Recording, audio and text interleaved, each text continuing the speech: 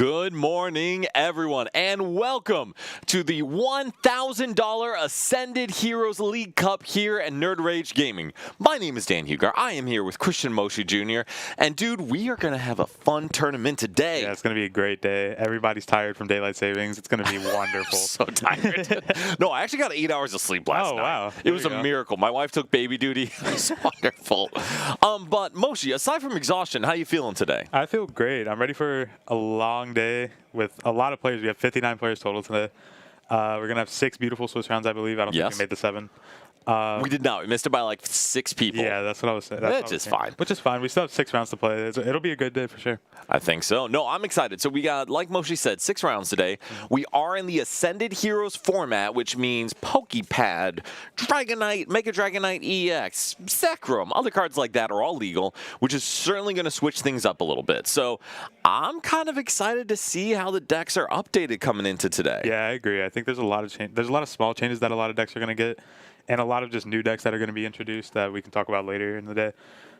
Hopefully there's some of them here because I do want to talk about a couple of them. Yes, and we got some great stuff to talk about whenever we're not playing games. Moshi is doing great work here in assembling our meta percentage, which we could not really have done before because at about 11, 12, people walked in and gave us deck lists. So we are working on that.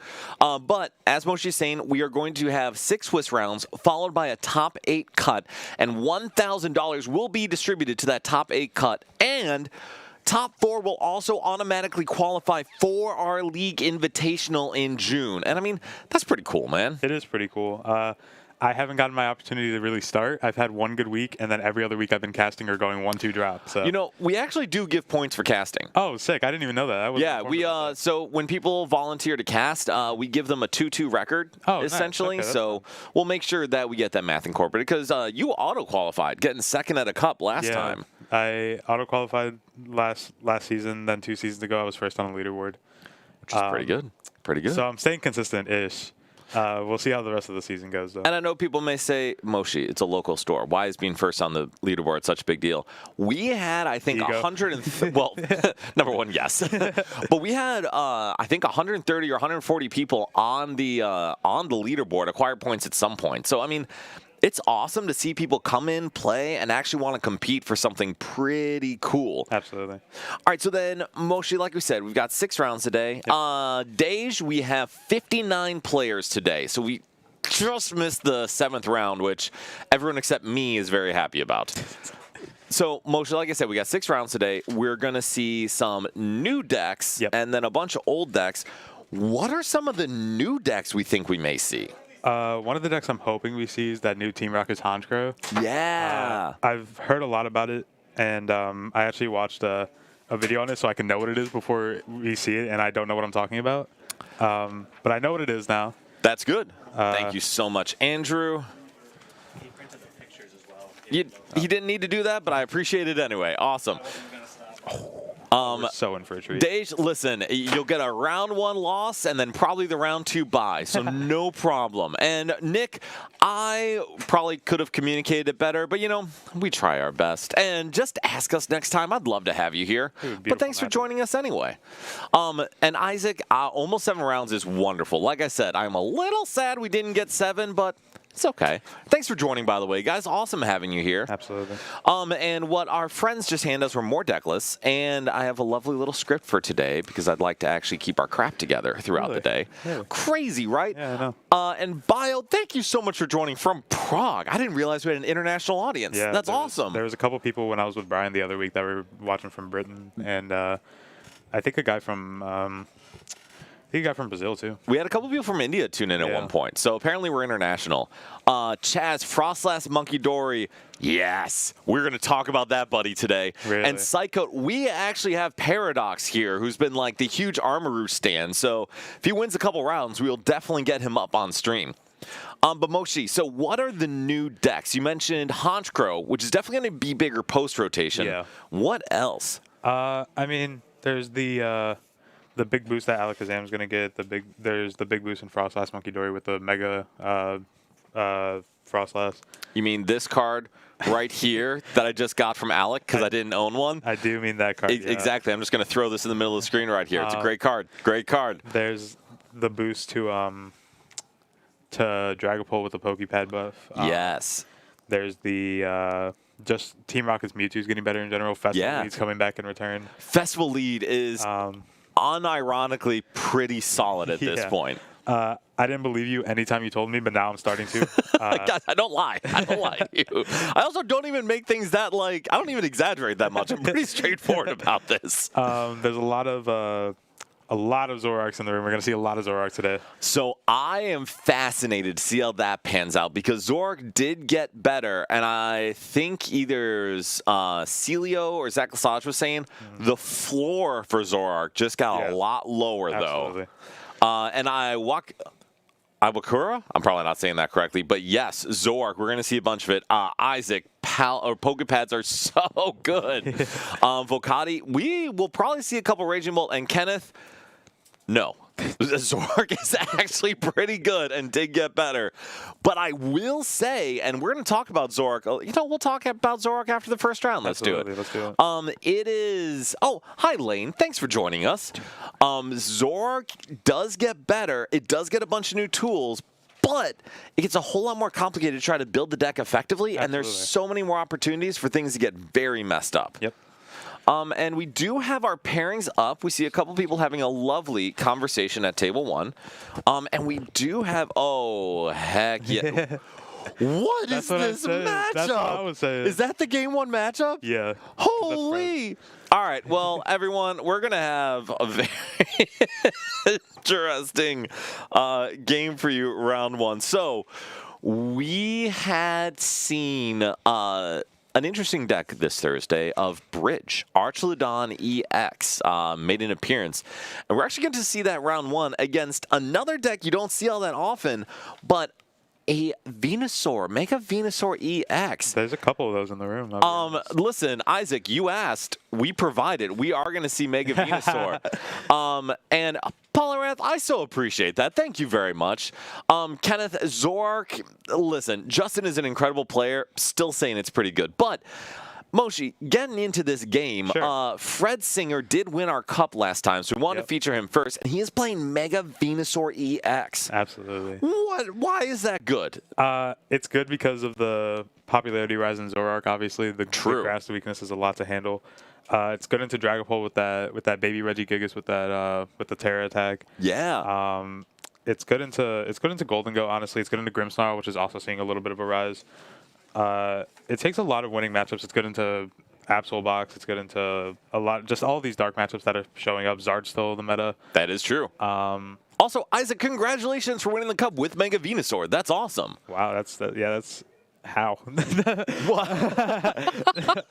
So apparently we're haters, is what I'm hearing. I keep it real. It's not hating if I'm keeping it real. Well, also your dad did just decide to play it today, so you can keep hating on that one. Yes. Yeah, I mean that's fair. No, and all of those points make sense. From a matchup perspective, it is really strong. Yeah. And having 380 HP, being able to do 240 damage, heal yourself, and use Wally's Compassion. Yeah. Dude, that's awesome. It's pretty hard to hit for a lot of decks. So the downside with that, though, is this deck does have some draw with Teal Mask Ogerpon. That's about it. But that's about it. Yeah. So this deck is powerful, but it requires a bunch of combinations, so Force to Vitality helps. So it can be a little tough to put itself in a winning position. Absolutely. And we are going to... Are we getting started? They should be good. Bryce, can you let them know to get started? Because I think the stream will usually wait for us, or everyone will usually wait for us to say. Oh, perfect. All right, and we'll go and get started here with our first round. Mega Venusaur going first. And Moshi, I'm just going to let you talk us through the turns, and then I'll yap why they're making great decisions. Absolutely, sure. So we see Fred bring down that beautiful Teal Mask Ogerpon, the main draw, like you were saying in this deck. Going to use that Teal ability to draw a card.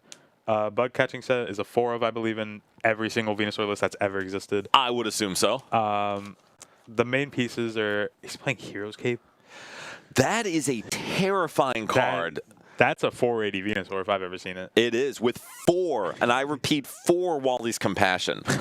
So, I mean, from what you're saying, Fred's basically playing for, I'm going to put down 1 Venusaur EX. Yeah. It's going to have 480 HP, and I'm going to heal it turn after turn, and you're not going to be able to get through it. Yeah, that's about Fred's plan. So it's not a bad plan. It's a really good plan. The thing that might be a little hard for Fred to overcome is I know Josh is playing Relicanth, which I know you guys saw on stream on Thursday, actually. I know that came into play on Thursday, I'm pretty sure. Or that was either on stream or off stream when I was watching it. But one or the other, that Relicanth's going to be important because of that grass resistance on those arches. And so that is actually the huge deal. It's not even so much just the grass resistance, although, because I mean, Venusaur's two-shotting bridge anyway. Yeah. The issue is that when Venusaur hits into bridge for 210, bridge is hitting really, really hard back. Hitting for a lot. Yes, because Raging Hammer does 80 damage plus 10 for each damage counter on this Pokemon. And so the good news is that still does not reach 480. The bad news is that does actually allow for a two-shot. We're currently doing 220 into that 480 is not sufficient. Absolutely. And one thing that, unless he cut it and I'm lying to you guys. Okay, no, he didn't. One thing that's important is that Josh is playing that Tool Scrapper. Yes. So that Hero's Cape could just not be used in this game at all. Daddy Supreme, Unks are absolutely playing Unk decks. Cannot argue that. All right, so Moshi, we got 2 Duraludon. We have a Squawkabilly. What else are we trying to get for Josh this turn? I don't really know what else is in that hand. I'll have to take a look, but I assume we're just going to rip the Squawk unless we have a Carmine in that. We actually have a Carmine in hand. Okay, then I think we can play the Carmine and just... We have a bundle. I like see come down. Yeah, and then... I would just Carmine. I don't think playing the gear is really worth it in a sense. I think Josh is really just deciding if he can thin another Carmine out of the deck because that is a card he does not want to see later in the game as a supporter. This goes to this. Okay, I was tripping. Or we could just fail the Pokegear because we hit nothing. Awesome. That's about the same thing as what I was going to say. So You know, he literally just did make the same choice. Yeah. Whoa. All right, so then with that Carmine, we're going to see 5 new cards, and then we are going to be able to play what is happening here. We're going to get to that one later. But we do see the Carmine for 5, and then we honestly see a moderately good hand here. Is there a world where we don't Squawk? I mean, I personally think Squawking's still fine here because I think Josh has a single energy in discard. We have 2 at least. We did Ultra Ball away 2 energy. Ultra Ball 2 already. Okay, so I mean, it's very possible that you just don't Squawk. But it feels a little weird too, or not to, especially if you started it. And also, I don't mind Squawking. The big things we had a Carmine in hand, we had a Bridge in hand, so maybe just holding the hand would have been better. But still, we're going to have 6 cards, 3 Duraludon on the board, and a Relicanth. Yeah. I mean, Josh is in about as good a position as you could hope for, minus an attachment, which we just got. So yeah, his hand's like pretty much set. Like Yeah. Josh is in a spot where he has everything he needs to. He just needs to put it on paper. Yes, exactly. And so, kind of like you said, I don't think we have a Bridge in hand. And whenever you're wondering, Dan, what are you talking about with Bridge? The card is Archludon. I am not going to say that correctly at any point today, so we are referring to it as Bridge, just for clarity for everyone. That's fair. And Alejandro, yes, Ryan is a great Greninja player. We'll see if he's playing it today. He is not. I already saw his list earlier. Is he? It's unfortunate. And we are going to motivate, and we are going to put some energies on the board. I don't know if I'm a fan of... I mean, I guess you have 4 in discard, so I guess it's not like the end of the world. I actually don't mind it because it does take some pressure off finding bridges later in the game. Fair. And also that Raging Hammer on Duraludon, it can knock out a Bulbasaur. Absolutely. So even if we don't want to put down another 2-prizer, we can take a knockout with just the baby bridge. Yep. That is absolutely true. But there's not a lot for Fred here, unfortunately. There's not. So we did Teal Dance. We did hit an Ultra Ball. We have Wally's Compassion. That's 1 of 4. It is. It is 1 of 4. It's a great card. It allows you to heal all damage from one of your Mega EXs and then put all energy attached to it in your hand. Unfortunately, there is no Mega EX on the board, and Fred doesn't have anything otherwise. Yeah. So, Moshi, what are we doing with this Ultra Ball? I feel like, personally, I think you have to grab another teal mask. You just need to see more cards, and unfortunately, with that being our only draw engine, that's really like the only thing I see in my head. Maybe the Ivysaur isn't bad as well, just because we have 2 Venusaurs in hand. I think either one was okay. Venusaur, the Ivysaur could get targeted down, and that would, well, Ultra Balling for the Ivysaur, and just by Fred's facial expression, Josh can kind of tell that Fred's not having the greatest time right now. No. And the pass also doesn't help. Or the vine whip, sorry. No, so actually the bind is really, really good because now this squawk ability is trapped in the active spot. And so being able to boss is cool and all, but I don't think Josh actually wants to put that Ivysaur in the active. I don't believe so. I mean, just motivating again is probably fine here. I think that's fine too. We're bundling. Well, if we have Turo in hand, we don't. We don't. I don't see it there. So this is going to put Fred in actually a really good spot because we have the Venusaur. The Ivysaur is now in the active. We're going to have 4 energy on board with this Teomaz. We're going to start taking prizes. We are. And also, we're going to start by taking 2 prizes. Kenneth, a long time ago, because I don't know if y'all know, but at one point, Duraludon VMAX with Arceus was the most played deck here every single week. So shout out Grant Shen. Yeah, I don't know what to tell you, man. This is just our lives. We do have a Greninja in the room, but it's not Ryan. All right, so Moshi, and by the way, if you're wondering why Moshi isn't talking more, he's actually assembling our meta spread for the day. So I really appreciate that because with 59 players, the meta share actually kind of matters. Yeah. So we do see the research from Josh. We see the Turo in hand, and we see the Tool Scrapper. What do you think of that decision? I feel like it's interesting for sure. That is much more polite than the word I was going to use. It's not awesome. I can say that. Regrabbing the bundle. This is very interesting. You can't retreat. And so knowing or thinking that his squawk could retreat, love this decision. Not knowing or knowing the squawk couldn't retreat, hated this decision. Yeah. And so, guys, this is one thing you really have to watch for in these games and in these situations is Josh was in a very good position, but Fred played around it really effectively. Absolutely. Just being able to stall, give himself a turn, and now, like Moshi was saying, Fred's going to be able to go into his main attacker, and not only that, we have a way to fully heal it afterwards. Absolutely. Which is what I was kind of worried about just going into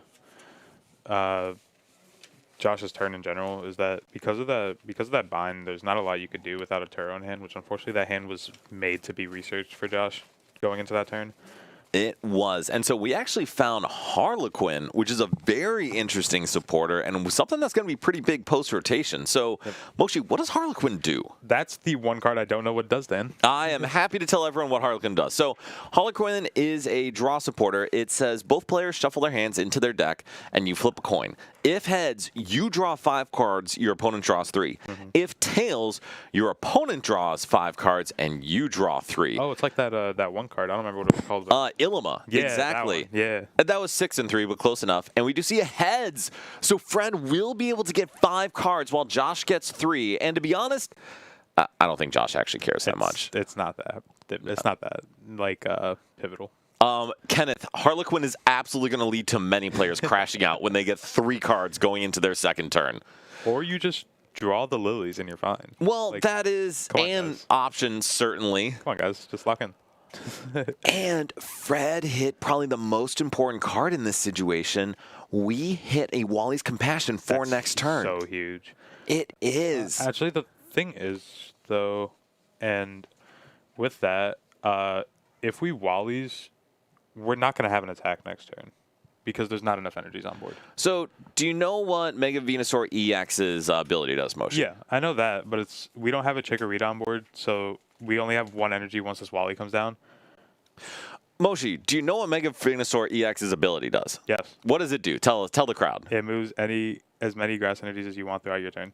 Correct. Yeah. And so why would Fred not have enough energy? Because there is 4 on the board, 1 on the Teomass. If he Wallies, all the energy's going to hand. He has 1 Teomass on board. He's going to have 3. Oh, it's hatch for turn. Never mind. I'm tripping out. So we're going to come back to this next turn. I just want everyone watching at home, we're all just going to watch Moshi have a realization together. And Isaac, you did just see Harlequin hit heads. And on Josh's end, though, we see the Carmine. And then Moshi, talk us through the rest of this turn here for Josh. Absolutely. So Josh's game plan is just going to be to set up a tolerable board where we we're not in any. I don't know why the Relicanth energy went down, but that's. So part of that was Josh just making sure that Relicanth could retreat. It wasn't going to get trapped because Bridge can absolutely accelerate to other metal Pokemon. Yeah. It cannot accelerate to non-metal Pokemon. How much? Kenneth, it is very hard to respect this broadcast in general, so I appreciate you even giving us a chance. Guys, I'm on 2.5 hours of sleep. You're doing great, Moshi. You're doing great. For Josh's end, though, we're going to be able to take a prize, but is this the prize we want to take? No. I mean, it's the only one we're getting given, so we're kind of forced to, but it's definitely not the optimal one you wanted to see. Obviously, the main one would have been taking out that teal mess, but obviously Fred's not going to give him a teal mask off the bundle. Well, I'm kind of wondering that. Why did we go into the teal mask here? Any ideas? I don't think it was ever right to. I'm kind of curious, like, what our thought process was, because obviously the end of the turn, we're going to just be swinging with the Venusaur anyway. I agree. So I'm curious. I am really curious why he did that, actually. So I could see part of it of Fred saying maybe I can reach for a knockout, because with 6 energy, 180, 210, plus 3, we're only getting to 300 minus the resistance. We would need another attachment down. And also, if Fred does take the knockout, we are losing literally every energy we have access to next turn. Absolutely. And that can't possibly be good, especially with Josh having a pretty big hand. So what do you think Fred takes off of this Pokegear?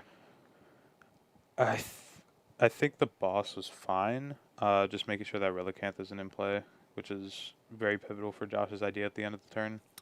It is, and actually Fred knows that Josh has already played 2 Night Stretcher, so he may not have access to another one. Josh plays 4. Spoiler alert, and 2 of those are in his hand. Yeah.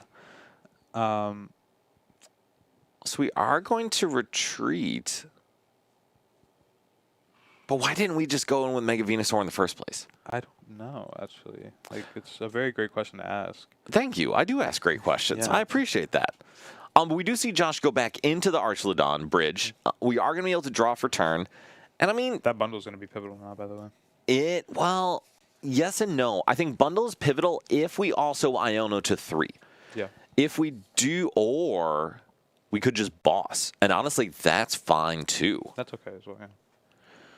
All right, and so for Josh, what is the optimal play here? Is it hit the Venusaur? Is it boss the teal mask? So because that teal mask is always going to be able to get one shot, I feel like... Oh, okay, I wonder what happened with Kevin's game. Okay. Hi, Kevin. Woo! All right, nice job. Kevin joining the chat from literally in the store. Happy to see you, bud. That's what I was saying. I feel like with the teal mask always going to be 210 HP, which is always going to be in range, we could probably just punch into this Venusaur and then 2-shot it if the Wally doesn't come down. Oh, there it is. And there it is. Didn't we get rid of the tool? Or do we still have the tool scrapper? So we still have the tool scrapper. Okay. I don't know if it is in... Oh, it is actually in hand, too. And so we see Fred hit for 240. And if I'm Josh, this is exactly the turn we want to Iono, scrap the tool, and hit. Because kind of to your point about 2-shotting, if we can get rid of that cape, we are in an excellent position to 2-shot. And if Fred has no Pokemon on board, your concern before about not being able to attack next turn is very, very valid. Yeah. I found my first Gardevoir, guys. All right, so we have one today. I'm like 40 listen, and I just found my first one. You know, that's fine. I'm perfectly okay with that. You know how much I hate Gardevoir. That is true. And so I also hate Gardevoir. But we see the tool scrapper, so the cape does go away. We are going to play Arvin. Oh. No way. We have Stretcher in hand too, right? 210 plus 80, 290 plus max belt. We're not quite there. We're only going to hit for 340. But regardless, that's still a lot of damage. It is a lot of damage. And so we'll see what Josh tries to do here. We have Night Stretcher. We have the max belt. But Moshi, if we're not reaching, why are we using this here? I personally think it's 100% okay to play it here. Because if this Arch is going down this turn to Fred's Venusaur that's in the active, there's still all that damage on it, so we're going to be able to close it out with whatever we want to. It's... Wait, did Fred just scoop it up? I think so. Or no, they're trying to do the math. I think that's... Oh, I think Fred thought it was a one-shot. And it's not. And Fred just scooped up his prizes, discard, and hand into his hands. I don't know how we reversed that one. We do not. Oh, my gosh. That is a rough way to go out. Absolutely. Now, to be fair, I do think Josh was in a winning position at that point, but... Still, it's not what you want to see. Bryce, do we have a second game? We do. So let's go over a second game where hopefully we're not scooping too early. And we do get to see Zoroark and Kangaskhan Bouffalant on Justin's end. Yeah. Moshi, who was favored in this shenanigans? Just me seeing an Iron Leaves in the active, part of me thinks now it's towards the Kangaskhan favored. Because personally, just like doing like the math in my head, I feel like Zoroark takes a pretty good matchup into it with that Zoroark with the Petch and the Zekrom attack. Just being able to almost one-shot a Kangaskhan in one hit, minus the boost, of course. It seems pretty heavily Zoroark favored.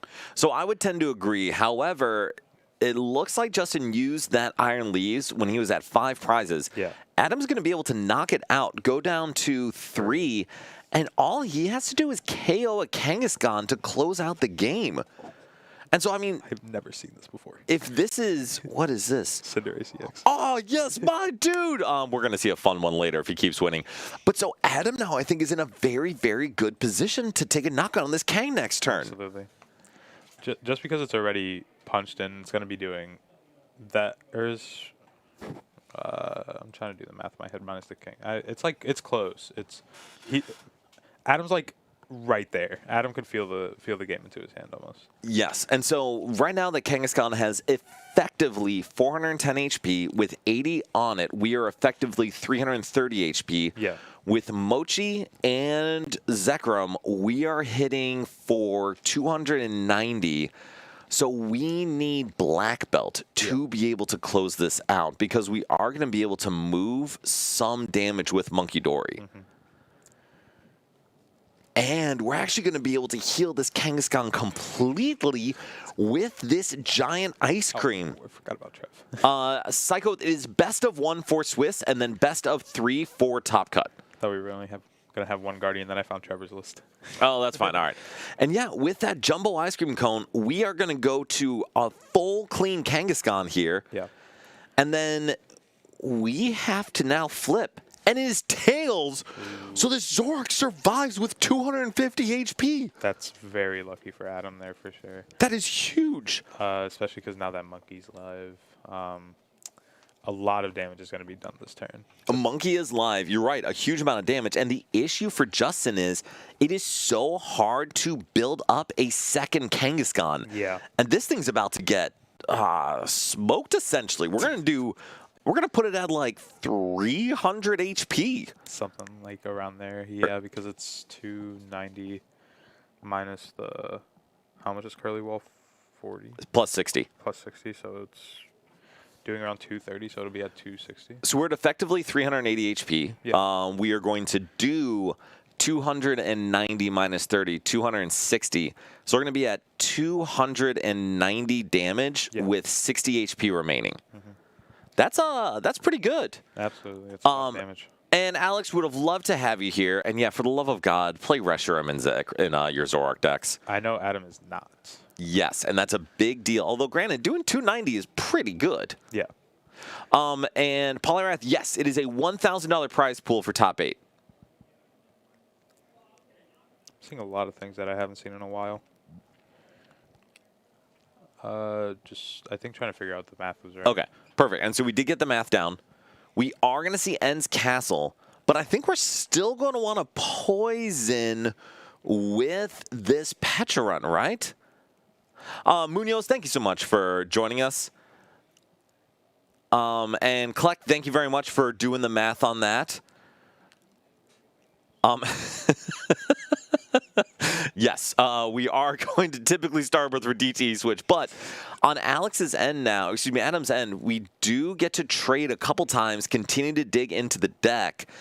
And Moshi, is there anything else Adam wants to do here outside of just hitting? I like the Turo coming down for sure onto that Zoroark, just making sure that there's no too easy prize cards for Justin. Evolving that second one's going to be huge because now we get another trade to use. We're going to see more cards for Adam. Besides that, I think at this point, it's just going to be attack and see what Justin can do from there. Which I think is great. So the one thing for sequencing for Adam, we did use our second trade after playing Turo and then evolved the Zoroark to use our third trade. It's a minor thing, but it can matter. I would have loved to see him use both trades on the board and then Turo if we know that Turo's the supporter we're playing for turn. I assume this is supposed to be the Mega one, right? Yes. Okay. Because I don't think there is a regular Meganium EX. I don't think there is either. I was just making sure. Which, by the way, there may or may not be a Mega Meganium seeing the board. Not in this game, but later today. Absolutely. And so we are going to hit for 290 damage minus the 60 for that Bouffalon, and that's going to be 230 damage. We're actually going to go to 260 on this Kangaskhan, and we're going to need a lot of ice cream to try to heal this all down. Yeah. Which we did see one, right? We did see one already played. Yeah, and then we don't know everything else that was played. So there might be two down. We don't know. That's true. He has 4. That makes sense because it is a Kangaskhan focused deck. So going into Justin's turn is a little weird. Jolly, thank you for joining. Great to see you, man. And yes, Zoro cutting Reshi is a huge deal with decks trying to tank because Reshiram really is that unlimited damage cap. Well, I guess the damage cap's 540, but that's probably enough. All right, so then, Moshi, what is Justin thinking through here? What's the plan? I assume just try to manipulate this damage as much as you can with your monkeys. Unfortunately, I don't really... We could grab double ice cream off this if it's there. But even then, I think... Isn't just another Patch Zekrom attack just enough no matter how much damage is left on that Kangaskhan? I think so, and we do only have one Ice Cream in deck. We may have one in hand, so we can get Ice Cream Dark and heal 110 off of there, but I'm pretty sure that's still knockout, especially with Monkey Dory available. So is there any way Justin has this Kangaskhan survive the turn? I don't see any way. I mean... Yeah, no, I don't see... Or the Bravery Charm doesn't change anything. So the Bravery Charm is already on the Kang. Yeah. So that's not going anywhere. Yeah. We can countercatch or knock something out, like, say, the Zekrom, but Adam has a 37-card hand right now, so Justin's got to know that this thing is... Oh, and we can't even countercatch her. Mm-hmm. Interesting. So we're actually going with Night Stretcher Energy. What are we getting back with that Night Stretcher? You think there's a third monkey in the discard? Well, so there's already a monkey on the board without an energy. Oh, that's true. So unless we have an energy switch. Wait, the leaves. We do have leaves, so that can one-shot this Zoroark. And then wait.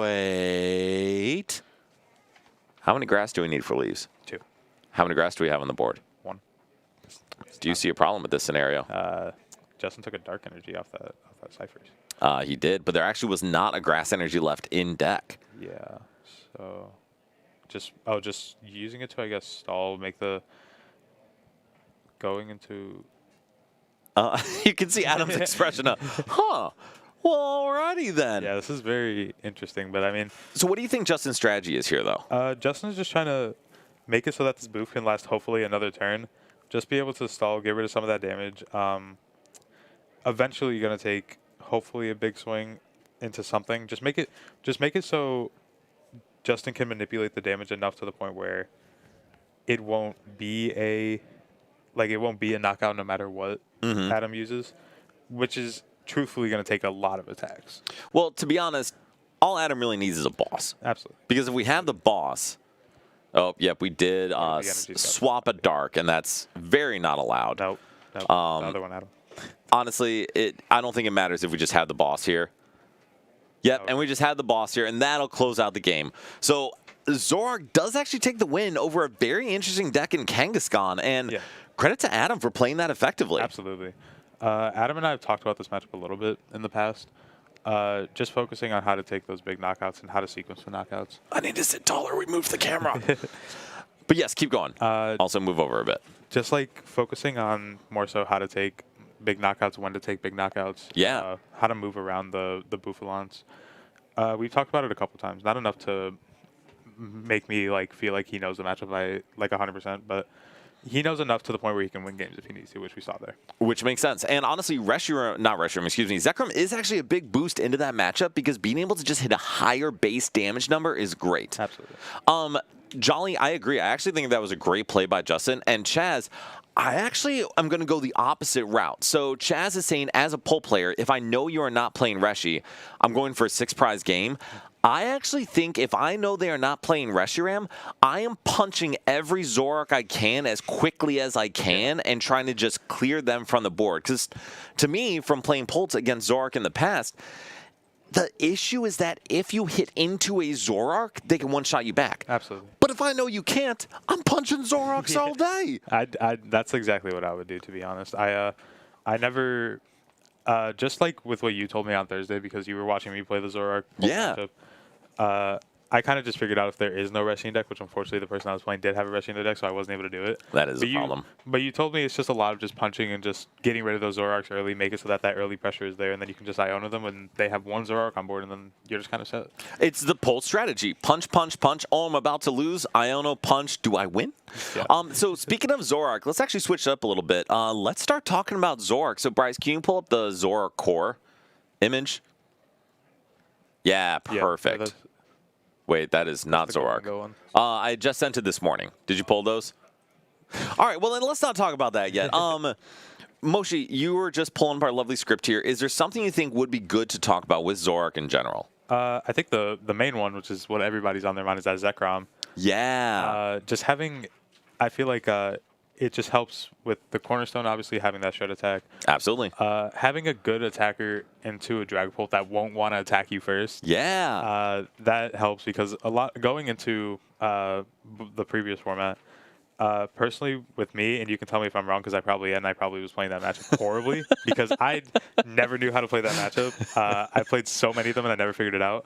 But I always felt like that matchup was just really slow. Mm-hmm. And with the Zekrom coming out, you can put a lot more pressure than you were earlier. Mm-hmm. Because you were mostly just waiting for this Dragapult to swing into you because you were getting two-shot, and if you didn't swing into a Dragapult first, then you weren't doing enough to actually alter anything. But with that Zekrom, you're swinging for, what do we say, 330 with a black belt in the patch? Yes, and that is enough to clear out Dragapult. So, yeah. Kenneth, grow up and punch the Zoroark. Excellent advice from Henry Brand. And so that is actually some of the advice we gave before.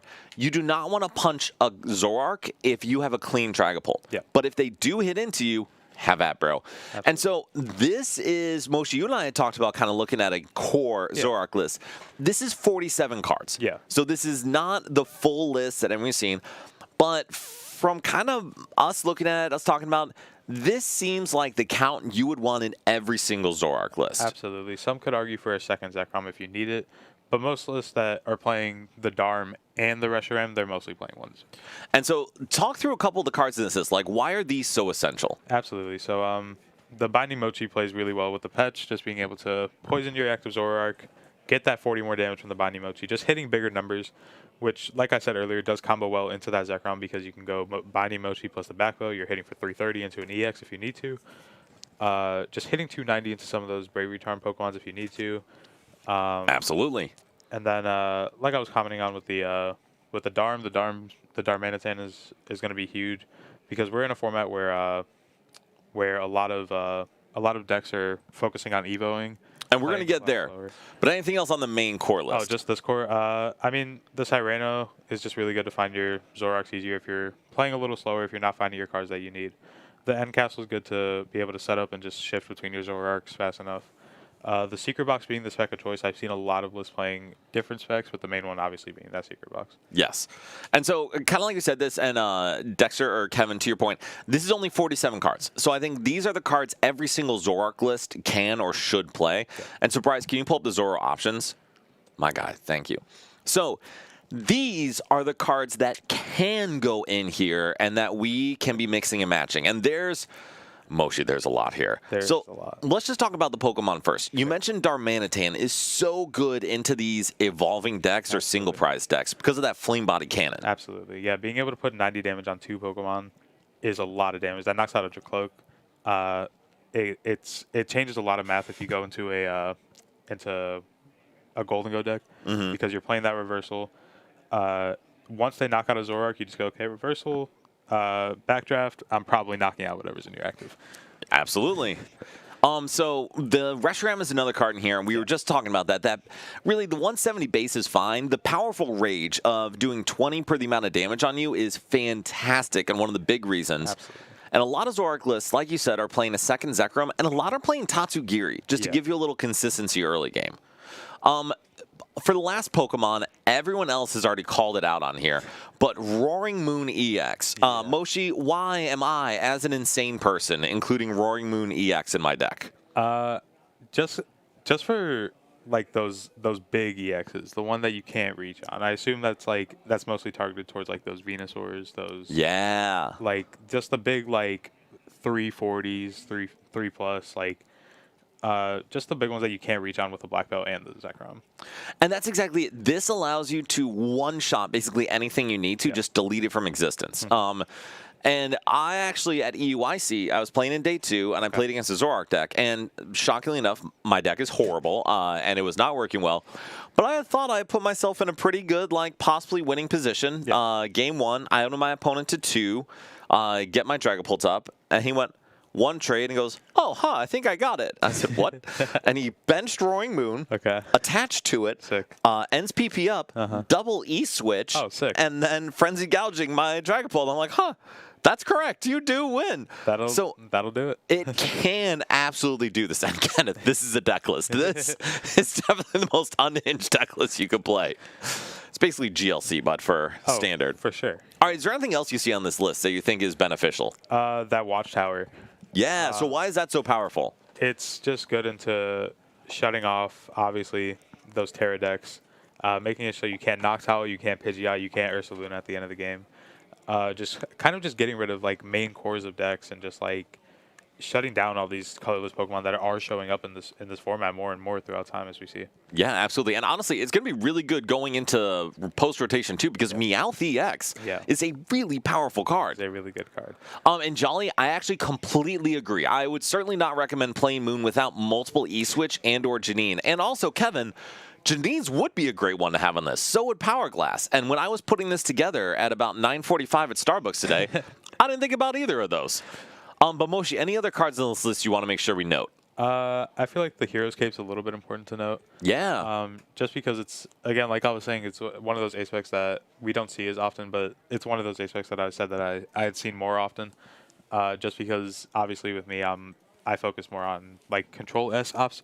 And that's what my list is around with the Hero's Cape. I have a more Control-esque option where I can Hero's Cape and I can stall as much as I need to with just being able to do what I want. The Pokepad, obviously, the big card going into this Ascended Heroes format. Just being able to search out that Darmuka earlier, that Darmanitan earlier, any of your attackers, you can afford to maybe cut down a couple Nest Balls if you need to.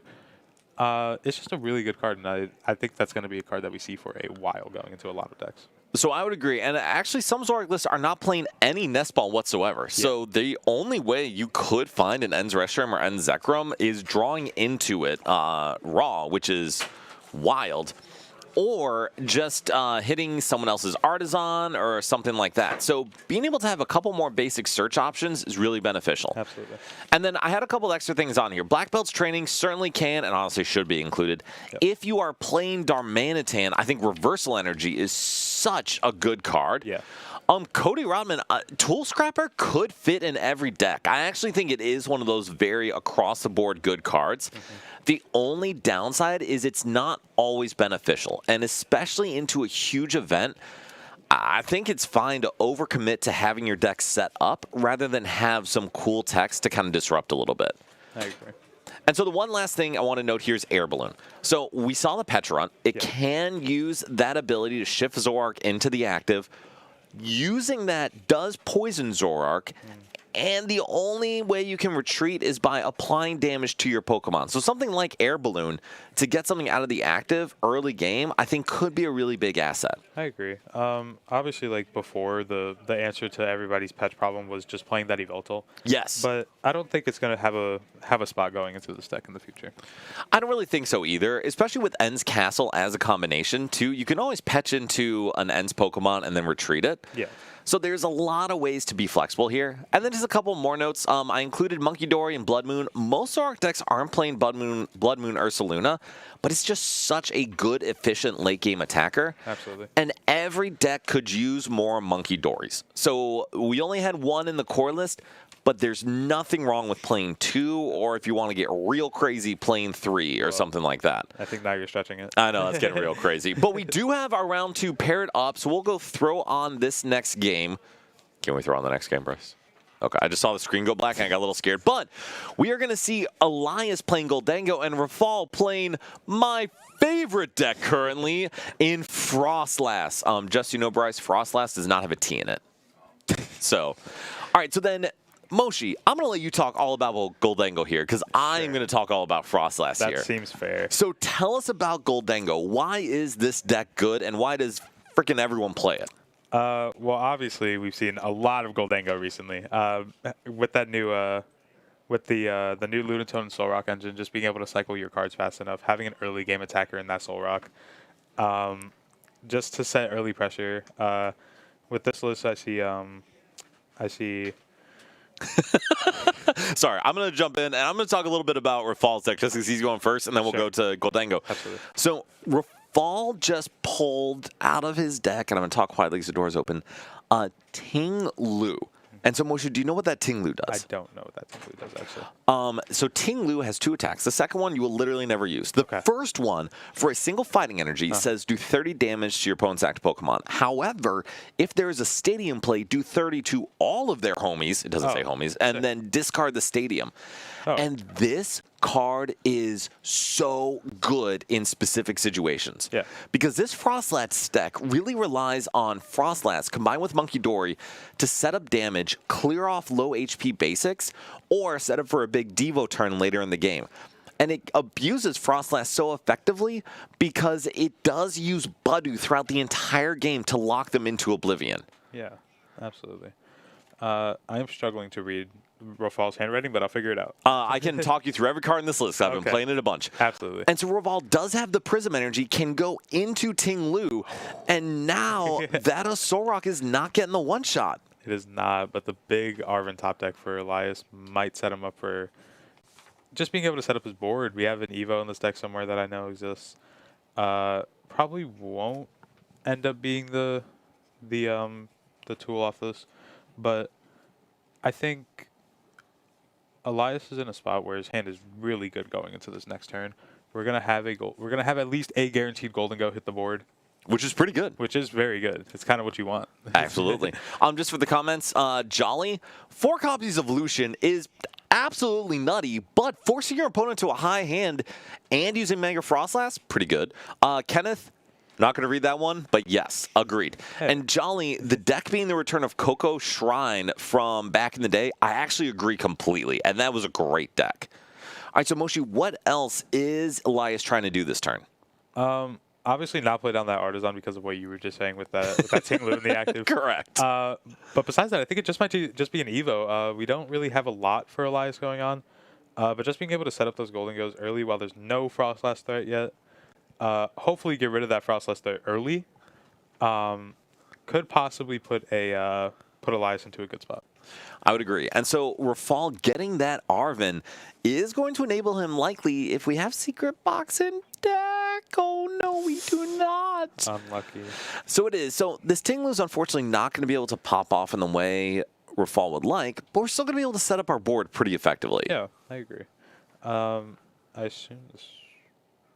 Okay, yeah, probably just going to grab a Buddy Poffin if I had to imagine, unless both of them are also priced. Okay. We do see Buddy Poffin, and I actually agree. I think going into just a couple more Frostlass is not bad. Yeah. Rafal's win condition, typically into Goldango, is actually TM Devo. Yeah, that makes sense. That seems right. Yeah, I mean, it seems good. And so Rafal being able to get that Bravery Charm, getting the Buddy down, with Elias also having both of his Gimme Ghouls evolved up into Goldangos, falls in a pretty good spot to actually set up and start advancing his game plan. Absolutely, and we do see a Frostlass in that hand already. Just going to be able to start that that ticking early. Yeah. Is going to be really pivotal for a fall for sure. All right, so like you said, we do have the Frostlass. We have an Ultra Ball too, but unfortunately, it's nothing we really want to get out of the hand. Yeah, unfortunately, if we wanted to use that Devo, we'd have to discard one of those Devos, and I don't believe we have the second one. So just kind of playing ahead of that and just saying that you're going to save it until it comes down and eventually becomes useful. And to be honest, even if we did have the Devo, even if we did the second Devo, we still want to protect that. Because it's possible we want a Devo twice. An early one to clear the draw from the board, and a late one to actually close out the game. And now Elias is thinking, oh boy, do I have to hit or put down this Stadium and or Iono? But deciding to go into Gimme or Dango, and what do you think about this? I'm not really sure. I mean, I feel like it's kind of fine just because you have your items still available. What a 3-card draw for Elias. That was insane. So, I mean, that's going to enable a lot for us, right? That's going to be a knockout onto this. Or is it? How much is Tinglu? Tinglu currently has 190 HP. So it's not a knockout. It is not, but it will enable Elias to draw with Lunatone because we have that Fighting Gong to go get it out of the deck. Yeah. So Elias is still in just a really good spot, in my opinion. Just going to hopefully be able to get this knockout here. That'll put him in a really good spot. Unfortunately, it's going to take 4 energies to do so. Yes. Which Rafal will be able to eventually punish Elias for because of that issue pollen.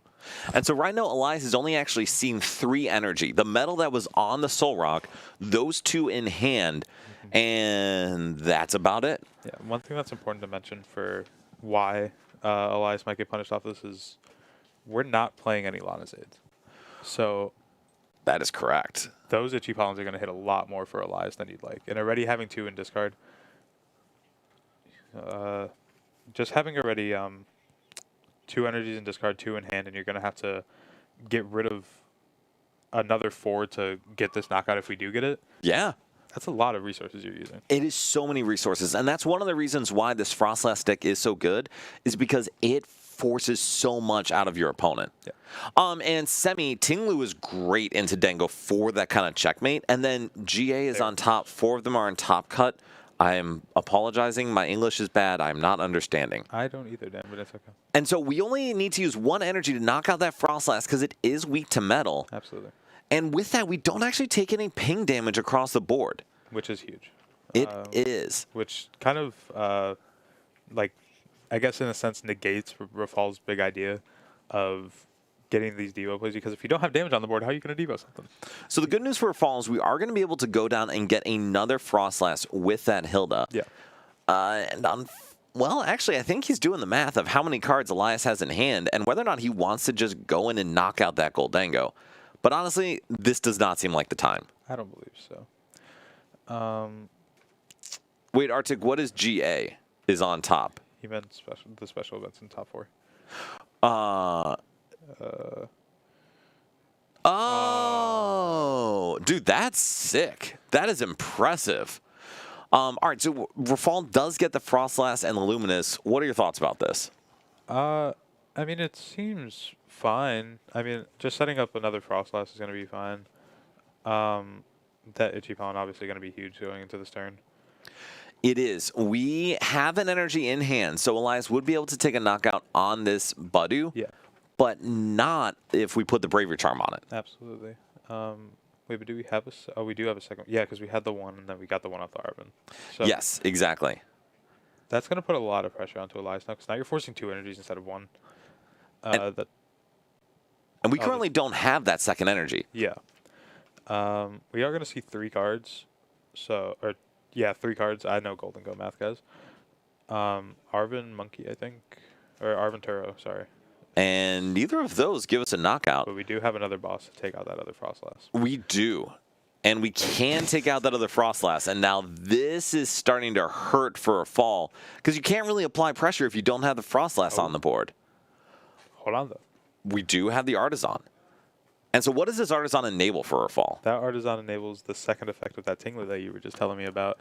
It does. Able to put a lot more damage onto this board. And so for Rafal, this is where it's a tough choice. Because if we do stop Itchy Pollinating, Elias is going to be able to access all those items. Yeah. But with Ting Lu, you can start to apply enough pressure where maybe that Devo play becomes reasonable. Absolutely. Just kind of putting that, like you said, like that threat more into Elias's head that a lot more damage is getting spread. You're going to have to do something fast. Yes. And so we do see the 50 damage now on these Goldengos. And then we start to really stack up the damage on the board, even without a Frostlass. Yeah. I think that's insane. That's like, Dan, you might have convinced me to build this tonight. It's so good. Now, I'm not going to claim it's best deck in format, but Sammy is telling us in chat, there are 2 Frostlass in top cut at the Puerto Rico SPE. That's pretty good. That's pretty good. You might have convinced me, Dan. I'm saying. Dan, if I bring it to Houston and I lose, it's your fault. That's very good accountability, Moshi. Really appreciate that. It's not because I didn't know the deck. It's because Dan convinced me, guys. Sure, man. That's fine. All right, so Moshi, what is Elias doing this turn? The big one is obviously now going to, I assume, reach for a Tinglu knockout. We have to find a way to get those energies back into our hand this turn, or else we might be in some serious danger going into the following turns. Just because we're already short we've used 3, and we're going to have to use 4 more this turn. Having used 4 energy to take a single prize is more than a little painful. Absolutely. Having a superior in hand, having 3 energies in hand, having a gong in hand, we're going to have 7 energies total sitting in our hand before we attack. Which is pretty good. That's a pretty good spot. Unfortunately, Rafal has played a single supporter this entire game. Granted, it was a pretty good one. Now, it was, but without Secret Box. Without Secret Box and Elias just being goated and having a boss. Having multiple. Hilda didn't do anything. I should say, we played 2 supporters. And Moshe, I just want you to say that out loud for everyone. What did Hilda do? Literally nothing. Nothing, because it's a horrible card. But Elias is able to super on in some energy. Like you said, we have a bunch of energy in hand. He's doing a really good job of stacking himself up for the following turns. Absolutely, I agree. We're going to take the Tinglu knockout because we do have all 4. We just put, I believe, all the energies back that we would use this game, not including those 4 that we're obviously using now. But just setting ourselves up into having a really good endgame because we have our energy still available. Agreed. The nice part for Elias is he's been able to be so efficient in taking out these Frostlass that Rafal has not had a good opportunity to really apply pressure, either with Frostlass or even Monkey Dory. Absolutely. And we do see the 4 energy knockout on Ting Lu. And now Rafal is saying, for the love of all that is holy, give me a draw supporter. Artisan. It's not a draw supporter. No. It's actually quite terrible, if we're being honest. That can get him another Budu.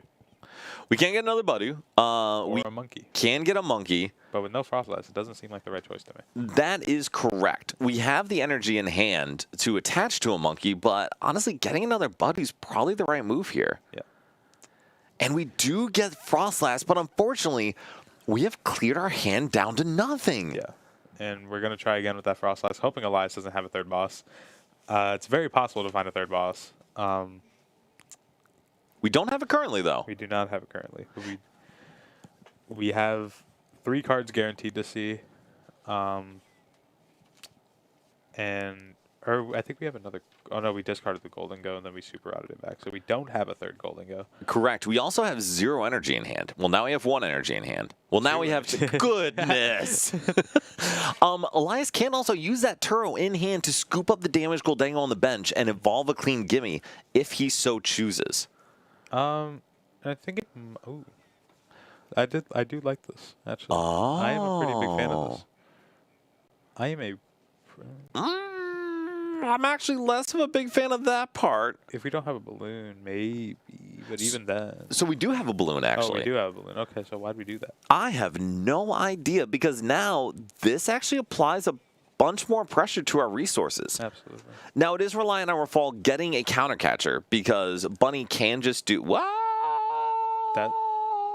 Okay. I don't... That It stops Devo. So A little bit. correct. What did Rafal get with his top deck? Nothing. It still does 30 if it doesn't move, right? It does. It does 30 damage, then an extra 200, I believe. Oh, no, I'm sorry. It does 60 and an extra 170 if it moves. Okay. So, Artisan eyeing up the Pseudo Wudo, maybe. Makes me think we drew an energy or something. I think it may be that we're straight out of Buddies. Excuse me, Rafal is out of There's one at Buddies. the top right there. Oh, interesting. So now I'm curious what we drew. Because because the Pseudo Wudo requires a 2-piece combination to use it, basically. Unless we're trapping this this low bunny in the active, which could be pretty good as well because it limits itself to 30 damage. It does. It also will do 40, so get it to 70 HP, which is not irrelevant if we do try to go for a Devo play. Yeah, because of that huge Bravery Charm there that we might be doubting, actually. It might be the method. Oh, we do have a Luminous Energy, but we may just have to Itchy Pollen here. I think that's correct. I think you just still have to Itchy Pollen this turn. While you try to find something for Rafal. The unfortunate part about it is that Elias is going to go down to 1 prize at the end of this turn. And then he's basically just a Turo away from winning this game. And so this is the issue you can run into with this deck, is you have no onboard draw. And Moshe, you know how much I gripe about making sure you have an onboard draw. Absolutely. With Rafal prizing Secret Box, he was not able to get a second supporter to begin to stream cards. Yeah. And that really makes this hard for him. So we're going to all but need to draw an Iono this turn in order to have a chance. Absolutely. Going down to 1 prize, that second energy coming down onto that low bunny there could slightly Arvin. I think this is the definition of not enough, especially with Secret Box in hand. Kenneth, I would like to play 7 to 17. I think we're down to 3 right now in there, 2. but There's 2. Rafal only plays 2? Yeah. Okay, well, unfortunate. But we do have the Bravery Charm. We do have a Counter Catcher. So we are going to be able to trap something, assuming Elias does not have access to a second Turo. Absolutely. There's 2 in the list, so we could just have the second one in hand. We haven't really seen a good look at his hand because it's a pretty big hand to have. Correct. But it's very possible it's in there. So the tricky part, too, is the only things Rafal can really gust up and trap are the Zoroark. Yeah.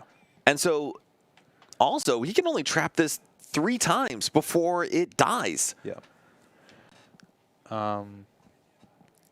So we're going to see if we have it. I mean, I think we can afford to not have it this turn, just because we have, like you said... Or we could just top deck it and just close out the game there. So, Frostlass does not make a great showing, unfortunately, but... Damn, that's your deck, though. It is, and that sounds about right. I only play decks that are crap. Can we see our second game, Bryce? We're actually seeing another Zoroark, this time versus Donzard. And, Moshe, what kind of matchup is this? It's important to mention that for this build with Ryan is playing Reshiram, which makes it a lot harder for Charizard.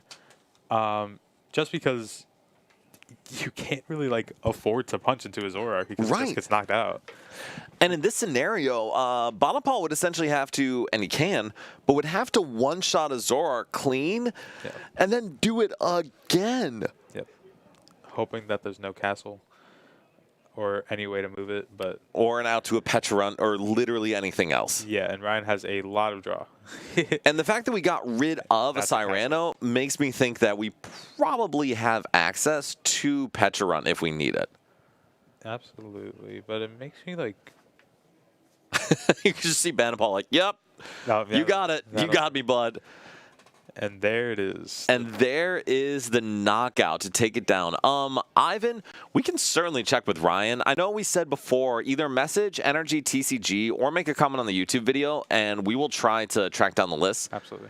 Fortunately, we can't always get all of them because players don't always want to share them, but here we are. We get majority. We do.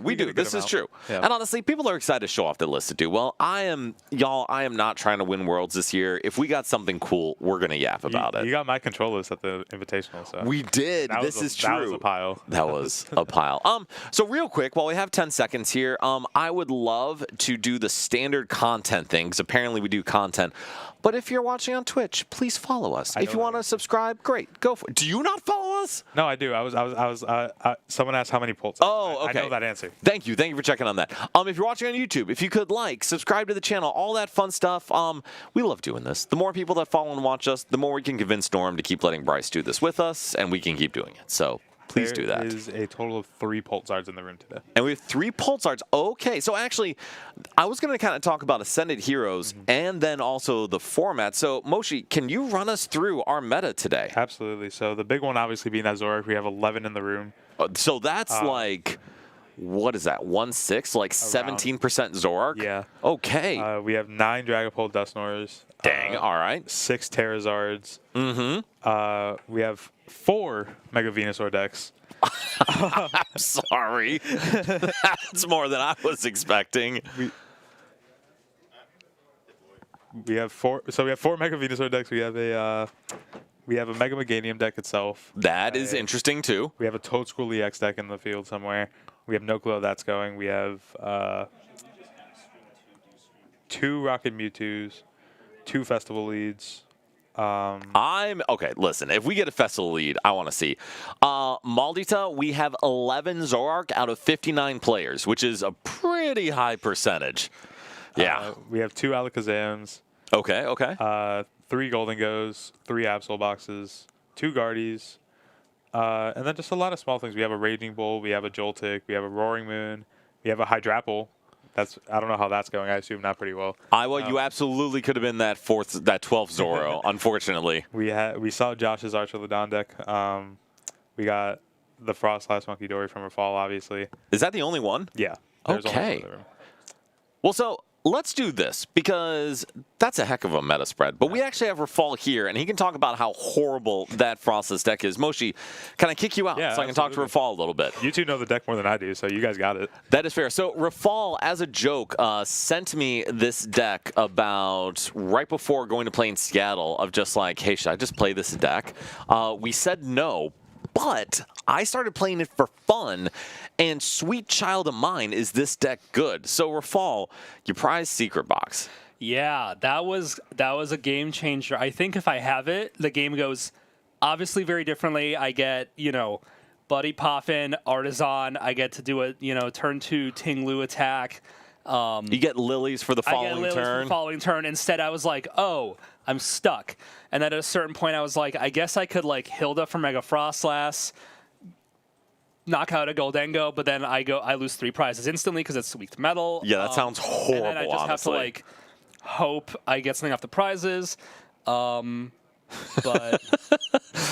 do you want to good point. answer? Yeah, Kenneth saying if Rafal considered just playing Lily into 2 Frostlass. Did you consider that?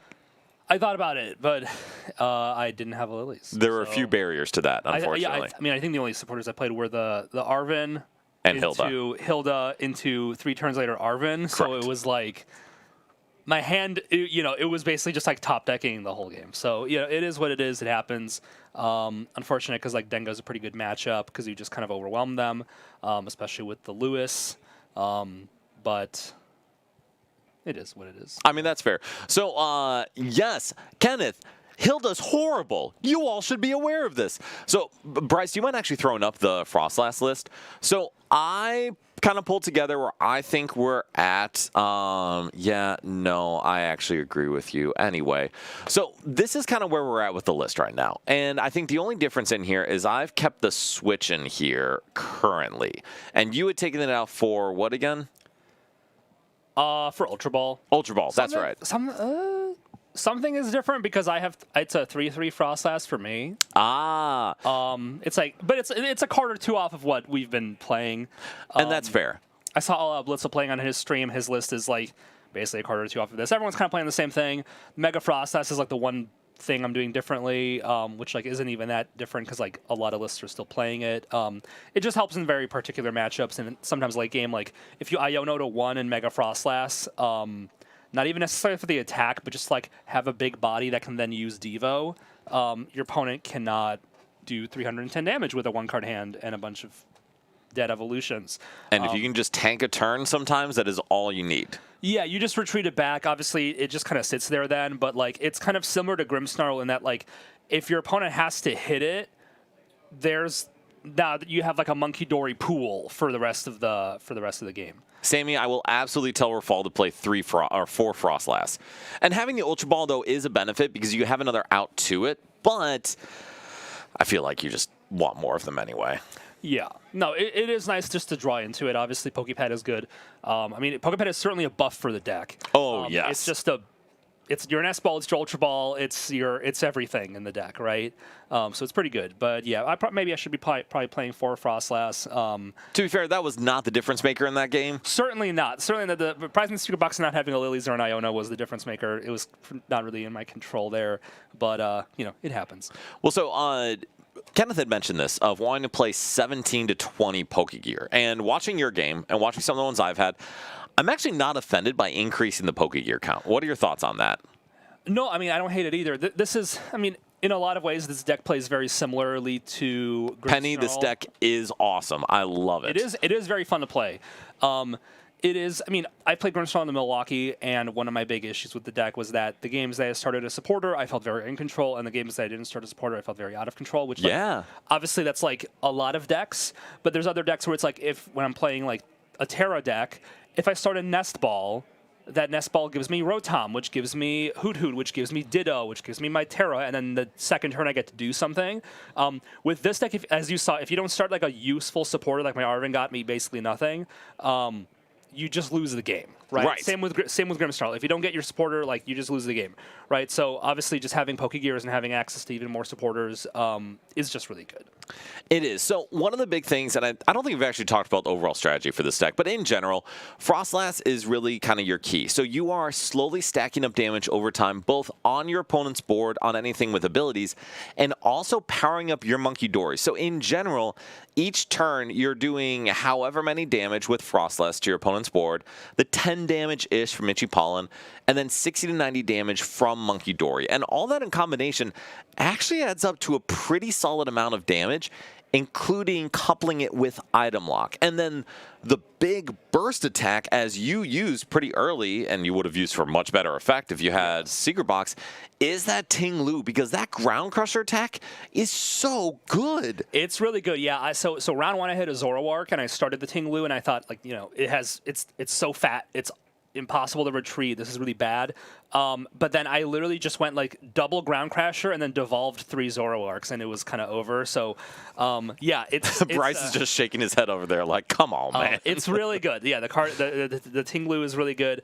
Yeah, like it's interesting because like you'll play some early games and you'll play the first like 2 or 3 turns. Like your opponent will get down to like 3 prizes, and you'll feel like you've put almost no damage on the board.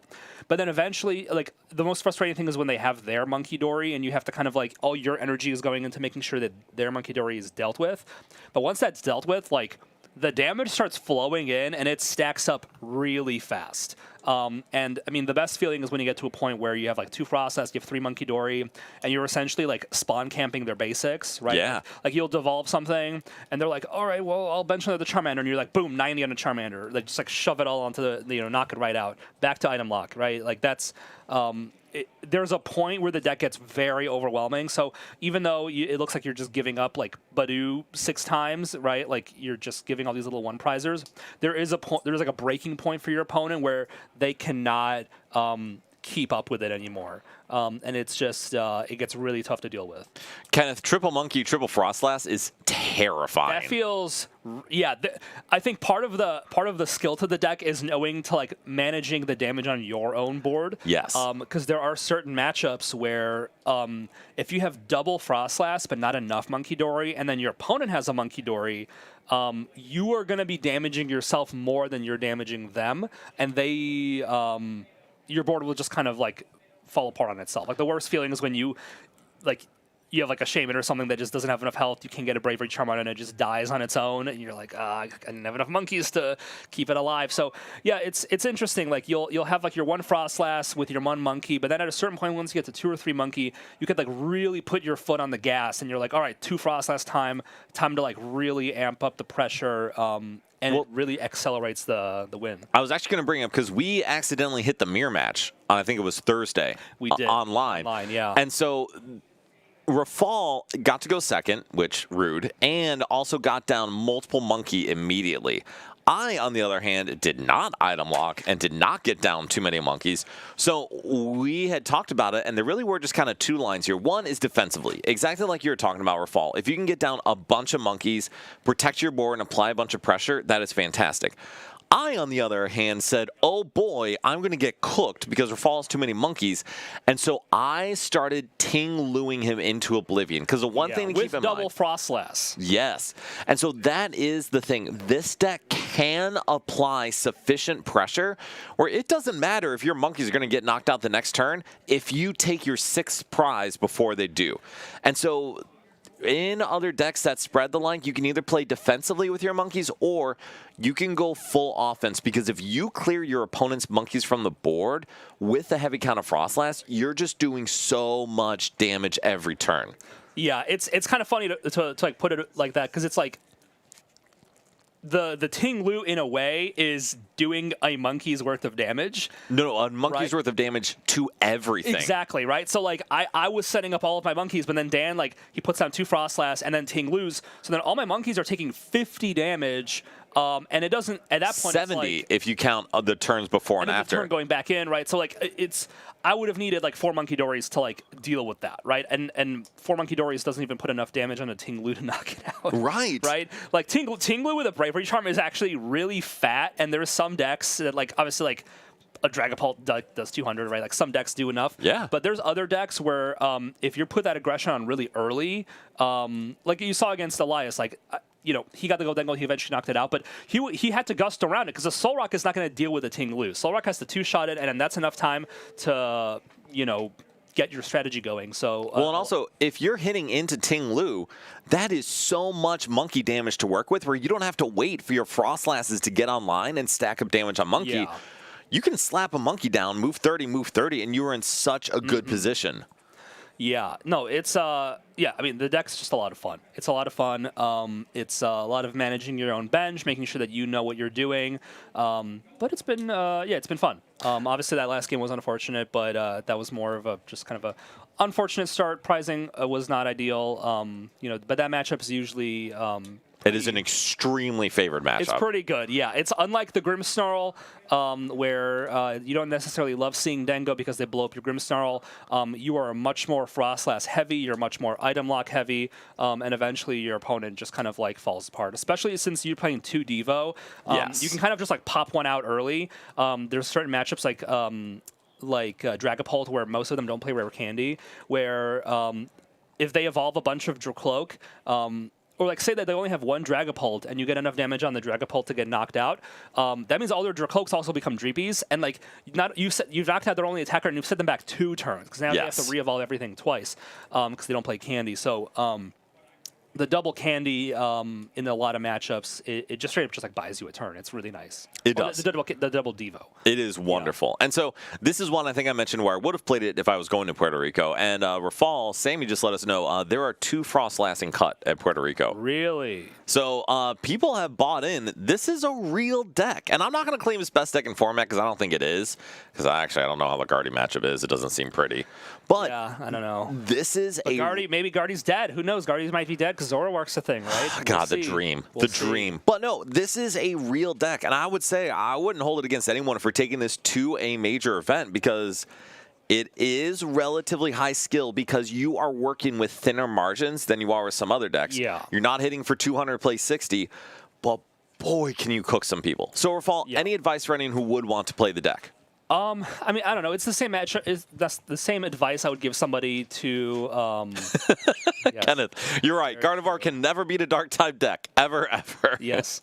Yeah. I mean, it's the same advice I would give someone for Grimmsnarl. It's just get a lot of games in and just be very conscious about your bench, conscious about your damage, and be very patient. Right? Like it's very easy to go down a couple prizes, just have you get your buddy knocked out, your Artisan, you get another buddy, your Artisan, you get another buddy, and then you're just like, this deck, like, what am I doing, right? Yeah. And then at a certain point, you have like that break point where your opponent's board is just starting to like crumple, and they're starting to make misplays, and they're starting to freak out. You Iono them low, and they finally can't respond for a turn, right? Like it's a lot of this deck is patience, which does mean that if you're playing it to like a large event, like a regional, or if you get top cut at like a cup or something, you have to be conscious of the time and conscious of your board. When I was playing Grimmsnarl in Milwaukee, I had an opponent say that I was the most on top of his Frostlass people he's ever met. Like every time between turns, I said, okay, Frostlass damage. Okay, Frostlass damage. Like never miss the damage counter. Like you have to be very conscious of everything going on. Very conscious of like, well, if I do this, if I take this damage off of this monkey in 2 turns, this monkey's going to get knocked out by my own damage. Or like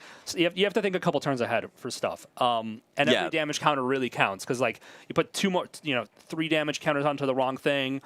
Well, what it would have gotten into knockout range by Frostlass anyway. That was just a waste of damage, right? It's stuff like that, or like sometimes you could like put 3 damage onto something to knock it out, but maybe you're just gonna put 2 on it, so it gets knocked out by Frostlass, so that your opponent doesn't get Pheasantipity as an effect because it didn't get knocked out by during your turn. So stuff like that. Like it's just playing a lot of games, being very conscious about your damage, conscious about your time. I mean, it feels like a lot of decks right now, with the monkeys and the damage placement. It's just a lot of decks in the meta right now.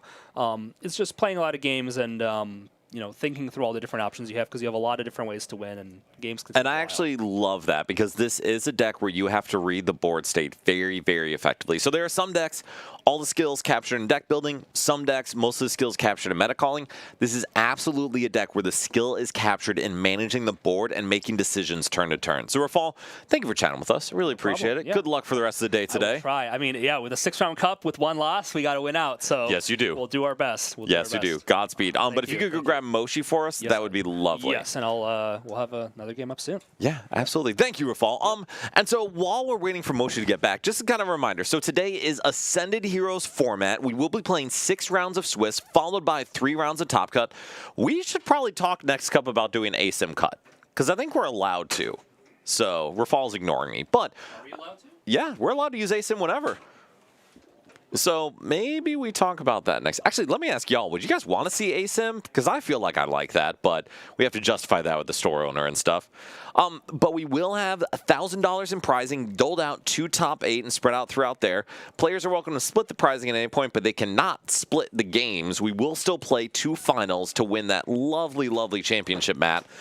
And then, and then last thing to note for today, top 4 will automatically qualify for our Invitational in June, which is pretty cool. So, Christian, welcome back. Welcome back. It's nice to be back. How was your talk with Rafal? It was wonderful. It was wonderful. Rafal is at Cups. Kenneth, there is the downside where if someone does lose an ASIM at a cup, there may be some hurt feelings. But, I'm a therapist. I can help them work through that. So, Moshi, what are your thoughts on the games we've seen so far today? I think we've had a lot of pretty good games today. I think we're only going to get better ones, including a matchup that I know a deck that's going on Stream 1 next round. I think we'll be interested in. It's a 2-0 Team Rocket's Mewtwo. Ooh, I am all about this. Okay, so we're going to try very hard to give y'all a good quality meta decks and some shenanigans, because who doesn't want to watch shenanigans that are doing well and played effectively? Yeah, it's Rachel Wiki. Okay. Known for not the highest tier meta decks that we've seen, but she can win with a lot of things, and she has won with a lot of things. She is. She's honestly a great player, and she walked in and told me this morning, "Are you ready for the sauce?" And I'm very happy to see that she's doing well with it. So we're gonna see Mewtwo. What else is on the list? Actually, who do we have as players right now? Checking. I don't know who this is. So Larry, I think, is playing Pulsar. We're gonna swap. Yeah. Who goes For lighting reasons? Yeah. That's totally fine. So we are obviously a highly professional environment, and our stream setup honestly is really good. However, the lighting sometimes disagrees with us. So Bryce, were you able to tweak that today? A little bit. All right, sweet. So Bryce is our wizard who runs the show, because we all know when I run the show, it is a horrible decision for everyone involved. So Bryce, thank you for being here. And Moshi, so we're going to see Mewtwo. We may see a Pulsard. What's the other matchup here? I know on the other table, there's the Pulsar and Dragapult matchup. Okay, that is an interesting matchup. I don't really know what Dominic's playing, but I know he's going to have a interesting reaction when he sees a Mewtwo as the first Pokemon that he's going to see. I mean, I would love to see that reaction. I will say, Rocket's deck gets much, much better going into post-rotation. Pokepad is a huge asset for it. And Honchkrow, honestly, seems pretty solid. I was testing some games against Dragapult Blaziken with Honchkrow. Yeah. And Honchkrow absolutely cooked it. Like, being able to one-shot anything, being able to have follow-up attack with Porygon, having some onboard draw is really nice. And the Team Rocket's package is actually so good because you can play Pokegears and you can also play Team Rocket's Transceivers to just go in and get the supporter you want. Yeah. Having a supporter lets you draw to 8, having 4 Guzma in your deck. God, what a beautiful matchup we have. What is the matchup? It is Mewtwo's and Joltik Godango. I am actually fascinated to see how that goes. This is the greatest pairing I've ever seen. That is this is absolute cinema. I've seen great pairings, but this is glorious. This beats it. So for those who are wanting Jengo or Joltik Goldengo combines 2 decks that are good into one deck that is incredible. So Joltik allows you to accelerate 2 grass, 2 lightning energy to your Pokemon in 1 attack, which is insane. So you can set up something like Iron Hands, Pikachu, Terra Pikachu. And it comes coupled with Goldengo, which we already saw Elias play Goldengo, and that means you get onboard draw and the opportunity for a huge one-shot late in the game after you've been able to use Amp You Very Much for 4 prizes. Yep. So we're going to see an interesting matchup because Amp You Very Much is going to be fantastic against the little baby Spinarak, is it? No. Tarantulas. Spidops. Tarantulas, yes. Jason, thank you so much for joining. Yes, we'll wish him some good luck. But yeah, it's really going to be, can Joltik take 4 prizes before Rachel kind of establishes a board and is able to start clearing out the threats? Absolutely. So, Moshi, who would you say is favored in this matchup? I literally could not tell you which way this is favored. I want to say it's Mewtwo favored, but like because of what you said with like the Iron Hands and stuff, I feel like it could go either way. That is reasonable. And listen, if y'all ever wonder if we're just pandering to certain matchups or trying to talk out of our butts, we're not. We're very honest with you about where we at. I don't think this is like a 1 in like a million thing I'm never going to see this again. Like, I don't know. To be fair, I think the meta percentage for each is 1 or 2. So there's 2 Mewtwo's and 1 Joltik. Okay. So this is a match made in heaven. Pennies, we are in Buffalo Grove, Illinois, which is a northwest suburb of Chicago, about 30 minutes outside the city. I actually live in Chicago. I drove up here today. For Dominic, we are going to start Pheasantipity. We have Iron Hands in hand. We actually have not too bad of a hand if we have a way to draw cards. And so we will start ourselves off, and Rachel gets to go first because there is a really cool supporter she has called Team Rocket's Proton. And Moshi, talk us through Rachel's turn. That transceiver being able to, grab a trainer. It does. So it allows you to get a Rockets supporter, and Team Rockets Proton lets you get 3 basic Rockets Pokemon out of the deck. Which is pretty good. It's pretty good, I'd say. It is pretty good. Pokeball, it being equally favored because we have no idea, is such a good analysis We'll take. agree. I am so here for it. We'll say that's fair. But obviously grabbing that Proton, turn 1 is going to be, it has to feel great for Rachel. Oh, absolutely. Just being able to start that pressure early with those Spidops. And I know Rachel's favorite Pokemon is Spidops. At least it was. Is it really? Yeah. So I don't know if you remember, but when Rachel was only playing Spidops EX for months. Goodness, you're correct. She was playing that. And Pennies, we're actually not that close to Great America. We're much closer to the city, which is kind of nice. Yeah. It's easier for people to get to. But I know that Rachel's, like, I sent Rachel a Spidops list, like, when she was playing the EX, and She loved it. That was she. So I just know that Rachel's a big fan of Spite Ops. So seeing her get to play a Spite Ops again has to feel great for her. I absolutely agree with that. And so off of this, actually, we have exactly what Dominic needs here. We have an Ultra Ball Slay the Spire 2 run. Kenneth, honestly, I'm proud of anything you do. So, yes, I would say I'm definitely proud of you. That's why Louis was late today. Oh, really? Yeah, he was playing too late last night. Louis? So, Louis said he was busy picking up something from the pharmacy, but really, Bryce is shaking his head over here in judgment. I'm also judging. And I'm going to blame Louis for us starting late, which was nice because I had to eat breakfast. Yeah. But so, talk us through Dominic's turn here, Moshi. So obviously that Miraidon is going to be huge, being able to grab those Joltics down, getting that early pressure. Sorry, El Taco. Just setting up those Joltics as fast as we can. We have an Air Balloon in hand. We have an Energy in hand. That Iron Hand is going to be charged this turn and put so much pressure. And that is such a good thing. That Miraidon is a huge piece for consistency here. And I'd actually love to see that Gimmighoul go down. I do too.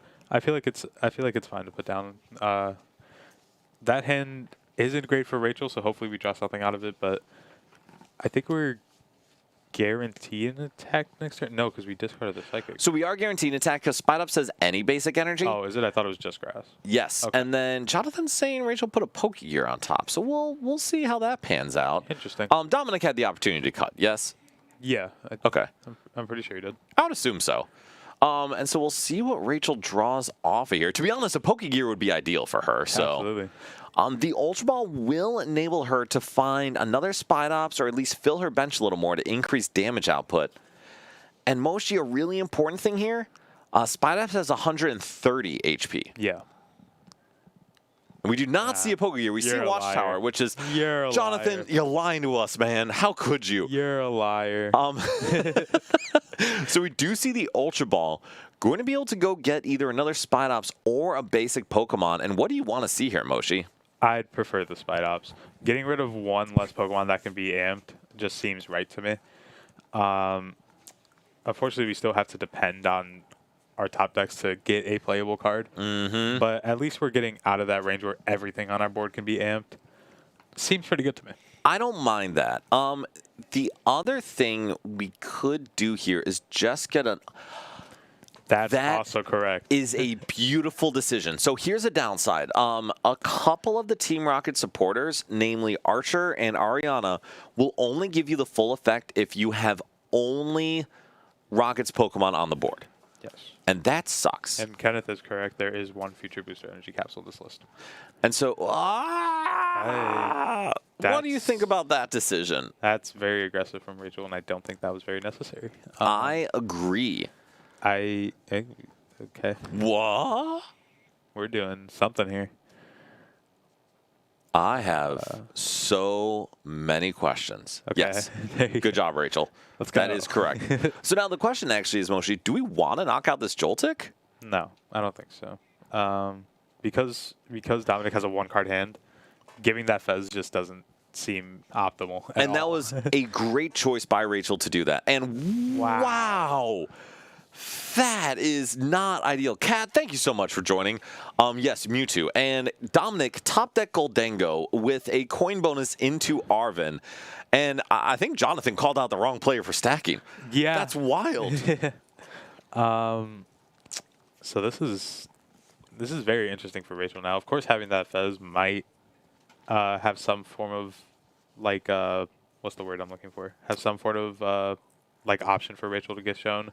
I think catastrophic is the word you're thinking of for Yeah. Rachel. Absolutely catastrophic. And Kenneth, yes, we are very dead.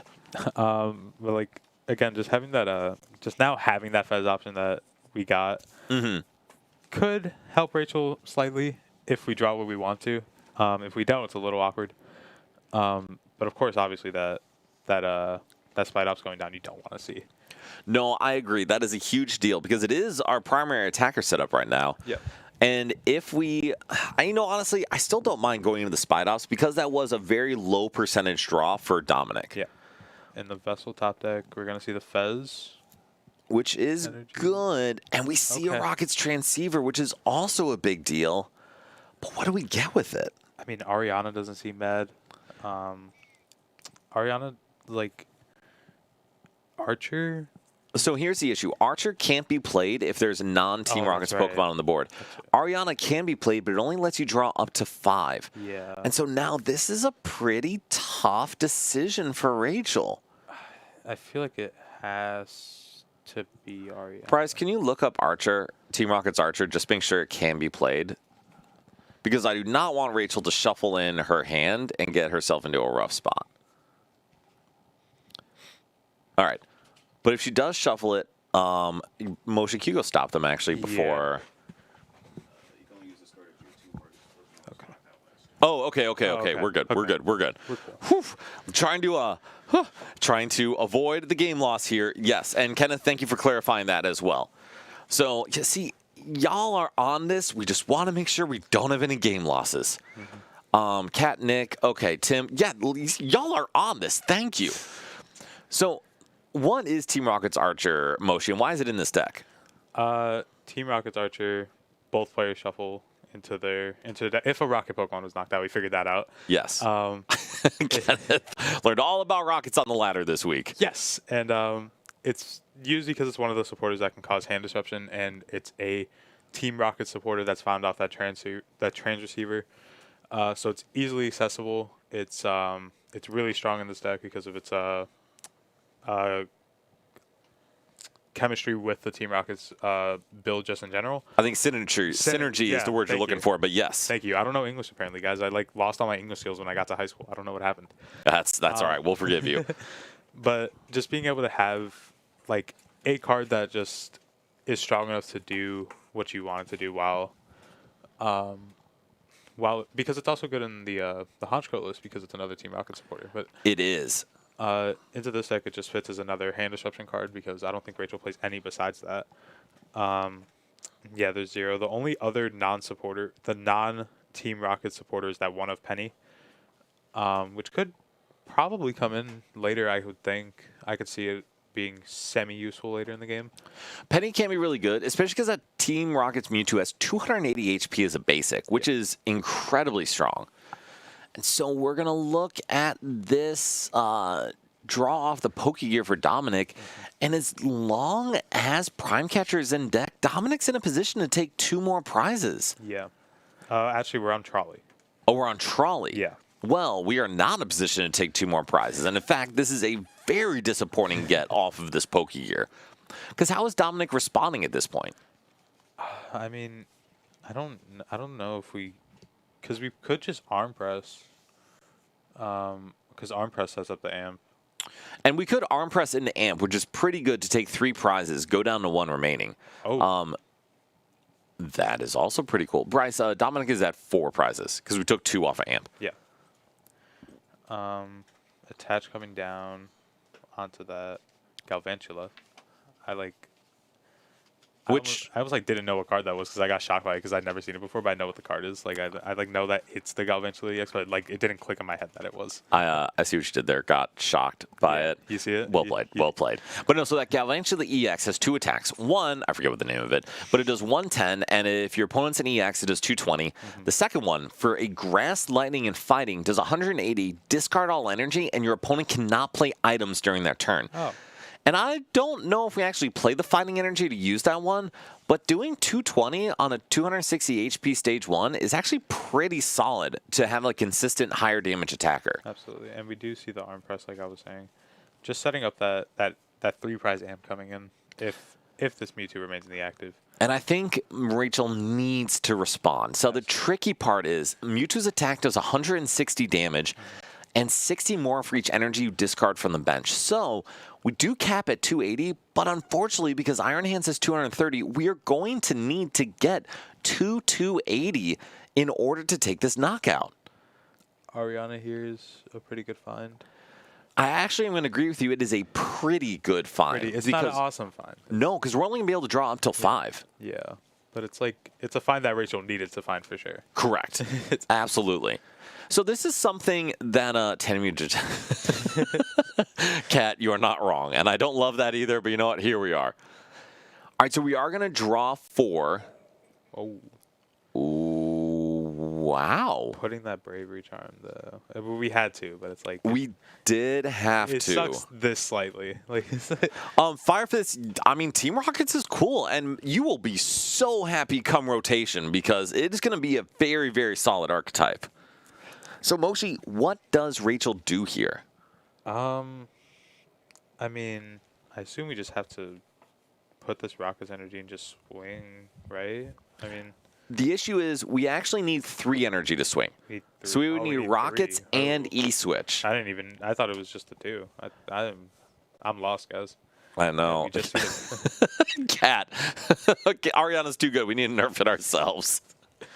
we see just a pass from Rachel. And that is brutal. Yeah, it's not what Rachel wanted for sure. No.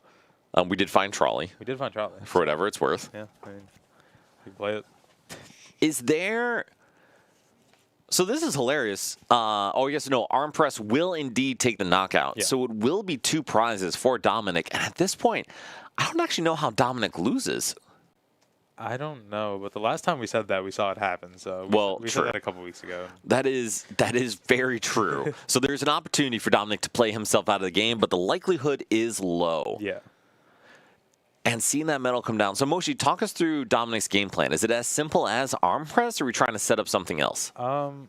Just based off what Dominic's like doing, I feel like he's trying to stretch for a golden go knockout, which I don't really think we definitely don't need to do because obviously, like we said, the arm press takes a knockout.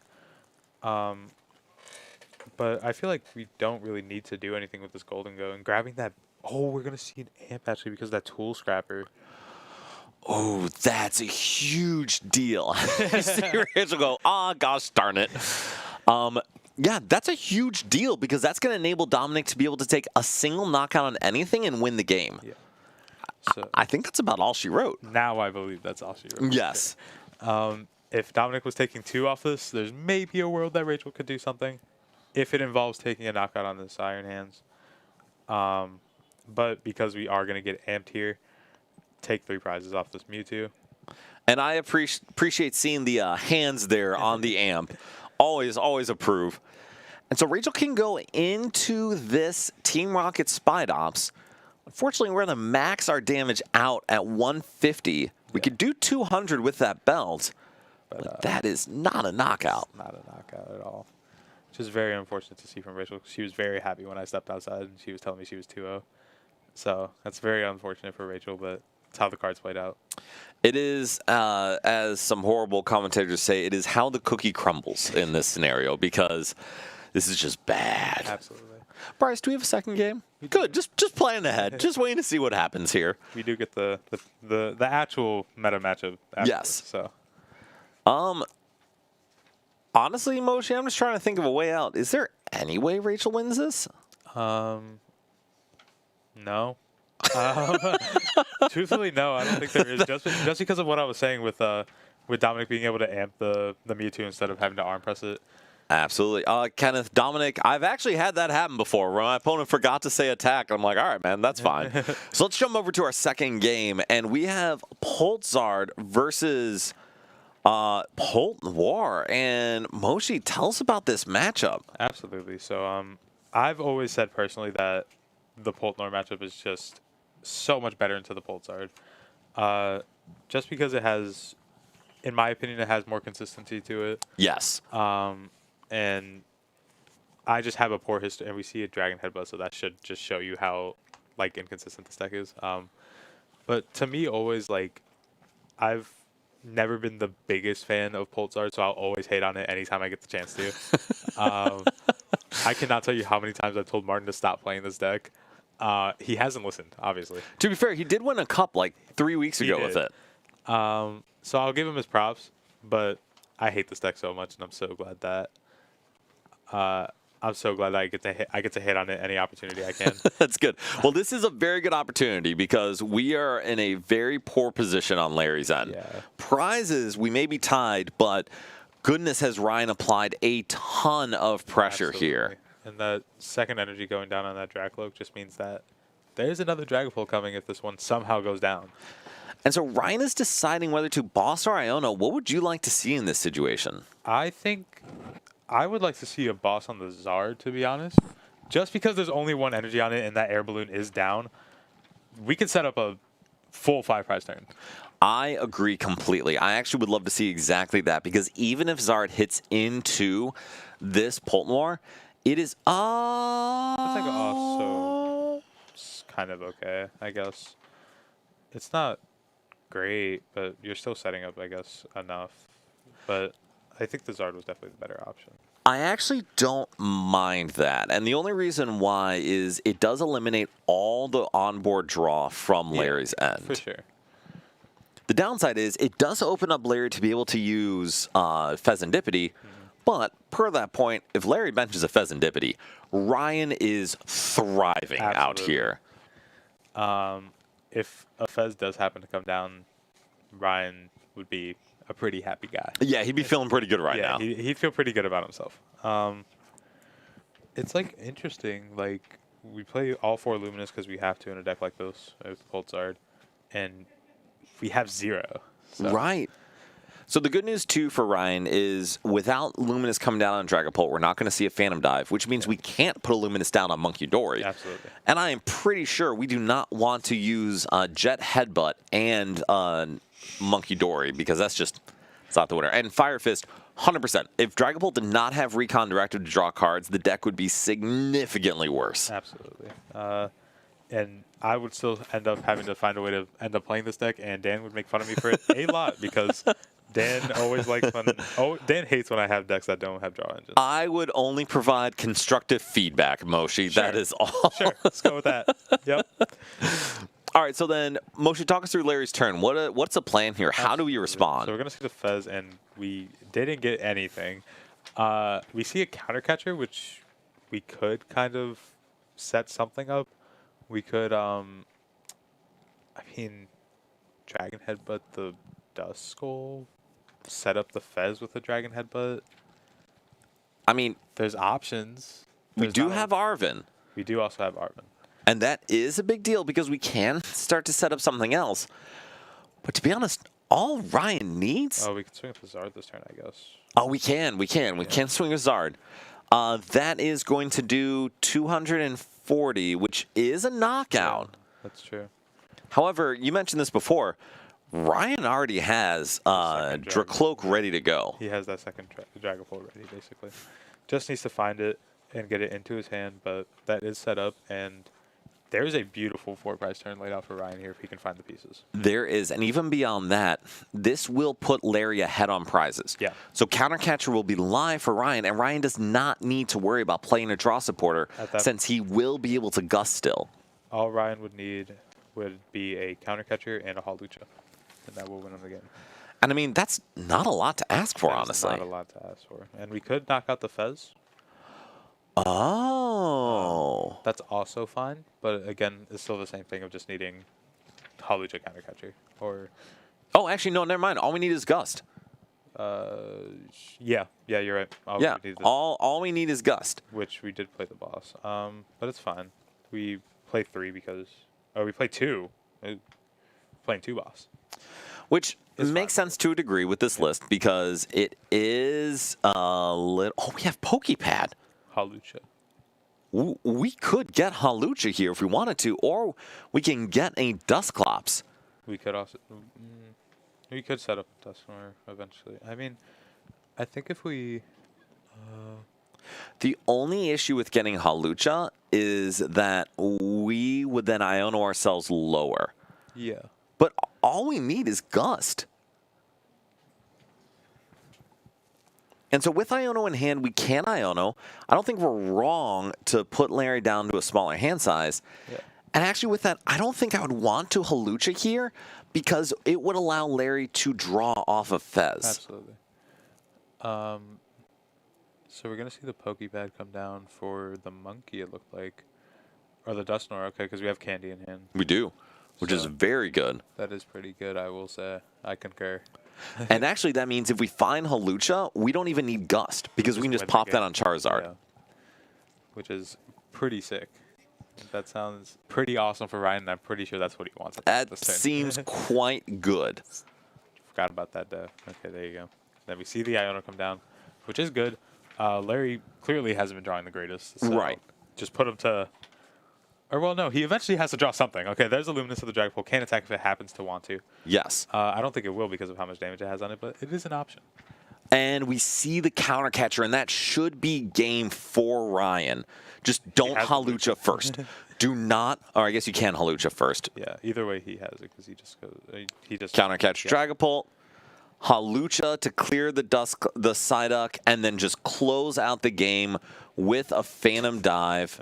Sure, that works too. Yeah, because either way it's just going to...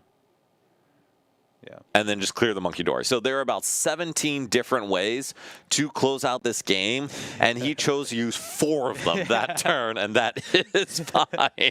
So we do see Poltnor take the win over Poltzard, and that is a favorite matchup for Poltnor. Absolutely. It's exactly what I was saying earlier.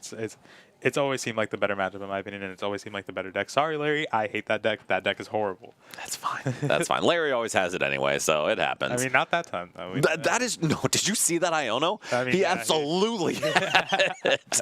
Vocali, we actually only have one Guardy player here. There's 2 Guardies. 2 Guardies, and I hate that deck, so I'm okay with that. I'm perfectly still fine with that. Yeah, that's fine. Sorry, Vocati, if I'm hating on your bro, but can't stand that deck. Fire Fist, yes, Polt is going to be excellent post-rotation, and it is probably the deck that loses the least outside of Festival Lead. And yes, that is the sentence I just said. Moshi, what are your thoughts on those couple games? Because that was some interesting stuff. I did like seeing the Mewtwo deck. I thought it was interesting. I haven't watched enough of it or seen enough of it because almost nobody here plays it. Yeah. So I haven't been able to actually see it work, and I wouldn't even know if I would call that work.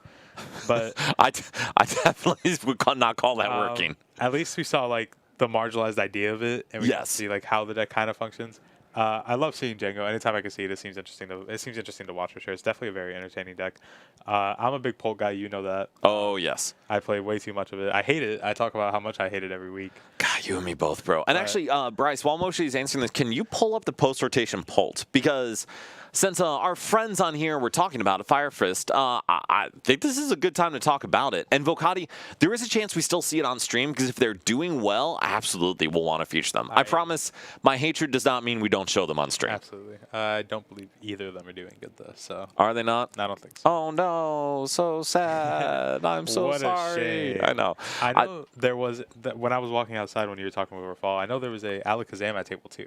Is there? Yeah, I'm very curious how that went Ooh. out. But All right, so this is... Oh, actually, I'm sorry. This is current format Dragapult. Yeah. And I pulled this up because this was almost exactly the kind of list that I would have if I was playing Dragapult, because we have those Pokepads, and oh, buddy, are those good cards. This is 59 of my list. Okay, okay. What is the one difference? I am playing only 3 Pokepad, and I am playing a Research. I actually don't mind that at all. Yeah. For me, Pokepad is just so good, and I think Azul or someone has talked about this. It's great to get your cloaks. The biggest deal for me is it gets Dusknoir. Yeah. Like, you're able to actually go in and get your guys that would normally only be able to Ultra Ball for. You can get Halucha to hand.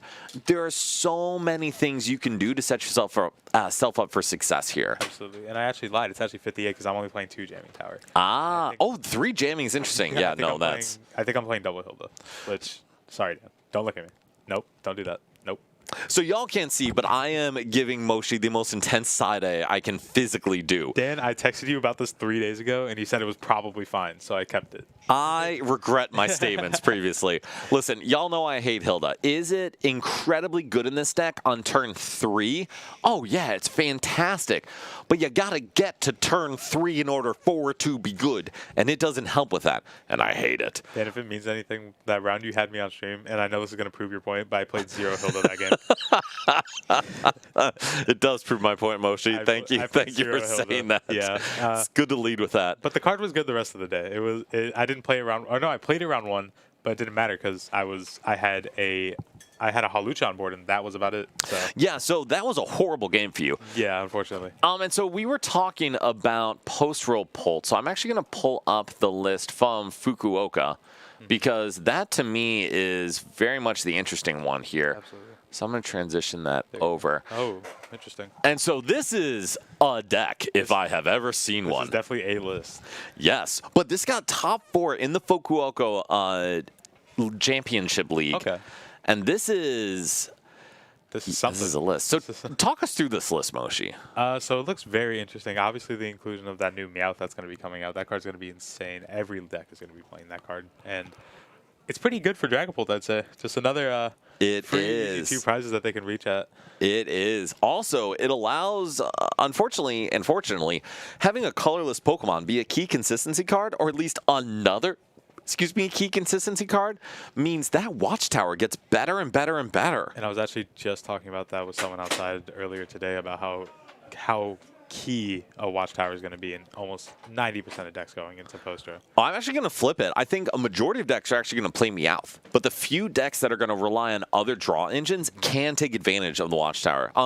For the chats, yes, Meowth EX helps a ton, and Cat Unfair Stamp is the single most played, A-Spec post-rotation. But I agree, red card probably enables you to use a couple spaces for that and save your aspect either for Neo Uppy, maybe for Trolley, or something else that gives you a little more power. I do agree. I agree with Kat, to be honest. I feel like once that red card comes out, Neo Upper probably could go back into the deck. I feel like it probably gets that spot back. Pokeball, you're not wrong at all about that. This does look like a Smash Bros. Character selection screen. So, Moshi, one question with that. What do you think of Kangaskhan in this? It's very interesting. I remember I was talking about with, I think, Kevin the other day, or I was talking about it with somebody. It's definitely interesting. I feel like it probably earned the spot in it just because of, like, the lack of, I guess you could say, like, draw support going into this next format. But, like, it's definitely something to consider that it might be good. It's probably really good going into it. I haven't actually, like, tested any formal post-show yet because, obviously, I'm going to Houston in 2 weeks. So I okay. probably should focus on that. But I assume it probably has earned the spot in the deck. So it definitely seems interesting because it does enable a lot of consistency in draw. You can use Brock Scouting, which is possibly the one card I hate more than Hilda. Really? To get it out and set it up, combined with Latias. And you can see there's only a 3/3 Dracloak in this deck. And that to me is a little interesting since you typically want to set up a pretty wide board. Yeah. The 3 Monkey is definitely scary to me.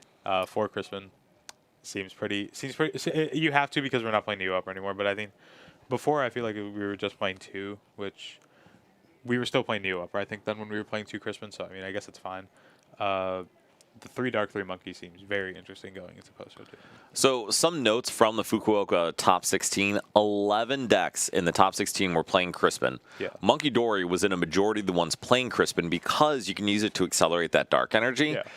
And this is a card you're going to see pretty often. Now, the one thing that terrifies me is the fact that there are a total of 2 draw supporters in this deck. Yeah. You play 2 Lily's Determination, but, and this is something to keep in mind, that Meowth EX lets you go into the deck and get whichever one you want. And that is so good. I guess Harlequin counts, but whatever.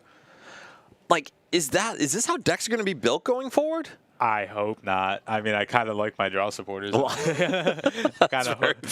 like when I get to see cards and hopefully just not dead draw into 4 Crispin 3 boss in my opening hand. Yes, I agree with that completely. 4 Crispin, 3 boss, start Meowth. That sounds about right. Yeah, absolutely. I cannot tell you how many times I'm going to start Meowth and hate playing that card, but it's still going to end up in my 60. 100%, because it is still a very powerful card. We saw it with Tapu Lele. There were decks playing 4 of them. I was not playing that. We saw it with Luminion V. Decks were playing multiple of those. Great cards, great cards. And what's interesting about that is I played a whole one deck that played Luminion in it. Really? Yep. What was that? Charizard. Oh. Because I was always playing Arc. I was playing Mew. Yeah. I was playing Lost Box. That's a fair point. Yeah.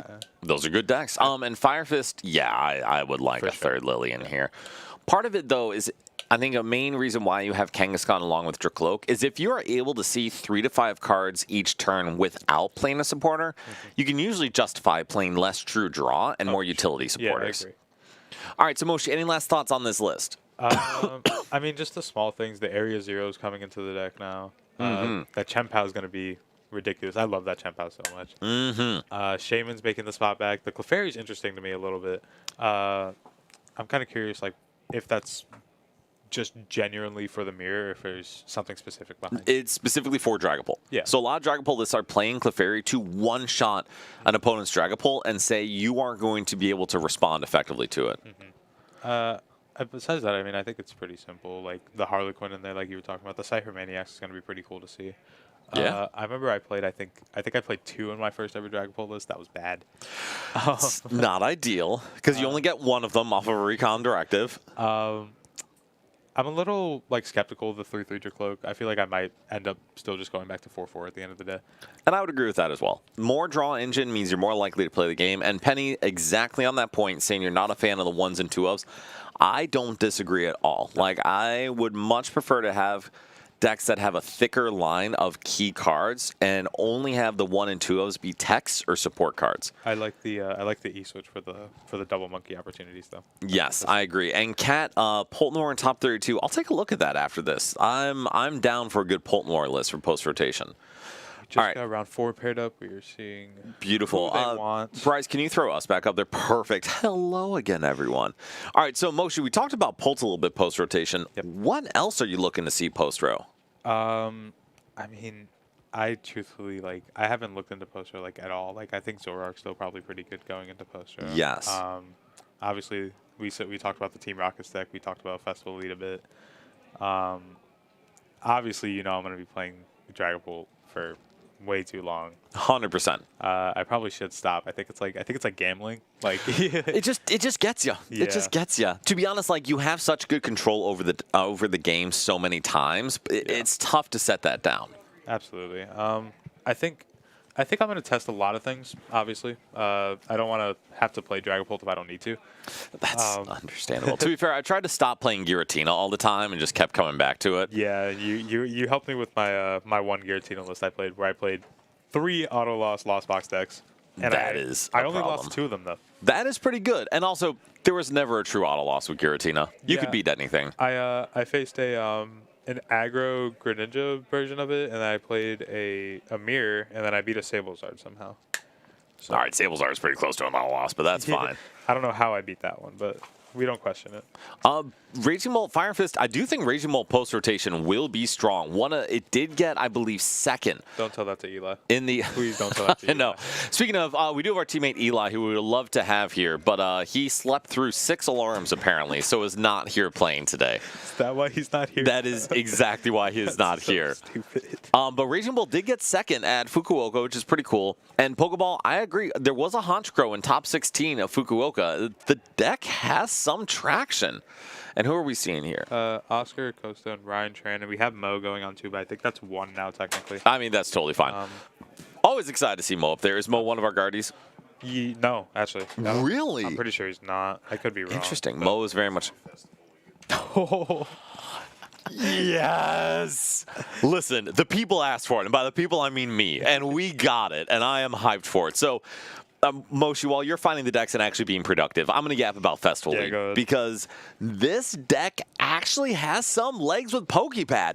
So if you said, hey, you get to Starbirth every turn, that's pretty good. And with the Festival Lead ability in the active, you have Thwacky on your bench. And for each Thwacky, you get to just go into your deck and get a card. That's so strong. I love Quick Search. Right. You get to quick search 3 times per turn. That's insane. So along with that, your Festival Lead Pokemon with a Festival Lead Stadium in play, or Festival whatever Stadium in play, you get to attack twice. So with a Dipplin, you get to do essentially 200 damage, 100 each attack. With a Seeking, you get to do 60 each, 120 damage. We're watching Mo's match, right? But with Seeking, you get to draw 2 cards with every attack. So you do 120, draw 4. This might be better than the last match, by the way. I'm very excited. It's Alakazam. Oh, goodness. For the Dipplin, any damage modifier applies for each attack. So with a Max Belt and a Black Belt's training, you are doing 380 damage to whatever is in the active. So this is one of the few decks alongside Goldengo that can one-shot a Mega Venusaur EX. And so we see Michael here playing Alakazam, feeling really good about his start, and met Michael at Gift of Games a little while back against Mo playing Festival Lead, and I am just so excited. I found the fourth list. I've been waiting to find that one for like ever. I love it.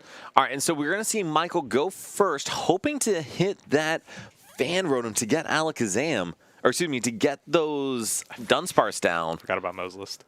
But we're just going to see that Abra and that Dunsparce. And so Mo playing the Lilies to get the start. So Moshi, talk us through what Mo's setup should be. I assume in this matchup you want to focus more on those Sea Kings than you do on the Diblins. Tell us about that. Why is that? So the Sea King attack, 60 damage, and you can draw 2 cards. With a mix of that Festival Elite ability and that Stadium, of course, that Festival Grounds, Mo will be able to see 4 cards in a turn while hitting for 60, which is enough to knock out, I'm pretty sure, most of the Dunsparces. I think Michael's playing the 70s, so we will need a Vitman to accommodate for that. But just being able to... Where is Mo's list? He emailed it to us. Okay. Well, So I can pull that up. Or you may have messaged it to me, so let me pull that up. But we're going to see the pass with the Goldeen and the active. Enriching Energy off the top would be huge if we have a Dunsparce to pair with it. I hate saying a Pokemon's name because I always mess it up and it makes me upset. But I got it that time, kind of. I very much understand. So I just sent you Mo's list. Okay. And to be fair, it's pretty standard for Festival Lead. You've got the Goldeens, got the Sea Kings, Psyduck, Shaman. The Genesect the Rillaboom is interesting. All right, so going to Michael's turn here, though, Moshi, what are we doing? So we saw the Enriching Energy come down, which is that A-Spec of choice to be able to attach it and draw 4 cards. It pairs very well into those Dunsparces. Yeah. Because you draw 7 cards, and then the Enriching Energy goes back in the deck, and you say, okay, that was fun. I'll do that later again. Yes. Unfortunately, you didn't draw the Dunsparce at all, but... Correct. But we did draw a Kadabra. Is that the middle? We do have a Kadabra. That is a middle evolution. Yeah. Funnily enough, I think it's the first time Kadabra has been printed in... Or only the second time in the past, 20 years. Yeah, I remember hearing about that. That was interesting to me. So the good news for Michael is even if we aren't able to continually stream that Enriching Energy, we don't really need a ton of cards in hand in order to knock out the Pokemon on Mo's side. Yeah, absolutely. Mo's not seeing a lot of a lot of high HP Pokemon. So I think it's like 5 cards in hand could do enough or something like that. 4 cards. Yeah. Which is plenty, because even off of an Iono, Michael's probably going to be able to draw enough cards. Yeah. Unfortunately, that Enriching Energy might not stay on the board, so that might be a little troublesome. Just because it's you won't be able to. Okay, so we are going to see. I love Dunsparces that are free retreat. It makes me so happy. I agree. And so this is actually a really big play from Michael because getting that Grookey into the active means Mo will not be able to use Thwacky's ability since it is reliant on having a Pokemon with the Festival Lead attack in the active spot. Knight, thank you so much for joining us. Happy to have you here. All right, so Moshi, how does Mo respond? I wish I could see his hand, but if we had a Hilda, that would be pretty sick. God, yes, this is one of those few times where Hilda would be great. Come on, Dan. Oh, but playing the Lanas is not ideal. We don't have a lot if we're playing Lanas here, I assume, for Mo. We're going to see the attachments come back down, going straight into the Goldeen again. And we have to play the Thwacky down. We have to start searching something. I would like to see... Honestly. Oh, Knight, you did a great job. It was great being able to participate in the cup there. Thank you. We're gonna see I like the Buddy Poffin off the Boom Boom Groove, being able to get another Grookey down as well as, or maybe 2 Grookey. It's either 2 Grookey or another Goldeen's gonna come down. I like 2 Grookey more, which so does Mo. So yes. Sick. But we're gonna see 2 more Grookey come down, and I assume just a pass from Mo. And I think that's fine. So obviously, Michael not in a position to. Well, actually, that's a lie. Michael's in a perfect position to take a knockout here. He is getting a knockout this turn because he does have the Alakazam in hand. And so that's a huge thing because being able to aggressively take the prize lead is going to be necessary since Mo's probably going to be able to respond pretty easily. One thing I will say, and you can correct me if I'm wrong, but I actually don't think I am here. It is very important to put that Enriching Energy back into the deck. Just make sure that it doesn't get targeted so that you don't lose that extra draw power in the deck. So I agree with you to a degree. I think it's going to depend on how many Iono Mo plays. That's true, yeah. So he plays 2. So typically I would agree with you because Alakazams can suffer to disruption. Yeah. Because once Alakazam is evolved, you don't actually have many opportunities to draw it. I guess if we don't have that many hand disruptions, I guess it's kind of fine because Michael's going to, because again, like you said, it's just 4 cards that Michael needs to get a knockout. So I guess it's not the end of the world if we don't put it back. Exactly. You do need that out when we get late game and Mo's able to catch up on the prize lead. Yeah. But right now, Michael has a little bit of margin. Yeah, for now he's fine. He's safe for now. Yes. So the issue, though, is I don't think Michael plays any Iono himself. No. He plays 3 Hilda, obviously, 2 Lilies, 1 Colress's Tenacity, and 1 0-6. And so that is tough because Mo's going to be able to stack his hand with Thwacky every single turn. Yeah. That hand will just continuously keep building. One thing I do like, and I haven't seen... Oh, he has 3 boss too. Sorry, I forgot about that. But one thing I do like seeing in these decks, which I play personally because that card is insane, is that Sacred Ash. Yes. That card is insane. It's like... It makes my day seeing that card get played. Obviously, with that effect of being able to shuffle, I think it's just 5 Pokemon, right? It's no energies and stuff. Correct. Just 5 Pokemon. Yeah, which is still fine. It's pretty good. It's really good. Sorry, not pretty good. It's a really good card to see. I see it in a lot of these type of decks, like the slower decks. Like I think I saw a list that was playing 1 in Festival League too, which I think is perfectly fine. Absolutely. Fire Fist Zoroark is appalling for Alakazam. Just heartbreaking. Tim, No. Rocket's Articuno does not. Rocket's Articuno stops effects defense, to right? Rocket's basics Pokemon, but being able to attack twice is not an effect on a Pokemon. Yeah, it's an ability from the Pokemon. Yes, exactly. Oh, Logan, congrats getting second of the league challenge. Festival lead is a blast. All right, so Moshi, what does Mo need to see here? He needs to see a pretty grown-up apple so he can use that Boom Boom Groove ability. So what did Mo see here? Not a big apple. He saw an Energy, a Vitality Band, a Genesect, a Shaman, Lilies, and that A-Spec, which doesn't do anything here. That is all very bad. Yeah, it's not awesome. I do. And all love to Michael. I'm kind of rooting for Mo here. I am bummed to see him kind of whiff because it puts him in a really tough spot. Yeah, especially for a deck like Alakazam in this 1 prize trade matchup even.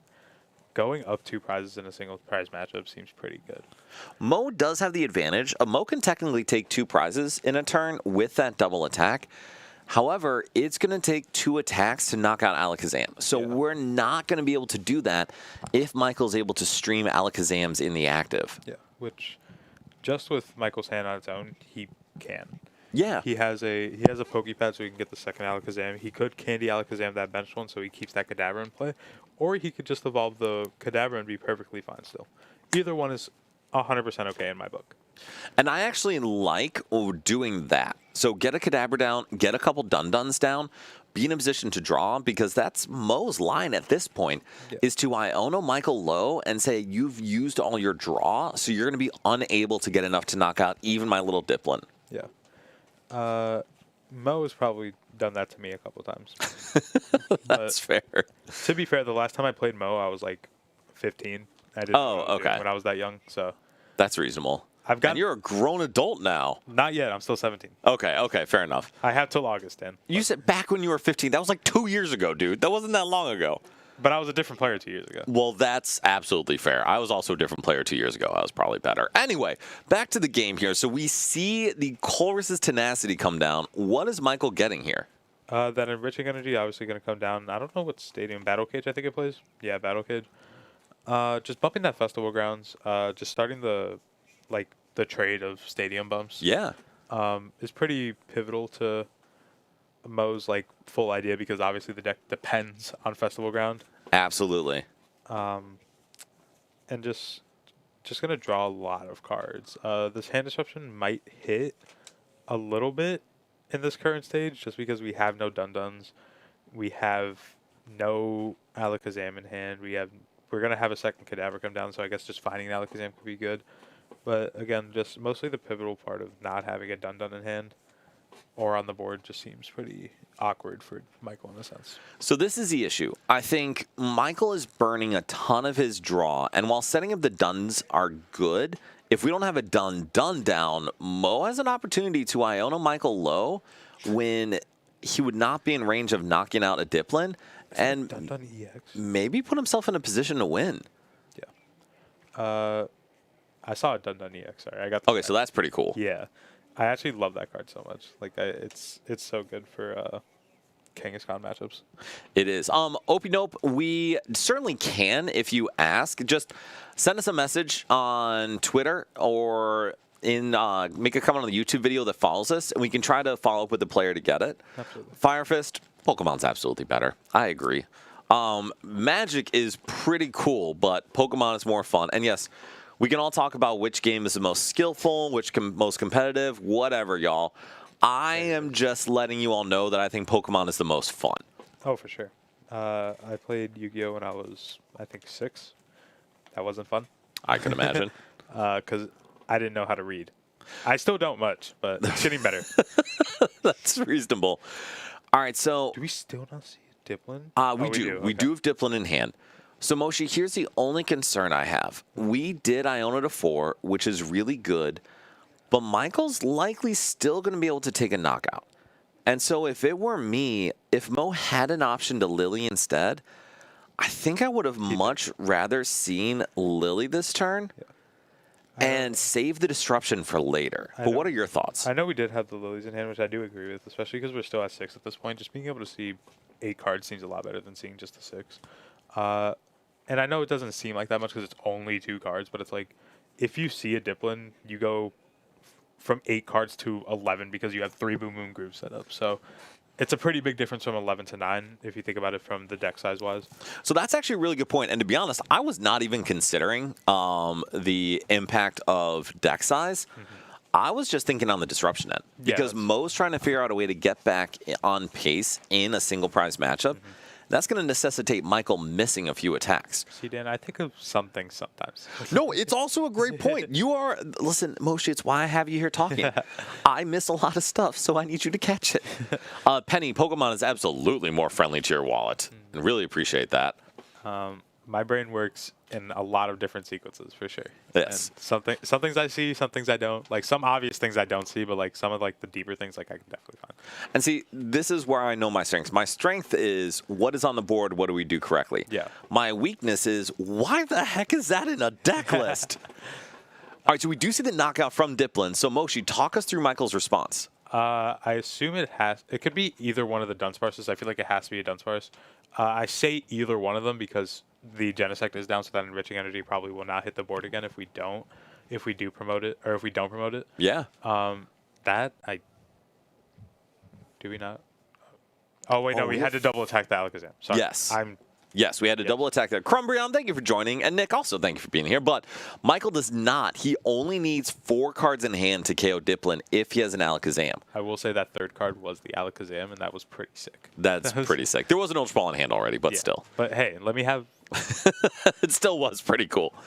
Let me have my moment. And so this is exactly the turn, though. When we're starting to get down to an Iona to 1 to Iona to 2, that is where I think we would want to have the Ionos. Because you need to force Michael to not be able to clear out your Diplin or your Seeking. Absolutely. We're going to see the runaway draw. I love announcing that. Ooh, double. Wow. That was pretty good. Double the Dun and an Alakazam. You got it. I mean, I don't know. It's size matter. Scalpers are unfortunately getting smart, which is unfortunate. I will say, though, for competitive cards, usually they spike right when they're going to be valuable, but the value decreases over time as people open more stuff. Absolutely. One thing I do think is important is for sorry, we're talking through something here.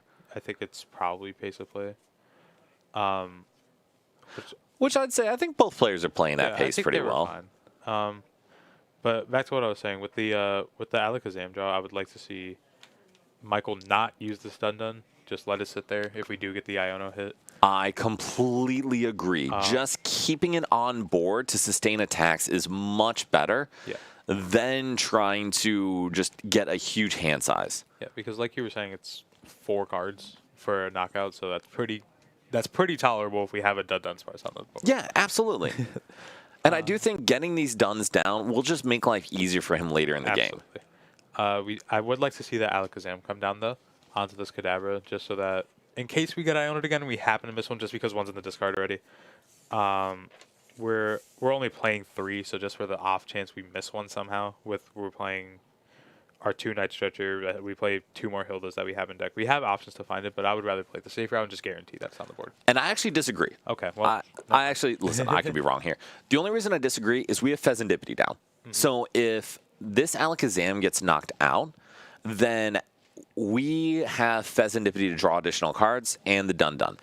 If Pheasantipity gets knocked out, we already have an Alakazam down. So for me, and I could be wrong with this, I would rather leave an opportunity to draw 3 more cards later on than reduce our ability to draw as we get later into the game. I think I was more so just saying that just because when he gets Iono'd, there's going to be 2 Alakazams in the discard, 1 on the bottom of the deck. Ah, that's a really good point. There's a slight chance that you might miss one going into that next turn, which you definitely don't want to do as the Alakazam player. Yeah. So I felt like just having that on the board already so you didn't have to face that worry could just be better. I think it's a great point. And like you said, seeing the one in hand, if Mo does Iono here, that will go to the bottom of the deck. And so before we, LOL or Size Matter, I am glad we can give some inspiration. And Michael's on 3 to 4. Alakazam, that is good. And Cage was drawn from prizes. So yeah, having that to bounce the stadium would be good. I know it's 3 Alakazam and 1 Alakazam EX. So Oh, I'm sorry. Can you say that again? There is an Alakazam EX in this deck list. Goodness. Which, that's actually a pretty good closer late game. Yeah. But I just felt like it was like always kind of right to put it down, just so you don't risk anything that you don't need to risk. I think your point's definitely valid there. As you would say to me, always play the safer route when you have the safer option. I see. It's really hard for me to disagree with you when you're literally telling me like my own advice back to me. So you're probably correct. I do not want to turn on disappearing messages. So one thing I'm looking at for Mo, we don't actually have any counter catchers. Interesting. That's actually like a first I've seen in a deck like this. I feel like they always do, or at least one. I would agree, and I think that's really problematic because it means we're going to have to boss if we want to kill this Pheasantipity. Absolutely. But I mean, that could still happen at any point. I feel like it's definitely gonna be Mo's closer, just for his final 2. That Rillaboom. And neither of those are really what we need right now, which kind of stinks. Not at all. I remember when we first saw Kevin playing Festival Lead, Brian was so set on that Rillaboom when someone mentioned it. It was the funniest thing I'd ever seen. We were locked in. Yeah. So what does this Rillaboom do? I don't know. I just know it does a lot of damage at some point. And see, normally when I ask that, I know what it does. I'm just giving someone else a chance to answer. This is not one of those moments. I literally have no idea what it does. Like I'm looking at it right now. I'm trying to, but like, I remember somebody was like, "Yeah, the Rillaboom would be crazy if he had it." And we just don't know what it does. And like we were just like, "Yeah, it would be." Okay, so let's see. So for 1 grass, does 60. During your opponent's next turn, attacks used by the defending Pokemon cost colorless more, and its retreat cost is colorless more. Or is 1. And then for 2 grass, it does 180, but 50 damage to itself. So it would be enough to one-shot a Zard, which I think is like that Zard knockout, the Zoroark knockout, the Absol knockout, just a small. Well, I mean, like just for the off chance that like your Dipplins go down, like from a Darmanitan like we were talking about earlier. And that makes sense. And then also you don't have to rely on the Festival League Stadium to take the knockout. Absolutely. All right, so Mo does get another prize. We go into Michael's turn, and we have Boss. We see the Battle Cage come down, and then Moshi, talk us through this turn. So obviously finding a second Dun and having the option to the Fez, meaning that we can use that active to Dunsparce just in case we need something that Tool Scrapper might be pretty huge, just to get that enriching energy back on live. And I don't know how many tools Mo plays. I assume there's probably a couple Brave Bangles that max spell he could still put on because obviously we're not going to use it unless we want to use it for the Fez, which could be fair. But I do really like taking out this second Thwacky. Limiting Mo to one Boom Boom Groove seems pretty optimal, as well as getting rid of that energy because we know Mo wants to play that Rillaboom so bad. So I agree, because that would put so much pressure on the Alakazam to try to expend resources, to which then Mo could disrupt, knock out the Alakazam, and all of a sudden Michael's in a very, very difficult position. Absolutely. So the Sacred Ash being brought to the front of the hand, I already said it once, I love this card. It's a great card. And speaking of your concern about Alakazam's going down, that is perfect to get a couple Kadabra and Alakazam back. Absolutely. And I guess technically, because we had a Sacred Ash in deck still, I guess you could argue that my point was flawed, but I felt like in that moment it was probably right too. I mean, I think it was a great point. Yeah. Whether or not I agree with it, it was a great point. So on Mo's end, though, this is where the situation is going to get very tough for him, because we have plenty of attackers set up. We have very little opportunities to actually manage our resources and get what we need. And that's a pretty good Sacred Ash. Holy. I saw Michael play the Sacred Ash, and I looked at Mo, and he laughed about it. Yeah. He did not expect that card to come down. No, not at all. So from Mo's end, Moshi, how are we winning this game? I think it has to come down to it has to come down to a big dip one turn. You have to just kind of hope that you could gust around, get a decent 2-prize turn out of it somehow. Which the only real option is of course that Fez. But as long as that Alakazam stands, if Mo bosses something and attack once and knocks it out, that Alakazam is just going to be promoted, and you're not going to take a second prize. Absolutely. And without Countercatcher, the only way Mo's going to be able to knock out that Alakazam, or excuse me, that Pheasantipity is with a boss's orders, which means Michael will be able to attack with that Alakazam. Absolutely. So this is getting what you would call sketchy here for Mo. I wonder if it is possible to win for Mo at this point. Just because Michael's down to 2 prizes now. Which is what I was saying earlier about how important those one-to-one prize trades are. Yes. Because Michael was able to go up 2 prizes before Mo had taken 1, it just kind of set him up for success.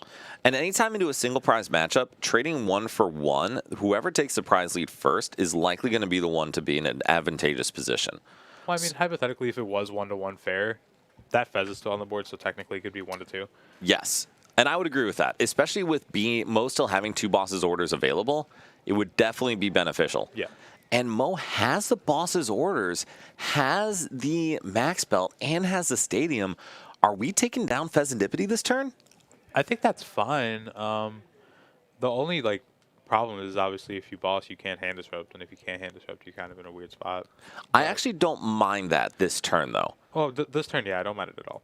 I feel like you kind of have to in this spot. You have to just threaten something, and this is threatening something for sure. It is, and with the Sacred Ash going down, there's one less opportunity for Michael to get this Pheasantipity back. Yeah, absolutely. But of course, going down to 2 prizes, I don't think that Fez is going to come back down. Well, this is where people can play themselves in or play themselves out of games. I completely agree with you. If that Pheasantipity comes back down, it would be hugely problematic for Michael and a game-winning position for Mo. Absolutely. Pokepad's going to come down, I assume, going to grab that very beautiful Alakazam. Maybe grab a Dodon off the second one, because I know there was 2 in that hand. Yes. Because we do have a Dodon set up, as well as that that one with the enriching energy on it. Because there is still no tool that got replaced for that Genesect, that enriching can't just come straight back down. So, Nick, both yes and no, did we just evolve that Kadabra? Yes. I think so. I could check. Bryce, did we just evolve that Kadabra? I thought we I'll check, did. but just pause them. I feel like we did.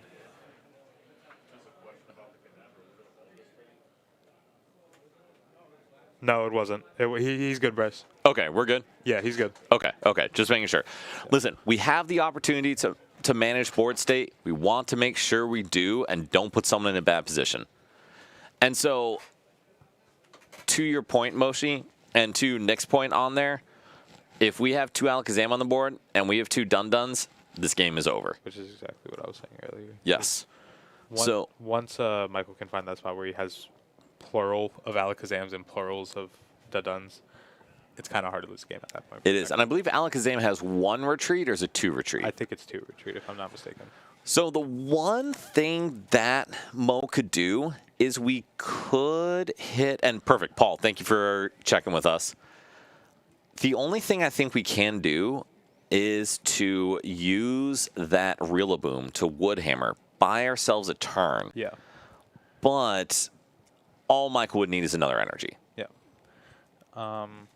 So we're gonna, I assume, like you said, we're gonna see that Rillaboom come down for the 60 damage, which hypothetically could give Mo a route where if we go 60 the first one, he goes 60 the second one with a boss, and then Diplin could wipe it no matter what the board state looks like. But the thing is, if Michael just sees a single energy, he wins the game. And that's the problem, is this is a very low percentage play. Yeah. But it's better than 0. Absolutely. And right now we're at 0. Yeah. And I think we do have to couple this with that last Iono. I do believe so. But it's pivotal. It's like it's enough for Mo to feel maybe semi-comfortable if we hit everything we need to. Oh, Mo is very uncomfortable right now. The only thing is that when we bring up this Rillaboom, we won't be able to Thwackey next turn. Correct. Yeah. And going down to 2 cards can't feel great for Mo. No, not at all. And one of those cards is not a boss's orders. Daddy Supreme, actually pretty reasonable. We just apparently have some weird stuff winning, which is kind of cool to see. We have 11 Zoroarks. We have 11 of 59 players are playing Zoroark, which is just wild. Yeah, I was like looking at it while I was like counting the list, and I was like, huh, this tends to be a trend that of what we're seeing out here. It's kind of ridiculous, guys. Guys, please stop. I know. Exactly. All right, so we do see the 60 come down from Rillaboom. That will force more resources out of Michael, but by force more resources, I mean we need an energy and we need 9 cards in hand. And I think that is doable. Hilda. Well, no, we just play Lilies. No, because we go Hilda and then we double Dundun. That's knockout. Oh, yeah, you're right, because we just get the energy with Hilda. Yeah. All right, guys, we found a turn where Hilda is good. Unless there's not a Psychic in deck, which could be awkward. It doesn't matter. It doesn't need to be a Psychic. It's just 1 colorless. Well, yeah, but we have no more colorless energy because we can't play the Enriching. Oh, that's fine. Then we just done. Oh, you're right. Oh. See, this is why we have Moshi here, because I don't always see this stuff. We could Hilda for Kadabra because we put 1 back. Yes. So that's also an option. But I think the question really is if we have the energy available. Because if we have an energy in deck, we win. Yeah, if there's an energy in deck, we win the game. But If we don't have an energy in deck, then it's a little weird because then we have to find a nice stretcher. yes. And in which case, playing Lilies would be much better. So this is also where tracking resources and deck knowledge is really important. And we're going to see the Lilies come down. So Wondrous Patch, unfortunately, would not help here because it needs to go to the active. Yeah. So the Lilies is also fine because we're going to see 6, we're going to see 9 off the Dun, we're going to see 12 off the Dun, we're going to see probably 14 off the Kadabra. Yes. And I'm pretty sure that's our whole deck. That sounds about right. So this is also just fine. Both of our ideas were equally better. This one was just very much the better option for sure. All right, so we do see Kadabra to draw 2. Still no energy. Nope. We will see the Dun to draw 3. Nope. Nope. And Oh, there we go. that will do it. And then, yeah, exactly like you said. Nice stretcher for Psychic. And then do we have 9 cards in hand? It might technically not be enough, but just in case, I would probably just do it anyway. And then I think we just need Michael to count out the hand. And then just use the 1 Dun. Yep, and that will certainly put us at 9 cards in hand. 11, 12. Yeah, that's 12 cards. Yep, and that is knockout. And Mo, honestly, make him play it out. He played it really well, yeah. And just making sure that your opponent had the right number of cards. You have to absolutely do in a setup like that because you could still win that game hypothetically. So just playing to all your outs, making sure that your opponent has the full game, making sure that because he could still win that game hypothetically. Absolutely. You never, if your opponent shows you what they think is win, you are always allowed to say, sure, just play it out. Yeah. And that is up to them to figure it out and play it correctly. Absolutely. And that is fine. Because they could missequence it too. I'm saying. Listen, I've done that a couple times. It is okay to let your opponent lose themselves the game. Yeah. Like, obviously, be a good sport about it, but it doesn't matter if they show you the boss. make them boss the right thing. Make them attack with the right attack. Yeah. That's fine. And Babatos, yes, Alakazam going to 3-0-1, so not in a bad position. Absolutely. Going into that 5th Swiss round, you're pretty set. I think just one more win might wrap it up for him. Just going in at 4-0-2 might be pretty good. Might be able to avoid ASIM if we have one. We're not going to do ASIM. Okay. We don't have ASIM officially, but maybe next time. Because I would like to do it next time. Because that's pretty cool. Although Kenneth did note that he may flip tables and burn the building to the ground if he ever got knocked out on ASIM of a cup. Oh, no, I also will. Okay, well, that's fair. We're aligned on that, everyone. All right, so Moshi, I had our script here. I think pairings actually just Oh, do we actually have pairings up? Well, fantastic then. Yeah. So the one thing I think could be good to talk about in a little bit is post-rotation. Absolutely. Alex, Kenneth, I may be paraphrasing slightly. That is what I would probably do. Size matter, that is a bold assumption on your part to take the knock or assume Zam's going to win. PokeNerd, no, because of Rillaboom's attack, you needed one additional energy. Who do we have going on? Let's see who they want. And I think we're actually in finals in Puerto Rico, so... Okay. We're going to have... That's good timing. That is good timing. Straight in the cut. I'm saying. So we are going... Yes, exactly. Carmen has it down. Swamp's Pokepad is really important, honestly. Yeah. But also, you could still play, and it's still a good deck. Oh, was it top 4, Alex? Wow, I could have sworn it was finals. Wait, I may have lied to you. I thought they were doing top 4 like round 1. Like, am I tripping? Isn't that what... Yeah, they were doing that a while ago. Yeah, unless they're doing both games. Oh, they may be doing both games, so that's fine. So, yes, losing an ASIM, getting 9th at a cup would be frustrating. That would hurt. Dan, if I got 9th at a cup because I lost an ASIM, you wouldn't hear the end of it. I believe that. That is very fair. All right, so then, Moshi, one of the things we do want to talk about is post-rotation. We already mentioned it a bit. Yeah. But we have a couple lists from Fukuoka we can definitely talk through. So one of them is Dragapult, which we already showed. Bryce, do you mind throwing up the Absol list just while you're punching that all in? Colin and Ben? Is it Colin and Ben? Oh, heck yes. That is a great one. So in post-rotation, the Fukuoka Championship, we actually had Absol, and it should be like Fukuoka First or Champ. We actually had Absol Box win the championship. And... this is a crazy list, man. This is a lot to take in. Have you seen this list before? No. All right, so let me talk through it a bit. So, obviously, Absol, incredibly powerful attacker, 200 damage, discard a card from hand, or an dark energy and a colorless energy, just knock out the dude if they have 6 counters on him. You have Meowth to go get a supporter. You have Teal Mask Ogerpon to draw cards and fuel E-Switch. You have Kangaskhan to draw. You have Crispin to attach a dark and then Teal Mask a grass and just do all kinds of cool things. And then you still have Psyduck. You have Clefairy to one-shot Dragapult. Like, this deck just has a ton of good stuff. Yeah, Dan, I'm not going to lie. I don't like this list. No? It's only one draw supporter. It's a singular copy. Sweet child of mine. Right. Now, granted, with Kangaskhan, Cypher Maniac still is a really, really good draw card. Hypothetically. It's still not awesome, though. Size matter, I don't know if I've seen the Mega Diancie Dust Noir. That sounds interesting. It's new to me. So. Yeah, that is new. I'll have to take a look for that. So...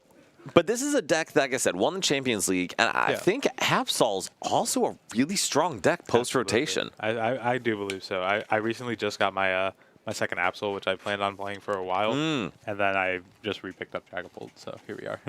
Yes. And I mean, to be fair, Dragapult's pretty good. Dragapult is okay. I will say, though, I'm actually about to disassemble Dragapult for this Monkey Dory Frostlass.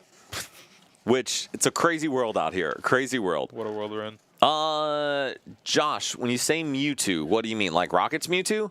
Because there was one of those in top 16 of Fukuoka, I believe. I do think so as well. And then there was one Honchkrow. So having a whole package of draw, multiple Guzma, stuff like that, like it can be really good. I did not get us a copy of the list with Mewtwo, though, so sorry, Josh. Come on, Dan. But so there's a couple of the cards in here I wanted to mention. So one is Blood Moon Ursaluna, because that card is still incredibly strong going into post-rotation. And the other is Corner Pond. Yeah. I know I know there was a lot of lists that were putting them back into their into their Absol list. Like I know Kevin was showing me his earlier because he was debating playing it. He did not, but he was going to originally. But I know that it's getting it's showing up more and more in just current lists, and it's going to show up more in post rotation. So what is that good into post rotation? Post rotation, it's probably because it's just so I'm not flipping it. Cornerstone is the abilities, right? Or is Cornerstone the EXs? Cornerstone is abilities. Okay, abilities. So it's good into festival lead. It's good into. I was just looking at whatever the fancy thing was by follows because we didn't see that come up in the chat. In case we should celebrate that. Yeah, we got a sub. Oh, nice. Dude, thank you for the sub. Who was it?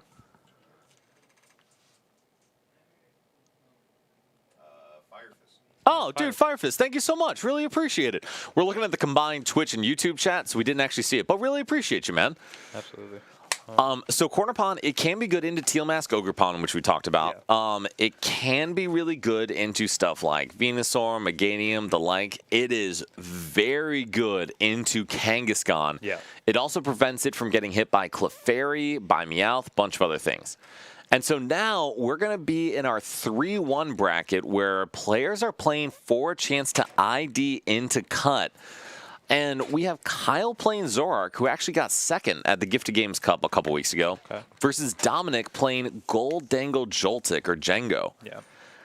This is actually a pretty interesting matchup. Trying to find Dominic's list again. Oh, that's totally fine. I have the other three because I'm low-key goated like that. Dude, Moshi, you're on your game. So Moshi is actually handling the real important things while I just yap, so it's a good combo. It's okay. It checks out. I've been wrong a lot today, so it's low-key fun when I'm doing this. That's fine. Moshi, you have great points. I'm glad you're doing this with me, so thank you. I'm just also not going to lie to the people. But so Kyle Zoroark has a really, really strong baseline attack. Yeah. It has great draw. It can take advantage of Zekrom, of Reshiram, of Darmanitan. And so it could have a good matchup here if it sets up. One thing I was talking about with my dad on the way here, because he was planning on playing Zoroark originally. I don't think he was doing great. I think he's 0-4. But oh, he's 1-3. Sorry. Sorry, senior. Your son is talking a lot of smack there. He was 0-3 last round, and he was telling me when I went outside while you were talking to Rafal that he hadn't hit any Zoroarks yet. And I thought that was crazy considering there's 11. But I don't know. I feel like he just hadn't have enough reps on the deck, but that's not what we're focusing on right now. But we were talking about it in the car, and we were talking about how normally before Ascended Heroes, Golden Go had a really good Zoroark matchup, just because there was no attacker that could one-shot a Golden Go when it was given the opportunity to. But because of that Zekrom, it changes so much for this matchup. It does. It really, truly does. And it can still play things like Toadscroll and the like. But the interesting thing is Django is reliant primarily on actually that Joltik into Iron Hands to start us off. Yep. And so I believe Dominic is playing Iron Leaves. Yes. And that is a huge piece of the puzzle here because he can take a one-shot on a Zoroark with that attacker. And he's playing that Baby Galvantula. And that Baby Galvantula can also take a one-shot because it does, I think 180 all combined. I think so. Or I think it's 160 combined, but still, regardless, it's enough. Yes, it is more than enough. That Zoroark is going down. It gets there. So another reason why Dominic is, I think, as the kids say, goated at this game. Guys, I'm old. Open Trolley going first. Yeah, that's goated. pretty good. I don't know. I mean, he might have it like that. Well, also, it means you don't have to put down something like Miraidon. You can only put down the attackers or draw cards you want, and including that Genesect that'll get you out the Goldangos. So, Moshi, talk us through the rest of this. What else is Dominic going to bench? I think a Hands is fine to put down just because we play that Future Booster Capsule like we saw against Rachel, which he could, in turn, amp a Reshiram. Yeah. Let's see what Kyle's playing. What's his attackers? The Darm, if it's in there. Wait, are we not putting down a Hands? Interesting. This list is focused. Okay, so he's playing 2 Reshiram. He's playing 1 Zekrom. He's playing a Toadscroll. So that could come up later. Kyle's playing 2 Watchtower, doesn't matter in this matchup, but that's interesting to point. He's playing a Defiance Band, which could be interesting later in this game. 1 Energy Switch. No Castles. We're playing a Cleffa. Yeah, there's a Clef on the list. And there is Toadscruel, and that's actually really interesting. And to be honest, with Dominic taking this route of going Pika into Goldango, that Toad is going to be really, really important. Absolutely. We see 2 Lilies, 3 Iono, 2 Turo.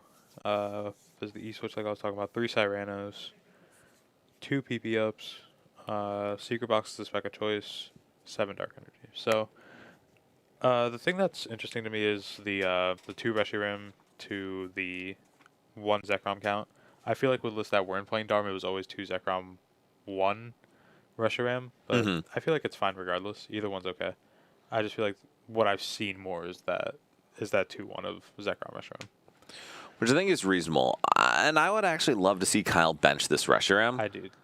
And just draw an extra card with Cleffa. Cyrano, Secret Box.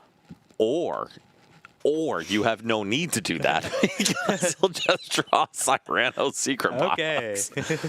So that's a huge deal for Kyle because it means we're going to have an opportunity to do some damage this turn with a Zoroark. Absolutely. We're going to see the Genesect for 2 Goldangos come down. We're going to draw first, and then I assume use that Jolting Charge attack. And Jolting Charge is going to be really good here because it does enable Dominic to set up Pika, which can one-shot any Zoroark Kyle puts into play. Absolutely. One thing that's kind of relevant to bring up is that with this Jolting Charge, Dominic basically has 2 options he could use going into his next turn because I assume that Kyle is hopefully gonna find this return knockout onto this, or this knockout just onto the Joltik. Now there's 3, but we could return knock it out with the Golden Go. We could return knock it out with the Pikachu, or we have the leaves in hand that we can also use if we wanted to. Yes. So there's 3 very good options for Dominic to knock out this Zoroark in return. It's just up to which one the cards play out to be. And so this is one of those reasons why Joltik Dango and even just Joltik Box in general are still very strong, is because you apply so much pressure into a meta that includes a lot of evolving setup decks at this point. Absolutely. And it's important to mention that because Joltik searches out 2 of both types, we could leaves and still have an energy on that Pikachu. Exactly. And we still have a free attachment from hand as well. Yeah. So if we're able to draw into a metal energy, something like that, Pika could still be a single attachment away from taking a knockout. Because say we have a grass in hand, you could move a grass and a lightning from that Pikachu and just need a metal to attack with it later. Absolutely. So I think personally, this build of Golden Go with the Joltik definitely has a better matchup into Zoroark than the regular Golden Go does. I would agree. So now, though, Kyle, being the good player that he is, has an opportunity. Okay. Dominic has taken the line of loading up a Goldango and a Pikachu, so clearly getting ready to take a knockout on a 2-prizers. I think we prized 2 Zorus. Which is not ideal. But from Kyle's end, Kyle doesn't need to put a 2-prizer in play until Dominic takes a prize. Absolutely.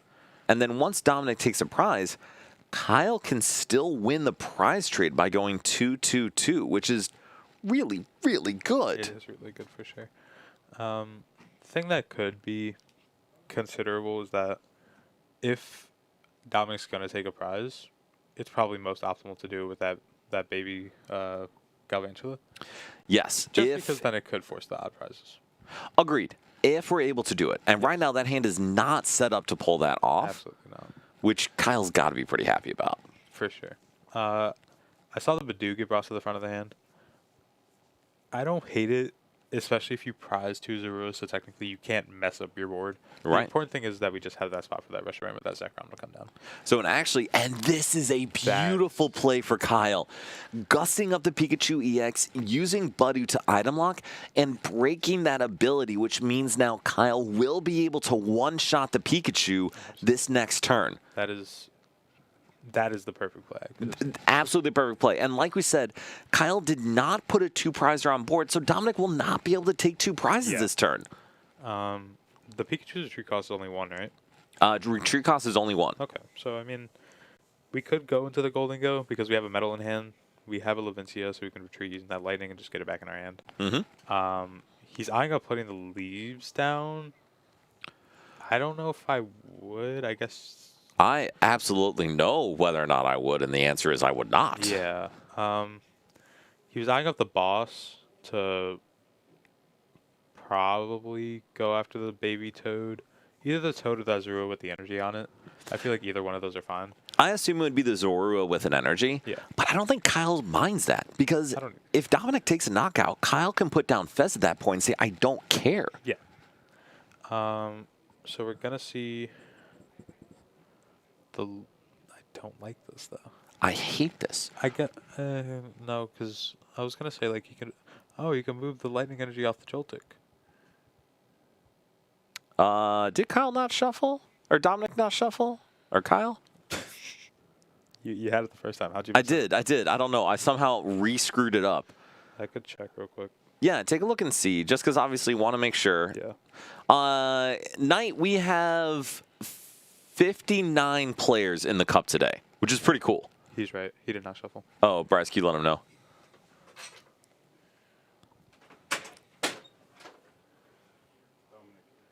No, Kyle. Kyle. Thank you, Bryce. And also, Paul, thank you very much for catching that. Want to make sure we keep the board state legit here, so appreciate that. We put all four on the. What are we doing? We're actually going to retreat back into Joltik, it looks like. Oh, into Goldango. Because we have a metal in hand, but it's like. What? But we don't have a knockout, do we? We have we have a. Oh, okay. There we go. There's 59 people. What do you think of that decision, Moshi? I mean, like obviously I said like the leaves I hate. I've already announced that I hated the leaves. And it's an excellent call on your end. But because that leaves could get hunted down so easily because there's no energy on the Pikachu. The biggest threat on the board now is personally that leaves. I think. Of course, the Goldango could be bad just because it's like it just knocks it out because there's no Toad on board, so you can't really stop it from getting a knockout. Right. But the important part is just that leaves is on board and could just come in and just knock out whatever it wants to, whenever it could. The leaves makes it so Dominic requires less. Yes. Whereas if we knock out the Goldango, he requires more. Yes. And then if we just get another knockout on the Goldango, there's no Pikachu. We're on odd prizes. It's a lot harder to win the game from there. 100% on all of that. And so Kyle here playing that secret box is honestly fantastic. Yeah. Because I believe if we have Zekrom and a way to search out energy in deck, we're going to be able to knock out that Iron Leaves. Absolutely. And all of a sudden, Dominic would be in a very, very difficult position. Yeah. And it's like I was saying that playing those 3 Cyranos, playing that Deathman could also be huge later. But just being able to play Cyrano, and we were talking about that earlier, that the importance of the Pokepad going into this deck. Yes. Because now we can just search out a Pokepad with that secret box and then get the Zekrom too. 100%. And that, I think, is the big piece here, is being able to... Do we not have a stadium to get?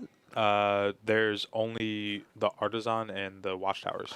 And so Watchtower was discarded off of that secret box, and it looks like we prized the Artisan. So, I mean, that's fine, though. Yeah.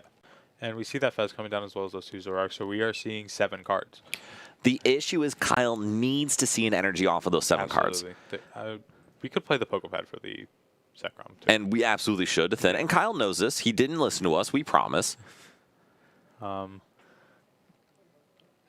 Alex, no Castle is absolutely a choice. It's definitely a choice with only 1 air balloon too. It's like it seems pretty weird to me. The one advantage is Kyle has Pecharunt to still move things. I guess that poison damage can add up, and also you're reliant on using an weak EX on your board for mobility. That's tough. All right, and so Kyle does put down Fez, draw 3. We see the energy. We are taking, and Kyle is taking a 2-prize knockout this turn. That is so big. Absolutely. So we're gonna take the leaves, hopefully, because I think that's the only real threat on this board is that Iron Leaves. So I think just like if we get rid of that, we force Dominic to have so much more. Agreed. And so I think Kyle's debating discarding that energy with Zoroark because he has multiple ends PP up. It's... Oh, no, and that's fine, Yeah, it's debatable whether you could discard it or not. I think it was fine not to. I guess you kind of could because a lot of these pieces are kind of important. They are, and I think I would prefer to see Kyle discard the Pal Pad. Yeah. And we see a supporter off of that. Alex completely agreed. It would be really, really good to have another energy to use the PP up. That being said, if this Zoroark does go down, it's going to be very easy for Kyle to set up the next one. Absolutely. And Kyle takes 2 prizes, goes into the prize lead, and all of a sudden, Kyle went from a horrible to a dominating position. Absolutely. And the thing that we were talking about with him not using those PP ups is that there's a knockout next turn. Yes. There's a guaranteed knockout next turn, basically. Maybe. The issue is because Kyle's bench is full, we do not have, or Kyle does not have access to Pecharon. Well, I mean, I was saying more so just in case we find a boss of any sort, we have guaranteed knockouts on board. Of course, if we want to knock out a Golden Go, it's going to take more, but we have guaranteed knockouts on board. Yes, that is very, very true. So while Kyle's board is a little, I think, janky may be the correct term, Kyle's still in a position to continue to stream 2 prize knockouts as this game goes on. That's what happens when we have 2 30 HP Pokemon on our board. Correct. Yes. 2 30 HP Pokemon and a Fez. We're doing awesome, guys. That being said, Kyle used them to great effect. Yeah. Being able to break the shield, essentially, on that Pikachu, which forced Dominic to make what I would consider a suboptimal decision in pulling the energy off with Leaves. Yeah. And then Cleffa allowing Kyle to draw into the game. And we got a Zora off the prizes. Yeah. We're so back, baby. It's never over. It's never over. One thing that could be somewhat interesting, because considering Kyle doesn't have any Gus, if we could find an out to that baby Galvantula, it could be pretty detrimental for Kyle. That absolutely would be a big deal. We have Arvin, where we could go get Ultra Ball, because I think we play at least one Ultra Ball, right? We Arvin for the Superior already. Oh, you're right. We Arvin for Superior Balloon. But yeah, we play 1 Ultra Ball. And I mean, that's fine. Do we have 6 energy available? There's a couple in the hand, and then there's the 3 from the Leaves. Okay, so we have 5 energy available. And then we have the Levincia for the Lightning. Yeah, I mean, that's knockout. It is.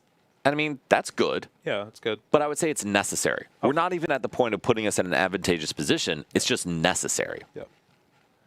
Levincia is going to come down for that 6th and final energy. Or there it is. I knew it was there somewhere. I was so confused. So we have 6. So that is going to be a knockout, which is important. But again, like we were saying, with Kyle having double PP up in hand already, it's going to be back. Exactly. And that is a necessary thing for Kyle. Kyle's going to be able to stream Zoroarks. And then late game, there is an opportunity to use Pecharon to clean up whatever else we need to. With that 1 energy switch that I was talking about, anything is possible with this. Exactly. And it's important that one of these that energy in hand does go onto that other Zorua, just because we're out of PP upset now. Because we only played 2, and he happened to have both of them at the exact same time. Which, this was a very good time to have them. For sure. So one thing from a sequencing perspective, I can't see what is in Kyle's hand. Oh, we do have a Lily's. Oh. And that Defiance belt is huge, because now we can take a knockout on Goldango. We were talking about that earlier, about how important that death band was going to be. And it was immense. Yeah. Because the 260 on Goldango is a single HP out, or 10 HP, whatever, y'all get me. 10 HP out of range of that Zekrum's attack. With no Pecharon on the board, we could not use Binding Mochi. But I mean, Kyle's played this fantastically. Absolutely. I think everything has just been perfectly sequenced, including the one thing that you just said. But regardless of that, it's like everything has been found the way and the time that he's wanted it, which goes to show how he's manipulated the deck, how he's chosen to pick what cards he's going to use, when he's chosen to draw cards, when he's all of these small pieces, and then eventually just it all builds up, and he's going to get what he wants when he wants it. Agreed. And part of my feedback about sequencing was assuming he did not have a draw supporter that was going to shuffle his hand, but it did shuffle his hand. So, okay, I mean, with that hand, I think we could play the Rod. I actually don't think Kyle wants to. because Kyle has no energy in the discard. There are 2 Zoroark in the discard, but we want them available for Night Stretcher. Yeah. I think Kyle's in a really good position. I do believe so. I think just... Do we have any more bosses? We played 3, right? We should have a boss somewhere. We've only used 1 boss, and I think we discarded it off of some... No, we only used 1 boss on that Pikachu EX. So there are 2 bosses remaining in deck. We played 3 boss total, so... And I mean, that's all Kyle's going to need. Yeah. So Knockout is already there because I think there's double Superior in the hand. Or the Superior Vessel with the Levincia, that will be 6. That, yeah, even just the Superior with the Levincia is plenty. So we're going to see the Knockout get back, but I would rather see, if we can get it, the Knockout with the Baby Galvantula. 100%. And Moshi, why is it so important to take that? Because it's one of those things where you want to make your opponent go on odd prizes. Yes. You were already on odd prizes because you took the first knockout. But if you can afford to make your opponent go on odd prizes and not go 2-2-2, you're going to be at 1 prize. You're going to take that final prize first before Kyle can. 100%. Raikkoda, thank you for joining us. Good afternoon. Appreciate having you here. And one thing that's important to mention is that because if Dominic goes this 1 prize route, that counter catch is already down. Yes. So there's no way, unless it's a boss, for Kyle to take 2 prizes after this turn. And that is a big deal because we've been complimenting Kyle so much on putting himself in a winning position by staying on that 2-2-2 prize trade. Dominic can come back and force Kyle to expend a ton of resources to reach on Kyle's turn. And it's not going to be there because we promoted the Genesect for some reason, which I didn't like, actually. I don't think Dominic had a way to retreat the Goldango. That Air Balloon's had an air balloon, or that Golden Go's had an air balloon on it since turn 1. That was a bad decision in my mind. It is tough because a lot of times you think just advance a free retreater. Yeah. But exactly like you said, now that we've retreated into Goldango, we are not going to be able to go get the Galvantula. We're committed to this play. It was basically in that situation, it was draw it off the Golden Go, Turo the Golden Go, and then attack with the Galvantula. But if we just promoted the Golden Go, we could Arwen for the Ultra Ball, and then we can Ultra Ball for the Galvantula, and we still have Superior, and we can still attack with it, and then we're forcing him. But, I mean, I guess it's kind of equivalent because you're forcing Kyle to still find more at the end of the day. Yes. But I feel like that was just a small thing that could have been. Because Kyle only plays 1 Defiant spell, correct? Yes. That being said, Kyle also plays Mochi, correct? Yes, we play 1 Binding Mochi. Yeah. So all Kyle needs to win the game is either Zoroark Energy Boss or Zoroark Energy Mochi Petra. Or Petra E-Switch Energy. Correct. Absolutely. Kyle has a lot of ways to get there. Kyle also has 37, maybe 39 cards in his hand. So that will help. Plus, we'll be able to draw with Zoroark. Plus, we'll be able to draw with Pheasantipede. We have 3 energies in hand. This is so broken. Actually, we have Night Stretcher. We have Night Stretcher, Energy. Cyrano, Energy. We just need the Mochi. We just need the Mochi. Turo comes down for the Pikachu. Sure. Make it so that it's harder for something. I don't know. No, it didn't actually do anything. It doesn't change anything. Alex, Petch Mochi for game? Yes. Unfortunately, we do not have Mochi. And that is, I think, going to be the hardest piece to get out of the deck. Because it's a 1-of. Correct. The question is even if it's in deck. I actually don't remember looking for it. So, but we're going to see the Stretcher come down, I assume, for the Zoroark. Yes, definitely. And I don't think Kyle wants to play a supporter yet. I think we just want to draw. I think so too. To see if we need to okay then. And I saw the patch in deck already, so if he knows it's there too. Listen, it's just that easy sometimes. He's done this twice this game. It kind of pisses me off. Now, this is one of those times where and there's the patch. So all we need to do is play Cyrano, go get the patch, attach the Mochi, and we are done. There's the Mochi, Cyrano for Petch, and there we go. Kyle takes the game over Django, goes to 4-1, and possibly can ID into Top Cut. I'd want to say so. I feel like he's in a great spot where I think 4-1-1 will be fine. If it's not, that's very surprising. So it is. And what a world we would live in if 4-1-1's not making cut at the Nerd Rage. And so here's the thing. 4-1-1 certainly won't make cut. But does every 4-1-1 make cut? That's a great point. And that is the question, because we do have 59 players, and that is a lot of players. I know there's a lot of ties in the field, too. So how? We have 30 minutes. How are people tying? Listen, y'all, play at pace. We don't ask for much. Just play at pace. So one thing we haven't talked about, we were going to talk about originally, but I think this is a good time, is we are obviously playing with a new Ascended Hero set. Yeah. We've seen Zekrom. We've seen Pokepad. There are a couple more cards that are pretty relevant. So, Bryce, do you mind throwing up the list O cards that I put together? Now, I apologize for my zooming skills on this one, but we're just going to deal with it. But here are, oh God, that was terrible. It's fine. So there are 5 main cards that I pulled that I think are relevant either right now or will be in the future. Yeah. There's one I missed in Mega Meganium, which could see some fringe play. But Moshi, talk to us about these cards. Of course. So the Light Ball, it's just the Pikachu, right? For the Light Ball. It is just for the Pikachu. Just for the Pikachu, which does change things because it allows it to do 30 more damage. 50 more damage, which knocks out a lot of things in this form. It also knocks out almost every Stage 1 Mega EX, which is a huge deal. That Dragonair, which you talked about earlier, kind of when you talked about how the new Dragonite was in the game. Yeah. It's I think I haven't seen much on the Dragonite deck itself. I've heard that it's going to be somewhat well. It's going to fit. I think it's okay. But of course, just being able to search your deck for an evolution Pokemon, you can't beat that.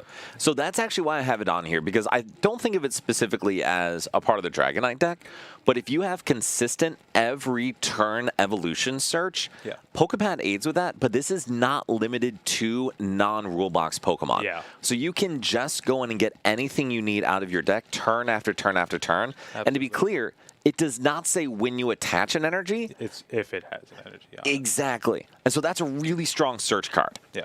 And so tell us about these other ones. We have the new Snorunt, which I think is the only 70 HP Snorunt It is the only 70 HP Snorunt. Of course, just having a 70 HP Pokemon is going to be better than having a 60 HP Pokemon. And then, like we saw, the Zekrom, going to be important for Cornerstone, going to be good for a big attacker to take big knockouts onto Stage 2s. The Pokepad, probably my favorite card to come out of the set because it changes so much for everything. It is so good. And it's one of those cards that I love because it does not break anything. Yeah. It does not make anything overpowered. What it does is allow all well-built decks to function more consistently. Absolutely. And I love to see that. Absolutely. The other one I could think of is obviously the Harlequin that we talked about earlier. Yes. That card could be pretty good in a lot of decks. I refuse to put that card on here because it's flip a coin, but you're absolutely correct. I was just a little bitter. I also didn't think about it. What other cards are we missing? We're missing this card, the Mega Frostlass. And so there are a couple others that are good. So Dragonite EX is pretty powerful overall. Hitting 330 is incredibly strong, and it has an ability that lets you switch in and out. The new Electros, Mega Electros, does have a really interesting spread attack, and if you discard 2 lightning energy, it can auto-paralyze things. It also combines really, really well with the Eel Electros. Yeah. Is it Electros? I think so. What's the middle one? Electric, thank you. E-Electric that accelerates an energy from your discard to your bench every turn. So there are other cards that could be strong out of here, like you mentioned, Mega Frostlass. Yeah. But I think these are the ones that truly impact decks in the meta right now, or like Dragonair. I think it is so ubiquitous and can be used in so many different decks in the future that I wouldn't say no to picking up 1 or 2. Absolutely. I can't imagine you ever play more than 2, but... There were 2 Ceruledge in top 4 in Puerto Rico. Ceruledge? 2 Ceruledges. And they could be in the finals. Because Ross and this other guy are the 2 different top 4 brackets. So. That is... So, Rafal is just telling us that there are 2 Ceruledge in top 4. That is insane. Is top 4 still playing right now? Yeah. Okay. I know that Ceruledge, it should go quick. Okay, that's fair. I know that there was one here. There was one Ceruledge here. I don't know how they're doing, but I saw one when I was looking through the list and stuff. Sounds good. And there are some other ones. Mega Feraligatr EX is interesting, but no, it's not actually that good, guys. But so let's go ahead and get back. Bryce, you can throw us up here. Do you know how Cut looks currently? Like at all, like. Ryan's in Cut. Okay. Elias is 4-1. He should be in Cut. Okay. Mo's on the winning end. I might just put him up. You guys want to watch Festival Lead? We actually had Mo up here before, and I'd love to see Festival Lead function better. And actually, let me ask you guys, for anyone in the chat, if there's a certain deck you want to see, I am all for it. Can you guys stop hitting the light switch, please? Because there's a thing up against. So we are going to get into basically what is our winning in round. So Rafal's walking us through it a little bit. We have Festival Lead is on winning in. We have a Zoroark and a Goldango pretty assured to be in cut. What else is XO Rafal? Luis Garcia, no clue what he's playing. I don't know he's playing. And also, we're not going to tell Rafal what he's playing because Rafal is still playing. What are you at? I'm 3-2. Did you know when I play supporters, I win the game? That's good. And you've only done that 3 times? Yeah. Okay. Oh, I don't know, interesting. Shaq, I don't know if they can hear me. So that's a roaring indictment of the Frostlast deck. Is Rafal is telling us that in the 5 games he has played supporters in 3 of them and won all of those games. I want to put that on. Yeah, can you put Lewis on? No, don't show because Rafal's playing. He ID'd. Oh, he's XO? Okay, never mind. He's guaranteed. He's 4-0 with Ryan. So Oh, that's in so- cut. So That's awesome. we will be seeing Mega Meganium EX in cut. And Moshi, I had talked a lot of smack about that about 30 or 40 minutes ago. So that is going to be interesting. Absolutely. At night, I would love to see Frostless on there. I'm hoping Rafal sneaks in at 4-2. Did we have any other Frostless or just him? It was just him. Unfortunate. Well, I blame Rafal for not getting my baby up in there. But as Rafal said, apparently Sterilege is doing pretty well in this format, which blows my mind. And I think it may be a small sample size thing with Ross Cawthorn being pretty good. Yeah. But we'll see what else comes up. So it looks like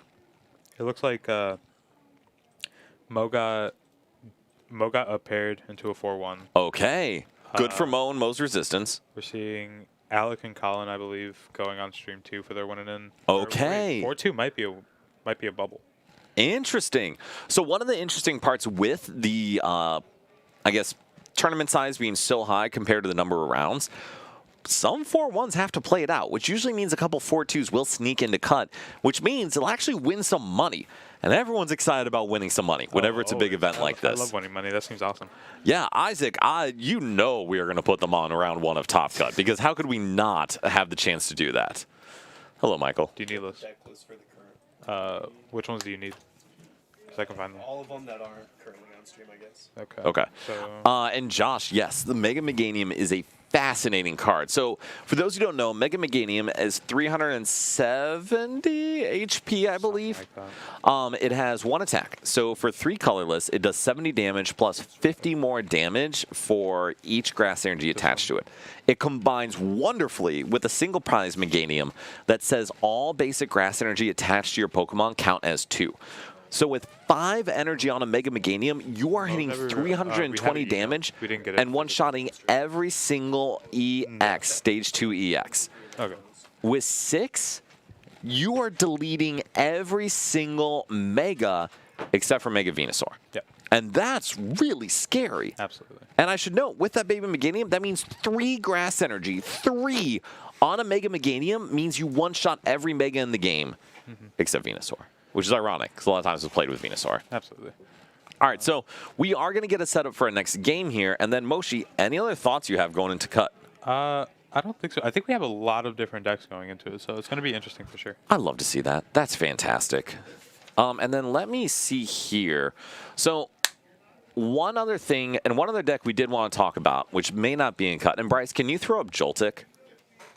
So this is one of the decks that I think is really interesting. We've seen Jengo a couple times. So Joltik combined with a Goldango. What we haven't seen is pure Joltik box. And so isn't it wonderful to just delete things with Meganium? So this is a list that got top 8 in Seattle Regionals last week. And this deck is wild. So it's very similar to that Jenga list you saw, but it is much more streamlined to taking Iron Hands EX knockouts. So amp, and then clean up things with either Pikachu, with Blood Moon Ursa Luna, whatever it may be. This deck in general, and I'm going to be straight with y'all, is a crayon-eating deck. And it has been accused of this for a long time, but it really is, because you just do one thing. You Jolting Charge, attack with what you Jolting Charge to. You Crispin, attack with what you Crispin to, and you just rinse and repeat. There ain't a lot of complex prize mapping with this deck. Absolutely not. But that being said, you apply so much pressure, especially to evolving decks, that you're the one kind of asking the question of, can you keep up? And it's hard for decks to answer that, Moshi. Yeah, absolutely. I feel like Joltik's just always been a deck that people choose just because it has like 7 different attackers that all target different matchups.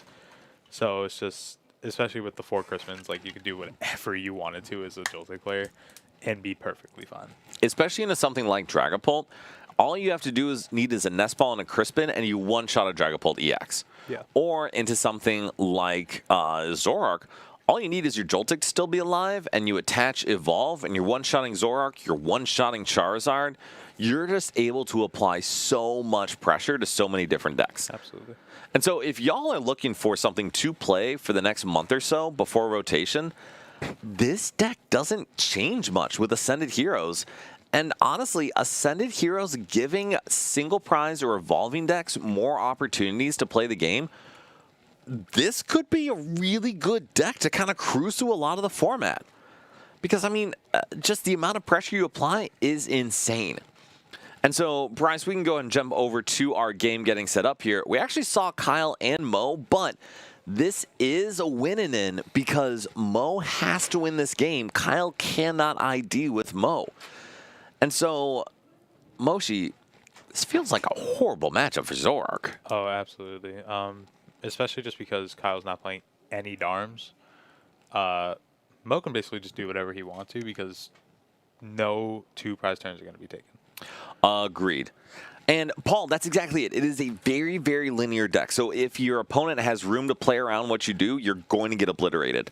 But that is assuming that they are setting up as consistently as you are, which is not a great assumption sometimes. And Mo is starting off with the double buddy poffin into Zoroark.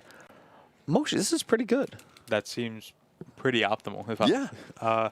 One thing I know you've been wondering what I've been doing. I am wondering what you've been doing. So I've been looking at pairings and writing down everything. I believe the bubble of going in is 4-1-1. Okay. So the 4-1 pairings, neither of them will make cut. 4-2, I do not believe cut because there's 3 401s, which Ryan and Michael paired, so they're going to ID it to 402. Or there are 3 401s? There are 3 401s, so 402 would be fine. So there's going to be 1 402, which I didn't write down, actually. I did this wrong. Hold on, I might be wrong. Hold on, give me a second. All right, go ahead and do that after. Focus on the game now. How is Kyle setting up? Kyle wants to Itchy Pollen Mo because it'll prevent, hopefully, something out of it because I assume at this point, Mo's only real item that he will have access to is those Pokepads, which of course is big into a deck like Festival Lead. Absolutely. Just because it makes it so he can't find his Diplins, he can't, and that Iono might be. I don't think Mo had a Lilies. I guess that hand was okay. One thing I kind of would have liked, and I know that the whole point of it is that it's a grass weakness. I feel like I would have kind of liked to see Mo grab a single Goldeen. Just because those drawing 4 cards seems pretty good into a lot of situations where your hand might be pretty dead and you just kind of want to see the cards. Finding the air balloon there is huge because it's a 1-of. So just being able to find that and get it down enough to where you could... Well, I almost would have liked to see a knockout on the Diplin. Do we have knockout on the Diplin? So we had Secret Box, and that would have enabled us to get Pecharunt and Binding Mochi. Oh, we just passed. Oh, never mind. Great decision, Kyle. Excellent choices being made. Never punished, never punished, never punished. But this is kind of what Kyle needs in order to win this game, is to slow Mo down enough where he's able to win this. So, Dan, that trade was ridiculous. I don't know if you saw those 2 cards. Oh, it was absolutely insane. Lilies.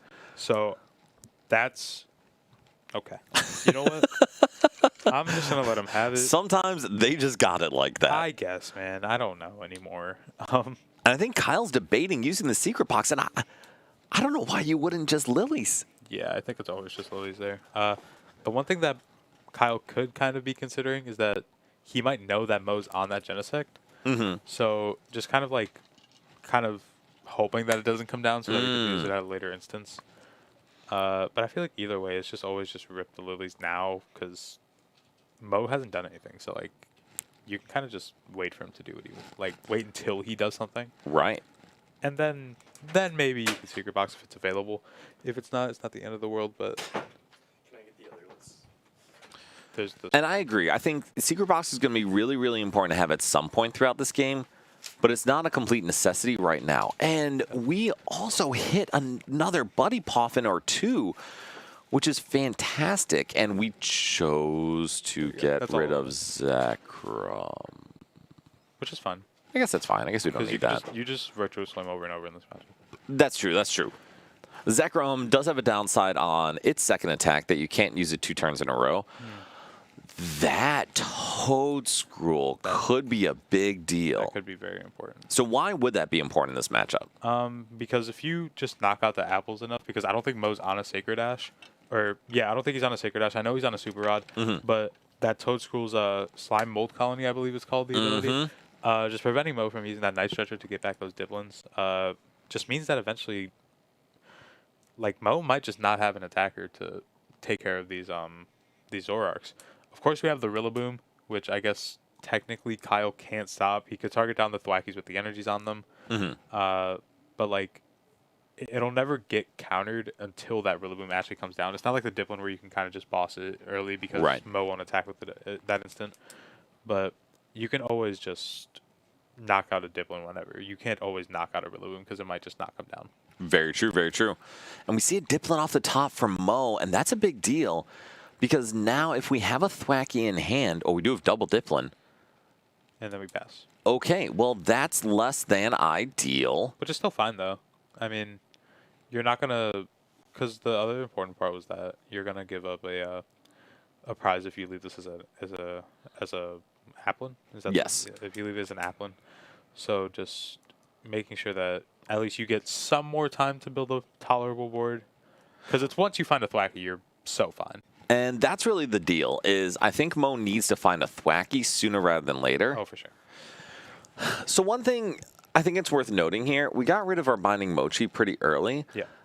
Kyle will need a way to screw up the prize trade. Yeah. And maybe Kyle is saying that Mo knocking out Badu will enable Kyle to go into a Zoroark and tank a hit and not get knocked out and not let Mo take a 2-prize turn. Because honestly, Kyle's not in a bad position. Yeah. The only thing that's gonna like be awkward for Kyle, of course, is if Mo finds a Thwacky. There's 6 prizes on the board already. There are.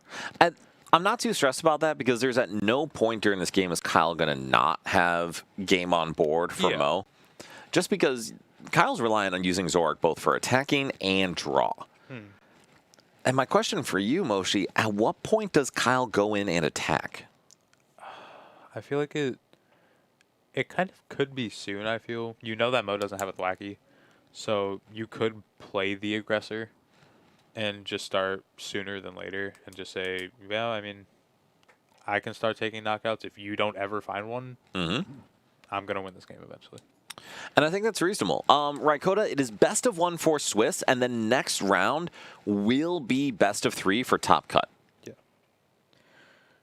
All right, so Kyle choosing to go into Zoroark, and we do take the Righteous Flame knockout, take a prize, and now Mo has an opportunity to use a Pokepad or something else to get Thwacky. Which I know he has a Pokepad in hand, so. And we do have a Pokepad, so we'll be able to start playing the game. Yeah, absolutely. So we're going to see, I assume, Boom Boom Groove for a Boom Boom Groove for another Boom Boom Groove. That seems like a good start. But one actually has to be a Hilda because I don't think we have an energy yet. And that is true. Oh, we have a Poke. No, that doesn't matter. Either way, it has to. Or no, because I guess we could. Because one has to be for a Stadium. One has to be for a Hilda. It doesn't have to be Hilda. We could just get the energy. We could just get the energy. Because the nice thing about Boom Boom Groove is it is not limited to any kind of trainer. Yeah. Yeah. But to your point, as strong as that ability is, Mo's still in kind of a tough spot because he has to hit Stadium, Energy, and another Pokemon in or well, that's a lie. We just have to hit Stadium Energy in order to knock out this Zoroark, which is doable, but not a guarantee. Yeah, because I guess we're hitting 160 right now, followed by 160. So we have knockout with an energy and stadium. And I think what Mo is debating is, do we go for a supporter and then try to follow it up? I think that's fine. I think it's fine too. Yeah. Never mind. I was gonna say something that was just completely not allowed. I was gonna say we have a stretcher, but can't do that. You're right. We can't do that. And I think this is part of the play for Kyle. Absolutely. Is to say, okay, congratulations, you took 2 prizes. Congratulations, you took 4 prizes. You have no festival lead abilities Which anymore. is also why I was saying that I think taking that early aggression was perfectly fine. Yes. Because we had that Toad Scroll set up. And that Toad Scroll really is in there for Goldango, but apparently there's some collateral damage for festival lead. Which could make possible arguments for why Toad Scroll might just deserve a spot into Zoroark going into the near future. I think, especially with Night Stretcher being so big and so, wow, we just got it. Sure. And then now Mo can use the second Boom Boom Groove to go get another one. Yeah. But here's a tricky thing. We do have, okay, so we do have another apple and another apple. So we will be able to have a follow-up 2-prize knockout. Yeah, but your point still stands from before, where it's like, okay, you've taken 4 prizes, you have no more apples left. Badu El Diablo, most hated card in the game. I mean, there's probably plenty of people that feel that way. I don't know. I've always played a Badu deck, so I mean, I'm a pretty big fan of the guy. I do love the guy too, to be clear. With that Pokepad, we can go get another Boom Boom Groove, which is pretty cool. But I assume he wants to save that for the apple or maybe like something similar to that. And I think that's reasonable. Toad Scroll, I actually forget what set that's in. I don't believe so, if I'm not mistaken. Let me, Bryce, do you know what set Baby Toad Scroll's in? You have access to the computer, that's why I'm asking you. All right, so then Mo has a stadium, has the energy, is going to be able to hit for 200 and then 200 more, which will certainly knock out this Zoroark. Yeah. One thing that could be... Oh, Paradox Rift, and yes, that thing will be rotating. Yeah. Not that one. The one that's... It's that one on the top. Yeah. Yeah, it's that one. Okay. All right, well then Mo takes a knockout here, goes down to 2 prizes, will be able to have another apple to attack with, but Kyle's going to be in a position to start disrupting, and disrupting pretty consistently. Absolutely. That's important to mention. And it's kind of with what I was saying earlier, it's like, because we're not playing Darms, this matchup is like 90% harder. It is. It's winnable.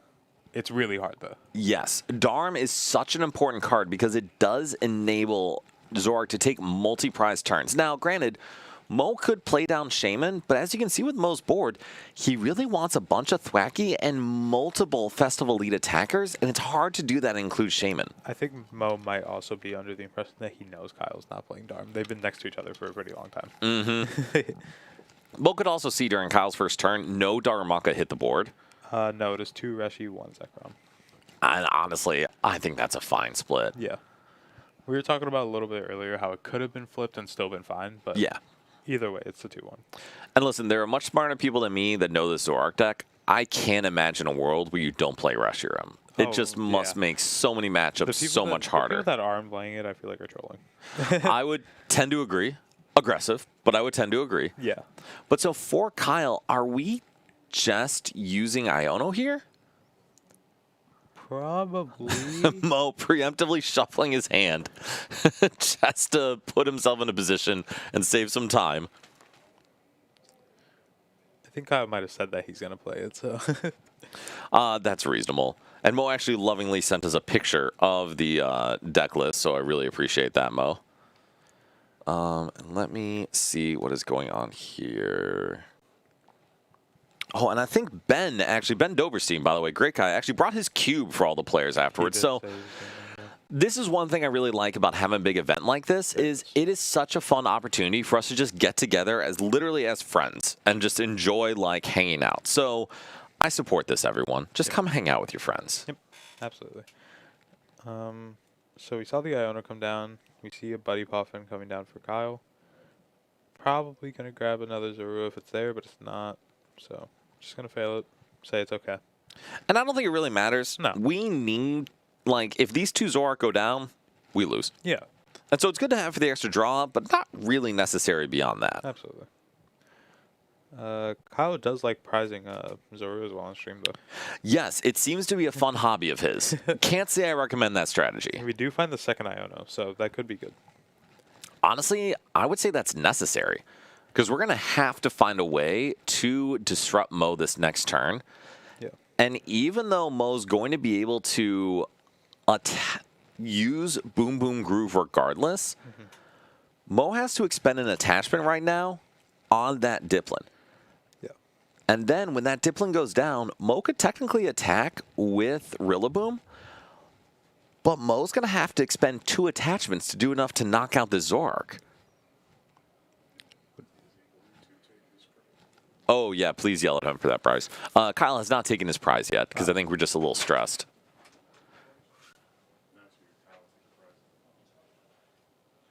All right, we get an oh, my bad, and we have prize taken, which is excellent.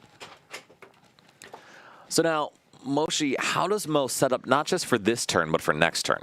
I think that Mo is just in a really awkward spot going into this turn because of that Boom Boom Groove needing a Pokemon with the Festival Lead ability in the active to use it, and because that Applin doesn't, we're forced to promote the Golden if we wanted to use these Boom Boom Grooves, and now we can't attack with the Apple because it needs a Grass Energy. Oh, no, we still can, because we have Air Balloon in deck. Oh, yeah, we do play Air Balloon. I forgot about that. Okay, so, I mean, it's still possible, but Mo does look like he's leading towards the Seeking attack. Just with the 2 grabs that I saw, the Lilies and the Seeking being the 2 grabs so far. What do you think about that decision? I think it's okay. Unfortunately, you're not taking a knockout, but it's one of those things I was saying earlier where if you just want to see more cards because you just don't have like enough in your hand or you don't have the ones that you need, just being able to guarantee cards is fine. And because you're a one prize deck, because Kyle's only at 4, like you're not going to lose if you do it.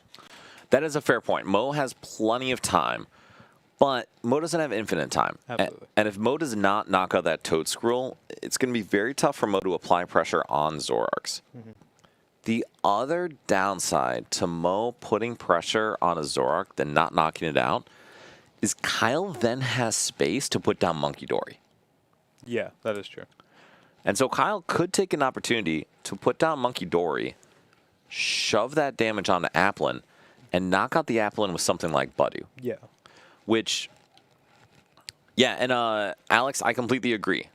I would like to see Mo knock out that Toad Scroll at his earliest opportunity because... We do have a boss, too. And we do, but we only have 1 apple down. So it would be hard for Mo to stream attackers the next turn. Yeah, because if we boss the Toad, Kyle can just go boss the apple, and then there's no 2 prize knockout. And then we can attach to a Thwacky, and then that gets lost. And then we yet again don't have a 2 prize knockout. Correct. The good/bad thing for Kyle is Kyle's losing. Well, Kyle will be losing after this turn, likely. And Kyle's not actually used any Gust. So Kyle has 3 boss and a counter catcher to continue to do what he needs to do to win this game. Absolutely. And I did finally decide on my my final. Excellent. I'm so glad. My final ranking. We can talk about that after this match, but it seems very close. I'll say that. Let me actually see. Sorry, I did not plan for our in-between round break. So, Moshi, talk us through this turn for Mo. What is the plan? What are we trying to do? Absolutely. What are we trying to accomplish? So we saw the Air Balloon come down. We are going to see the do the wave for the 2 prize knockout onto the Zoroark. Going to go down to 2 prize cards. Just making sure that he's staying on these evens. Do the wave is going to take 2. Mo's going to go down to 2 prize cards. And now, after this,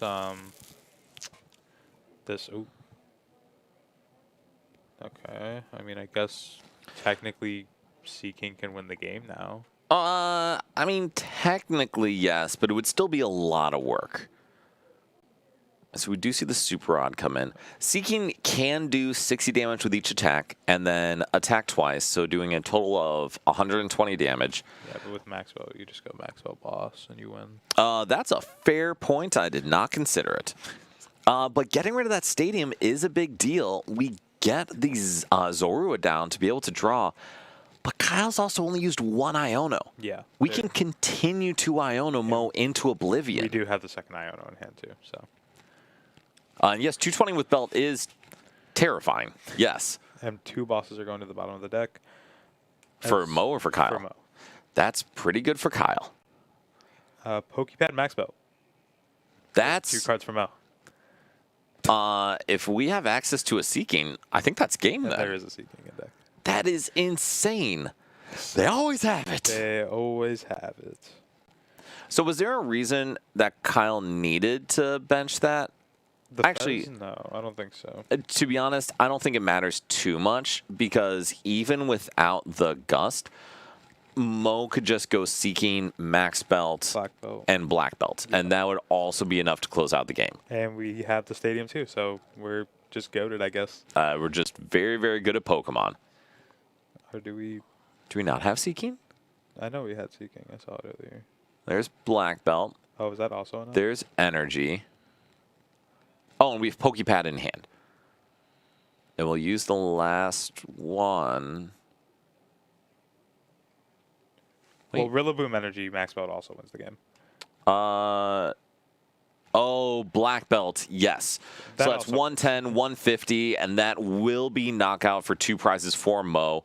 And Mo will go to 4-1-1, Kyle to 4-2, and that could mess things up a little bit for us. Dang. All right. So we will likely see Festival Lead in cut. We already are going to see Mega Meganium in cut. We're seeing at least one Zoroark in cut. Dude, we got some cool stuff. Yeah, we do. It's gonna be a great cut for sure. I am excited. So one of the things we would like to do at times, and I assume we don't have a second game, right? No. Okie dokie. So let me message Rafal right quick here. There's and no Guardian see. cut. There's no Guardian cut. Here, let me do this. Moshi, I'm going to have you talk to Mo a little bit because this Festival League deck is cool as all get out, right? Absolutely. So let me bring him in. He can talk to you, and I'll try to figure out what we do in our break here. Oh, those are. Oh. I have more or less top cut for you. Okay. So actually, Rafal, why don't you sit with Moshi, and I'm going to see if I can find a person to commentate so Moshi and I can play post row. Okay. Is that cool? Yeah. Or would you be up for that? Tate, I'm probably gonna queue with Ben. Totally fine. Come on, Rufal. Let's talk some cut. Let's see what new info you have for me. Okay, so it's not definitive. It's weird because so we had some natural ties, which I wrote down like everything during that round, what I thought was possible. yeah. So we had some natural ties. Yeah. And then let me look at the bracket. The top 4 tables all ID'd. The top 4 tables. Top 4 tables all ID'd, and then we have Kyle and Mo playing. Mo won. Yeah. Right. So that's a 4-1-1. So there's 3 402s. So that's at least at least 9 people at 4-1-1 or better. Yeah. Ben and Damien are playing. That is Zoroark versus Absol. That is TBD. Alec and Colin, did Colin win? I don't know. We didn't see that game, and we didn't see any of that game. Do you know, Bryce, do you know if Colin won? I think Alec won. Okay. So allegedly Colin lost. That was a I Zoroark. can text Matt real quick. So we have 2 people at 4-1-1 are going to bubble. So that's tough. The fully guaranteed people in cut should be Michael, Ryan, and Luis, Okay. which are Those are the 402s. the 402s, which are Zoroark, Alakazam, and Hydrapple Meganium. Yeah. Yeah. Beyond that, we have Mo potentially in on Festival Lead. A Absol versus a Zoroark playing to be on the bubble. And then beyond that, we have a Dragapult, a Terrazard, and a Goldengo. How many is that now? We are at 1, 2, 3, 4, 5, 6, 7. So or 8. I'm missing 2 people's lists, but yeah, we have It looks like it'll be 10 people at 4-1-1 or better. So 2 people are going to bubble out. So it'll really depend on resistance here. Other than for Michael, Ryan, and Luis, it'll really depend on resistance. Emmanuel is probably in because he just ID'd with Luis, so he has an opponent at 502 at 402. But beyond that, all of the 4-1s who ID'd and the 3-1-1s who played it out, a lot of that just depends on how their opponents are doing. So if they lost to someone who's kind of struggling right now, that's going to be tough for them. Yeah. But yeah, no 4-2s in cut. No one bubbling into cut. It'll be 2 people bubbling out of cut. We know most of the decks in cut. But at least so far, no repeats. I mean, I'm missing 2 decks that could be in cut. There's a possibility if Ben makes it in, it'll be 2 Zoroarks in cut. But yeah, it's interesting. We got a lot of grass decks, a lot of Zoroark hate, a lot of Alakazam. So, I mean, we are seeing... We are very, I mean, you know, some people might have thought that this meta wouldn't be impacted much. You know, it's just Pokepad. What's the big difference, right? It's just going to be a lot more Dengo, Zard, Pult, and Guardy. Guardy is nowhere to be seen today. We had 2 total Guardies today. 2 total Guardies, unless there's 2, unless there's one in cut that I'm not aware of. Guardy has not done well today at all. Every deck today is either, not every deck, but just about every deck that's in cut is playing probably 3 or 4 Pokepads or is Zoroark. Awesome. So all these new cards are in basically every deck. Other than Elias on Goldengo, Zoroark got buffed. Festivalid, Terrazard, Hydrapple, Alakazam, Dragapult, all playing Pokepads, I'm assuming. I did get confirmed that Alec did win his game against Colin. Alec won. Okay, so Colin is not in. So that's one Zoro that could not be in cut. So yeah, I mean, we are seeing very much the impact of the meta. We are going to see some very interesting matchups. The Hydrapple Meganium is very interesting. It's playing the Regigigas, the one that just blasts Terra Pokemon for 330 damage. So yeah, I mean, cut is looking pretty interesting. It sounds wild. It seems fun. I have 2 gentlemen who are going to yap while Moshi and I play a post-rotation game. Oh, sick. On stream. I get to play Pokemon today? Yeah. That's awesome. Do you mind, Rafal, can I steal post-rotation decks from you? Yes. Well, as you know, one of them is heavily proxied and unintelligible. The other one is Honchkrow, where you just have to pretend that the A-Spec is the double VS Seeker thing. That's fine. I'll give you that one. Do you have another post-rotation deck? Do you have post-rotation? No, but I have the headset. If you can lend me the headset, I'll have a real deck. And I'll see if we can nab another post-rotation deck that doesn't have a Meowth, that's just a white piece of paper. I'm just going to talk briefly. Yeah, for sure. Yes, if you guys can just get us 2 decks, let us know when they're good. I will love you forever. So I will just give you what I know, Dan. Yes, please share the knowledge. And then we're going to actually have 2 players come join us. One is Matt, who already has a top 16 to his name and has had a bunch of day 2s this year. 2 is Colin Merrill Matthews, also known as Fly, who has 2 top 4s at regionals and is also just has incredible taste in music and is a great guy. So you guys will have some very intelligent and great Pokemon player commentators for you while Moshi and I embarrass ourselves with our decision making. And so now hit me. What do we got in cut? Okay, so the top 4 tables Rafal told me I did. So we have a You mean the top 2 tables? I was told 4. So we have... No, okay. I was going to assume he meant 4 people. Okay, that makes a lot more sense, but yes. It's a Zoroark, a Hydrapple. No shot. The list I was showing you earlier. Okay. That and then the Alakazam from Michael. Okay. We're pretty sure Mo's on the bubble. Okay. There's an Absol or a Zoroark. Okay. There might be 1 Pult on the bubble, a Terrazard on the bubble, and then 1 deck that Rafal didn't know. That is an incredible spread of decks. Absolutely. I am very hyped about that. This is going to be an awesome cut to watch. I am excited. This is great. So part of it is we get to yap about it for you guys. I also just love seeing cool crap get played out. So this is fantastic. And then... he said there might be a Golden Go with Elias. Oh, that's fine, I guess. Whatever. But all right, I'll kick you out, Moshi. Okay. I'm going to give Colin the headset. I'm going to introduce Colin. And then once we're set, I'll tap in for Matt. So, Colin, please come. Have a seat, my friend. I'm coming over here. So, what is up? Are you still in the kitchen? Yeah. All right, cool. I'm so the manager. Wait, are you really? Yeah. Well, look at you all fancy and things. So this is Colin. Colin, can you give us the highlights of why you're good at Pokemon? Why am I good at Pokemon? I like to one-trick a lot of things. And that's fair. It gives you a lot of percentage by just sitting there playing the same thing over and over. You played a lot of Tina. You did the same thing. I played so much shit. I've also played like only Dragapult for the past year. Yeah. But also, tell us about your evidence that you are good at Pokemon. My top 4, my top 8, my other 20 bajillion entries on my limitless page, and just in general competitiveness, our scene helps a lot. Yes. Our scene keeps everyone on their toes. Yeah, so I get my butt whooped constantly locally, and then we go to regionals. I'm like, wait, I actually am good at this. I promise. Yeah. It's really nice. So yeah, Colin's an incredible player. Played Mew for a while. Played Chi and Pao for a Pao. minute. What have you played recently? I played Zoroark today, as you Okay. saw me kind of get bodied a little bit, but that's okay. Yes, correct. That's I okay. played some Zoroark today. Goldango. I did play some Deepult. Okay. Dragapult's really cool. It is. Dragapult's It's good a very cool deck. The Pokepad, that deck gets way better. I'm so Should excited. be way better than it should be. I'm very excited. So, all right, Colin, thank you for yapping with us course, while we get a thank little you. break. And then, Matt, I will give you the headset. And I already said that you got a top 16 and a bunch of great stuff this year. Thanks. So Oh. feel free to brag about yourself. Yeah, this is yours. Oh, cool. The, All right. I'm going to grab my the phone. prize binder. Prize binder. What's up, y'all? What's up? What's up? We got the Mew God Yeah, right here. What's going on, baby? What's going on? How we doing? You know, X2 lost to you, but Yeah. everybody does. Yeah, we learned some things. That's the important thing. Learning things while playing is always important. That's what I felt like out of our match. Because, Yeah. like, when you lose a round and you just don't really get to play, you don't really learn anything. Yeah. But when you play back and forth and you're like, oh, if I did this earlier in the match, maybe that would have swung things and would have had a different outcome. Well, then that's why we do it. 100%. That's what's like nice about playing in person too. You get to kind of versus live, you know, you get to like sit there and talk. We literally talked about our game after too, like during the game, even like after the game. Like we should have done this, maybe done this. Talk about this, that, maybe future plays and like learning. It's super important. Yeah, well, so we were on, it was a Bolt and Zoro matchup, which at first chance you think would be favored for the Bolt, which it player. usually is pretty Which favored. normally is pretty favored.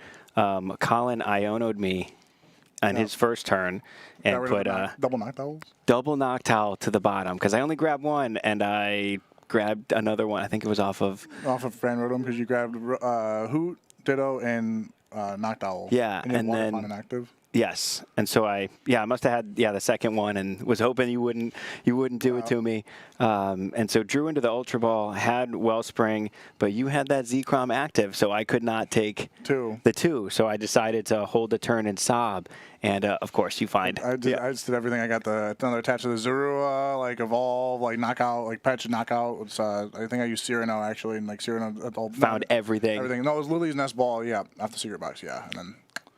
So our discussion point was that I would have had the Wellspring, but only could take one prize. Should I do that? Yes or no? And we decided the optimal play probably would have been to take the one prize, taking out the energy with the Zoro, give you one more piece to go find, and even though it offsets the prize trade, have a chance. All right. So we have two post-rotation decks here. One is going to be heavily proxied. Well, I think Martin's is actually okay. I think the less proxied than we The thought. Rockets deck looks like it's got a lot of actual cards in here. It looks like we're playing Rockets here. And we have Dragapult Blaziken, which I think it should be an interesting matchup here because you got your Team Rockets single prize deck that can hit some pretty big numbers, KO that Dragapult, KO that Blaziken EX. Yep. But then you have Dragapult that has some spread, and normally you're like, oh, well, Dragapult, once you take that knockout with that Neo Upper, can they respond to it? But with that Blaziken ability, now you can just stream energy directly to it and see if we can take some multi-prize. I was about to say, I was thinking, I'm like, hold on, did he think he was playing Proton? But he played Petrol. I'm like, can't play Petrol turn one. He played Proton turn one, though. I was like, looking, I'm like, if I'm not mistaken, that's a Petrol. Did I play Darm? I did not play Darm. What is going on? What is going on? So Dan went first and just opens up. It goes Murkrow, attach, pass. It feels his next turn, like, it looks fine. Like, he can Petrol for next turn set up, or. Well, he definitely needs to find something to set up. But the Petrol, I mean, I don't know exactly what's in this list, but it's not like you can Petrol for your. What's the supporter that gets the 3? Proton. Proton. You can't Petrol for Proton. Like, that ain't going to do it for you. No. Right there. No. So that Proton, getting the turn one, basically bridge it for the old heads that remember the bridge it. But now we got Dragapult over here. Look at that Pokepad. Straight. Oh, I just thought it's on my bad. Getting the whole board, getting the whole squad. Ultra Ball. Yeah, my bad. Rough here. Hello, I'm here just to announce what's the top cut bracket, if anyone's wondering what made cut. We have Ceruledge versus Festival Lead. We have Terrazard versus Zoroark. We have Alakazam versus Dragapult, and we have Hydrapple versus Goldengo. We had a crazy room here today. Yeah. We had a crazy room. Here we go, guys. Thank you to Rafal for announcing the top 8 bracket. Very interesting top 8. here today at NRG, actually. Yeah, everybody predicting Zoro be a big play. I did myself, which is why I brought Raging Bolt. One making cut. And I think it was, I don't know if it was Ben. I gotta see if it was Ben, because we were playing a similar 60. Well, you heard about Hydrapple, you heard about Festival Lead, you got There's a lot of Zero going on Edge. over there. But I did hear Ross Cawthorn top 8 with Zero Edge at Or he's top 4, actually. top 4. Yeah. Top 4. So now we see the Ultra Ball special for the Meowth to grab the Lily's Determination, the fixed motion, Christian's hand here. Let's see, he's Ultra Ball debating. So the Meowth post-rotation supporter coming out in perfect order. Like that Luminion of old, play it down, be able to find a supporter card. Tapu Lele, excellent things up, and we're going back to the normal strategy of retreat and Itchy Pollen. Really, I mean, you can't go wrong with that strategy. No, not at all. Like, it's impossible to say that's bad. And now we're swinging here, and there we go. One for Dan. Dan is item locked. We will see what he finds. And he top decks the Proton! He finds the Proton. Oh, my goodness. Looks like we have a game. We actually game. have a game. Because otherwise, Badoo's going to be like, Badoo, Badoo, Badoo, Badoo, Badoo, Badoo. Oh, now I can finally do what I want to as Dragon Ball. Zero Edge Mirror in the finals of the SPE. Oh, my God. Is that actually? Oh, that's what we're seeing on the comments right now. That's crazy. I don't know how I feel about that. Who would have guessed? That's not. Who would have guessed? I would not have been on my bingo card for 2026 for sure. We got so he's mentioning the Porygon, the Murkrow, and the Articuno. So Dan has some interesting plays right here. So he brought out the Articuno. So the Dragapult no longer can put damage counters on any of the basic Pokemon. Murkrow does have an attack that means that you can prevent your opponent's attack from being used next turn, which means that he will, in all likelihood, stop. He just takes the knockout instead. Okay. Knocking out interesting. We also got to see the factory, which I think that card is insane. Just like saying it's draw 2 for free if you played any Rocket supporter. So Proton, start the board and draw 2 more. Draw 2 as well. So well, those Rocket supporters, you have off-brand Lilies. Off-brand Lily. You have actual Guzma. Yep. Just for Rockets. So I guess off-brand Guzma. Then you have off-brand Roxanne. Yep. So there's a strong suite in there. I remember when it first came out, everybody was predicting, are these going to get some play? And you get Bridget, off-brand Bridget, and off-brand Skyla. Let's throw on the fun stuff. That's right. That's right. We are getting unfair stamp, more than likely. More than likely, the unfair stamp. It seems like a lot of that post-rotation from what we're seeing right now is going to use that unfair stamp, and then we'll see if that bricks the opponent or not. Being the only real disruption we have for post-rotation, which is still crazy to me. That's what having no Iono is going to feel really interesting. Well, I mean, I know we're getting the other like pseudo Roxanne item card, which I think the red card. Yeah, the special red card. I think that's like a little unfair, but as an item, I think supporter disruption is okay, but item disruption is a little harder because you can just do a bunch of other things. Like, I'll draw Lily for 8, or not Lily for 8, but like Lily for 6 at that point, probably at that point in the game. And then you can still use boss, then disrupt, put them down to 3. So take out that Fez, put them to 3, and then. Let's hear some noise. I'm like, oh. So we see it. We're Dracloaking, Crispin. Continue to Dracloak. That was a Blaziken, or is that the Combuskin? He's moving too quick. Moshi's got fast hands. Yeah, can't see what he's grabbing. He's got some fast hands going on here. Got the solid hand, a little bit solid. We got his board's looking pretty good so far. So Dan does 2. He has 2 Rockets energies in play. So strong setup. Sometimes with that Rocket deck, it's hard to continue streaming attackers if you can't get your Murkrows, you can't get your Honchkrows in play. Then he top decks of course, the Transceiver, just any Rocket supporter you want for this turn as well. So it looks like he just did some Cloak, set up some more board, get the Combuskin active, set up. So now next turn you can start swinging. But Articuno's kind of gonna put some mess there. Petrol for Pokepad, okay. Pokepad grabbed the Honchkrow, I'm assuming, would go from here. Yeah, thinking through this here, Dan can take that second prize. He can just go 2-2 with whether it's bossing one of those, that Pheasantipity, bossing that Meowth, which has lowly 170. Yeah. So, I mean, you still need 4, it's 4 supporters, right? Yeah. 3, no, you only need 3 for the Meowth because it does 60 times. So it should be a pretty easy knock with with that one. So as long as Dan can continue to stream those Honchkrows. He's in pretty good shape. Yeah, seeing the optimal sequencing here of actually, before you play in Pokepad, they grab the Honchkrow, so you factory let you draw the Honchkrow first, and then maybe Pokepad for something else, maybe another Murkrow, or set up another, like maybe the... grab a second Honchkrow so you continue to do it again. Sure streamlining it, just something else to keep the board pretty good. But he's a pretty solid position right now. If this Honchkrow goes down, next turn he can... he's discarding because of the... Yeah, he's discarding because of the Honchkrow. I was like, we're not playing the Proton right now, are we? But...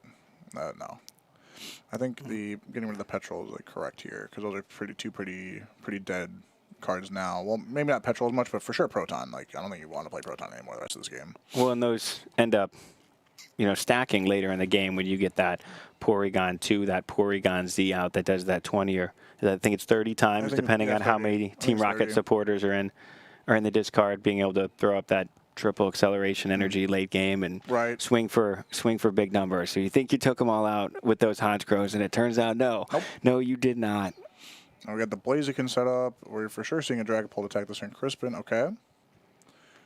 Now I'm assuming one's going to the other Dreepy, or if he's going to attach that for turn or not. I mean that's the one with the fire from the Crispin, of course. Yeah, we'll see where he puts the other one there. He could take a 2-prize.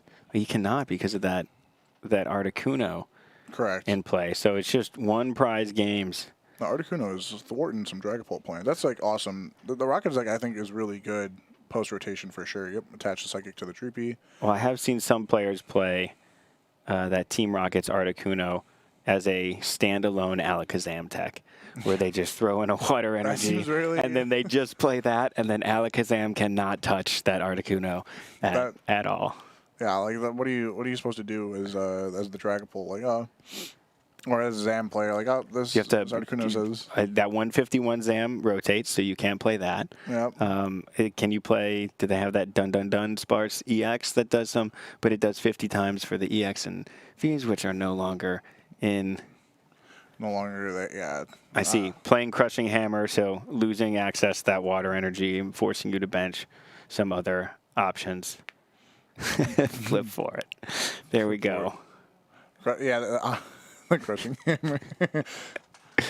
The Crushing Hammer flip is crazy. I think, Dan, if he can find that... Oh, there he goes. He's got the Stretcher in hand, so he can just go ahead and grab that Honchkrow. He can take a boss knockout on... we got off-brand Roxanne here. Yep. From the Pokegear here. Well, grab off the Pokegear. Another gear.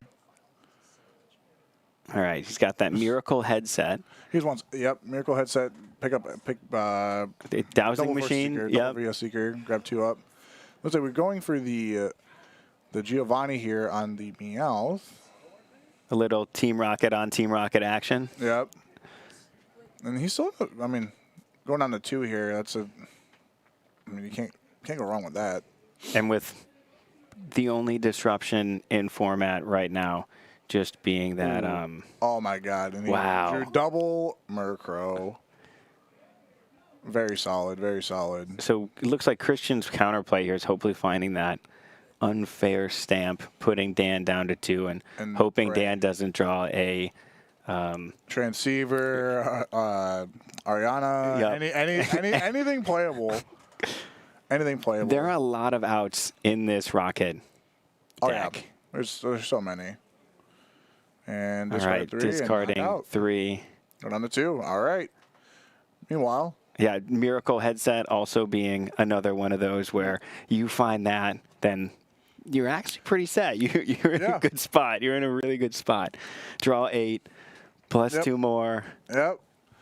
That's crazy. And then do we get a Porygon Z discard for another draw? Got a lot going on. This is a look into the future here. Actually, like in a month. About 3-4 weeks from now, and you'll get a little bit of that from those people attending pre-releases that are starting next weekend. Next weekend. Well, are you signed up for any yet? Not yet. No, might do one Friday night, the midnight special here. Well, last time I did a midnight one, I was like, I don't think I can ever do that again out till 3 a.m. looking at these cards, being like, I don't even know what these do. I'm gonna regret it. I'm bricking every single game with these pre-release decks. The normal like early morning risers. Yeah, we're kind of screwed on the timing there. Oh yeah. Like, You're like, I normally wake up 2 hours from now. Why am I still out playing Pokemon? we got the jamming tower knocking out the. and no stamp there. No stamp. Oh man. Oh no. Oh no. Here it comes. We got the Team Rockets in hand, the energy. Can we find... Can Dan find what he needs for the knockout for game right now? Grab the Ariana, however you pronounce it here. Ariana, right? It's A-R-I-A. Yeah, our team. Yeah, Team Rockets Ariana. I think about Ariana. Like I work with someone that's named that. Yeah. Think about the name. So okay. And he found the stadium again. Oh, whopping! Oh my God, that's so. All right, how many supporters do we have? A lot in hand right now. Oh, he has another transceiver. Grab another. Oh no, this is. And then he can draw 2 more cards. He just draw 2 with more that. off So of he's that. got. I think What you can we always draw the see? 2 first. I think you always draw the 2 1, first. 2. You should get rid of those and then out Pokemon. Then out Pokemon first. Finish with the transceiver. Finish with the That's what I mean. transceiver. Yeah, save it for later. Yeah, Yep. save it for after. And he gets the extra draw with the Porygon Z. Oh man. Dan's going for a game right now. Yeah, it's not unlikely he hits it. Not unlikely. He's looking pretty strong right now. Ultra Ball did not one more Let's piece. see. He's got draw 1, 2, 3, 4. He's just showing the hand, see 1, what happens. 2. All right. Porygon. Draw more. Oh, he's got it. And he just got it. Yep. That's crazy. The game goes to Team Rockets. Hits like a truck. Well, we've got a little experience with that one, seeing it. If you're playing the ladder, you may be hitting those things. If you're playing Dango and really frustrated trying to practice for previous majors and keep hitting Team Rockets. I want to play Team Rockets. Why is this Goldango deck doing what it wants to do? Maybe we should have brought Rockets today. I don't know what to tell you. Yeah, I don't know what to tell you. I did play Rockets tournament actually round 1. Did you? Yeah, I did. I did actually. That matchup did not feel very great. Not feel very great. I assume you didn't get that one. No. No. I started the day with a loss. Yeah. Maybe if you were playing the Darmanitan, then you'd have a little 90-90 action with that one. The Darmanitan might have helped a little bit there. Might have there. That would have been the one time. That would probably been the one time I would have missed. Darm. Otherwise, actually, no, Darm felt pretty good. Yeah. Better than I thought it was. Did you play? What were your attacks? What was your strategy into? Unless you don't want to leak the sauce. My strategy into the strategy in general today, or the rock. Yeah. Into your big 4 between Dango and Guardian. Dango, the black belt plus Mochi lets you reset. Plow Pad as well lets you reset to kill knock out Dangos, of course. Mm-hmm. Is this his? Oh, I have a gift. We got this Miracle headset that was just in the house on the right here. Mochi Black Belt lets you actually knock out Dangos as well, so it helped a little bit. That matchup still doesn't feel the greatest. No Toad. I didn't play the Toad Scroll today. I didn't think there was going to be a lot of Dango today.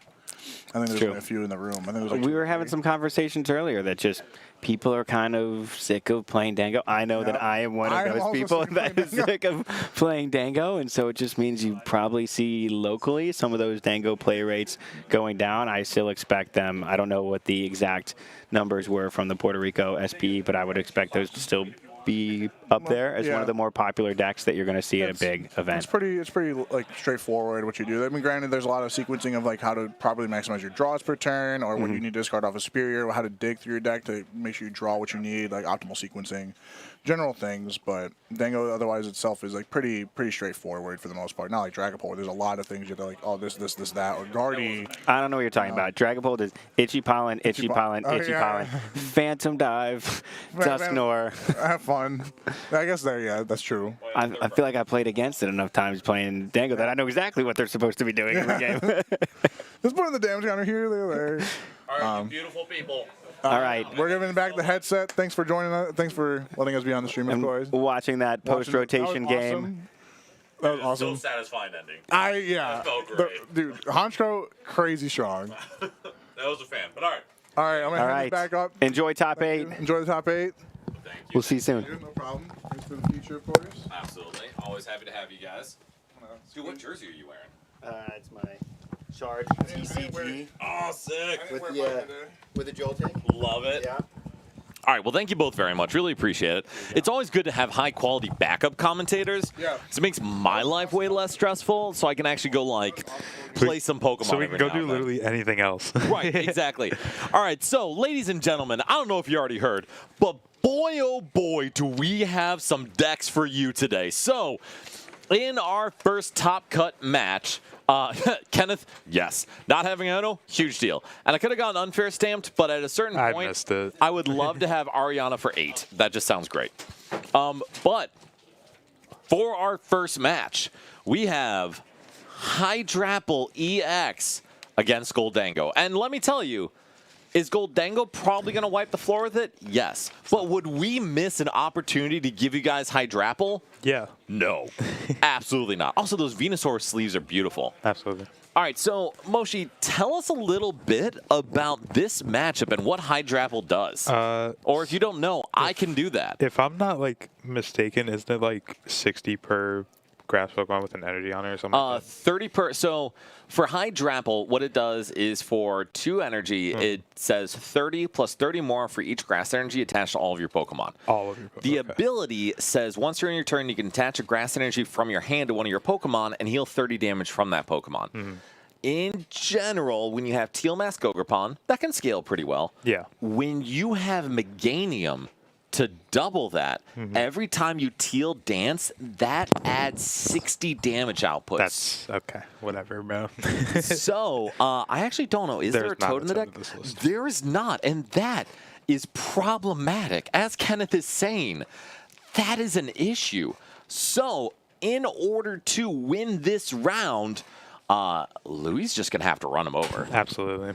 It's going to have to be not even a competition of how, like, I guess you could say how much better he draws, but that's not a great start. It is not, but also at the end of the day, it's okay. What's in the rest of the hand? yikes. Okay, there's a Lily. There's a Lily. Okay. So this deck does play the Forest of Vitality, which means you're going to be able to go from a basic to a stage 2 in the same turn. Yeah. So there's a lot less pressure to set up. Absolutely. But Moshi, what does the good setup for Louis look like? I assume just getting at the minimum 1, but preferably probably 2 Teomas. Yes. Getting the Applins down seems very, very important for Lewis. There's the second Teomask. And that's actually... And that's an apple. Wow. Wow. I don't know what more you could ask for. I off don't that, either. honestly. That was beautiful. We're gonna see the Genesect first for Elias, just to check his deck a little bit. See what's in there, see what's not in there. Get 2 Golden goes out 2, doesn't seem too bad. No, just getting set up in general is good. The fact that we're using this before we're playing any other cards makes me a little nervous for what else is in the hand, and there's not a lot in the hand. So this is actually really problematic. Absolutely. It looks like we have it out for Lunatune and Zoroark. Do we have a fighting energy in hand? I think it's just a metal energy. Oh no, there is a fighting, I think. Okay. I believe. So the good news is we're either able to draw Yep. or we're able to take a Gust knockout on Applin. And that is a very, very good thing because it does allow Elias to apply some pressure. And also just draw cards. Yeah. Because even if we're not able to draw cards from the deck, taking prizes is still adding cards to our hand. Yeah, and we do have 1 fighting energy, so that is going to be used. And it is for Metal Nest Ball Superior, so that's a Gimmighoul at least. At least we're getting 1. It is a Gimmighoul. The issue is that is not a prize, though. That is not a prize. You are correct. So Elias has a little margin because it's going to be easier for him to reach a 2-prize knockout than for Louis, Yeah. but not a ton of margin. Yeah. There's not a lot there. On the B stream, Alex, is an extremely reasonable matchup of Zoroark into Charizard, but again, Hydrapple. How could we not feature a cool deck like this when we have the opportunity? Absolutely. That's the greatest thing you've ever said today. I try to add value. So on that note, we see Elias go into the Zoroark and just kind of pass with the Zoroark in the active. What do you think about that? I think it's probably the better of the 4 options he has. He can't really leave that Gimmighoul in the active because that's his only Gimmighoul on board. The Lunatone can possibly just be a little annoying to move out of the active. At least that Zoroark can attack. Exactly. If it survives, it can still apply some pressure, and Elias can use that boss to gust up an Applin or a Chikorita to take a prize and start some aggressive moves there. Absolutely, and it's just important to like fully understand that even though that the Zoroark is in the active, it can still play a detrimental part of this game. 100%. It is still something that can apply good pressure. Yeah. All right, so as we were watching this, Moshi, what does a good setup look like for Louis this turn? That's a good question. The obvious. Thank you. So, we want the forest to come down this turn, I assume. Just because we found our Chikorita. If we can go forest to Meganium to... If we can find forest, Meganium, energy, that Fez can snipe it. That's a big problem. And no, Bugcatcher, it is a very, very good point. And I think it's a great line. The other thing that is an option is if we're able to do something like use Prime or Southern Way to Gust and knock out the, the Genesect, that would be fantastic. Well, Short of that, I agree. I think knocking out that Gimmighoul is huge because that is the way Elias is going to win this game. Leo's dissing us, by the way. Oh, it's okay. You can diss us, bro. I am not offended in the slightest. All right, so we do see the draw from Ogerpon. So this is a tough thing. We need the stadium in order to Fez snipe. Yeah. You're totally fine. So without that stadium, what do we do instead here? If we don't, I mean, if there's a way to... We could use that Mega Evolution Celebi if we can find it. I think that would be a great one. But really, I do think we need to see Louis play that, or Lewis, I'm sorry, play that bug catching set to either try to dig or exactly like you're saying, find the Celebi. And so why is that Celebi so good in this deck? I don't know if it's for both, but one thing I do know it grabs a stadium. Oh, goodness. I don't know if it also finds an energy, but I know at most it finds a stadium, which is a good way to get that forest out, which just starts a cycle of combinations for Lewis. So it actually says take 3 in any combination of grass Pokemon, stadium cards, or something else. So it basically was built exactly for a list like this. Yeah. Interesting. Really? What do you think about this decision? I am not the greatest fan of it because it was kind of what I was going to say before you started talking about the before I mentioned the Celebi. But with that, you're going down to 5, but you're leaving a 2-prizer in the active. That's going to get punished so hard because now Elias can focus on 2-2-2 a lot easier than Lewis can. So I agree with you in general. Sorry. I agree with you in general. I do think one of the advantages Louis has, and I think this was a good read on his end, Elias clearly didn't have access to a fighting energy. Yeah. Because if he did, he probably would have tried to attack and apply some pressure, which means he probably had access to very little energy search in his hand. Sure. And he may be saying the odds of him getting 5 energy are low enough where I'm willing to take this risk. I guess. Alternatively, he may not have thought about it and just taken a prize anyway. Regardless, it's working out. Would you have just used the bench Golden ability? I feel like I always just would have retreated because you were going to attack with it anyway. So I actually would have started by going Goldango into the active. And we just see a pass over. Ooh, interesting. Here comes Hydrapple. And there's a Hydrapple. Yep. Could we knock out Goldango here? We have boss. We need to find a way to get Meganium down. We need now to the stadium. Yeah, which I don't see it in that hand. I don't either, but if we knock out this Genesect and get another Diplin down or Applin down, Yeah. that's just as good in my mind. Yeah, it's just as good for sure. Because in reality, the pressure we need to apply is a 2-prize knockout. Yeah. And we're well on our way to doing that. Oh, absolutely. So talk us through, what does he need here to do that? To get his Golden knockout, we need Not even a Goldango, get a Genesect knockout. Genesect knockout. We need the stadium, obviously, because we need to find a way to get our I don't even think we need Meganium for the Genesect knockout because it's 30. No, we do. I think we still need Meganium for the Genesect. We knockout. definitely do at a minimum because of the resistance. Okay, so we're close. We are. We just we don't have a stadium, so we can't evolve it. Leo, yeah, exactly. He did not have the stadium available, and he just evolved into Bayleaf. But because we found the stadium now, he did not have the stadium. He had the Meganium. He did not have the Force of Vitality to evolve the Meganium. But we have the Force come down. We have 2 draws to find a sort of way to find it. And I would actually love to see him play the Pokegear here first. I know. I agree. Okay, tell us why. Because we know there's a Meganium at the bottom of the deck. If you find a supporter that gets a card out, that shuffles the Meganium at the bottom. You have higher odds to find it. We don't know if he's playing. I don't know if those are 2 different ones. I actually don't know, but those might be 2 different Meganiums. Oh. Because I assume they're the same ones. Oh, actually, we do have Max Rod in hand. And while it seems a little underwhelming to use it for a Meganium and 2 energy, that's still not bad. And it's for an apple. Yeah. Because of Glass's diff this set. It's fair. It's fair. Elias is looking good. Yeah, but the thing is, like, not that Elias doesn't look good. He does look good. I'm focusing more so on the game here. That's reasonable. Oh, and we drew a bug catching set, it looked like. Lewis is going down to 3 prizes after this. To be honest, that's okay. We still need to take 2 knockouts. Elias needs to take 3. I mean, yeah.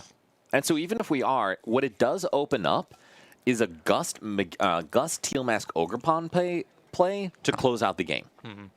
So as much as we don't want to go 1-2-2-1, if you're still ahead in the prize race after this, that's okay. Yeah. So we need how many energies total after we need? We have 1, 2, 3, 4, 5, 6, 7. So that's 30. Double it. We're doing enough. Okay. We're doing enough. Awesome. 7 times 30, 210. Double it, 420. Okay. We're doing all right. We're fine. We're gonna be okay. You have to keep attack of the resistance. We do have to take account of this. So we're only doing 390, which is a little disappointing, but. So now Elias has an opportunity to respond and take a big knockout on this Hydrapple, but we are going to need 7 energy to do it. Yeah. That's a lot of energy. It is, or we could just counter catch or knock something out, but that's fine too. It's not the funner route. It is certainly not. So my question is, what other recovery does Lewis have? There's 1 rod, 2 stretcher. Okay, so here's the risk. We are down to only 2 Night Stretcher remaining for our outs to recover Pokemon.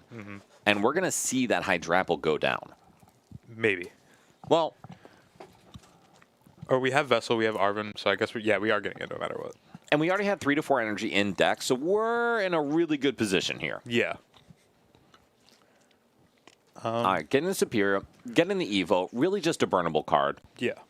Just another card that he can throw with that Superior, so it's fine. Exactly. And so one thing Lewis did really well with that Iono and knocking out Genesect, it is not easy for Elias to find another Goldengo. Definitely not, no.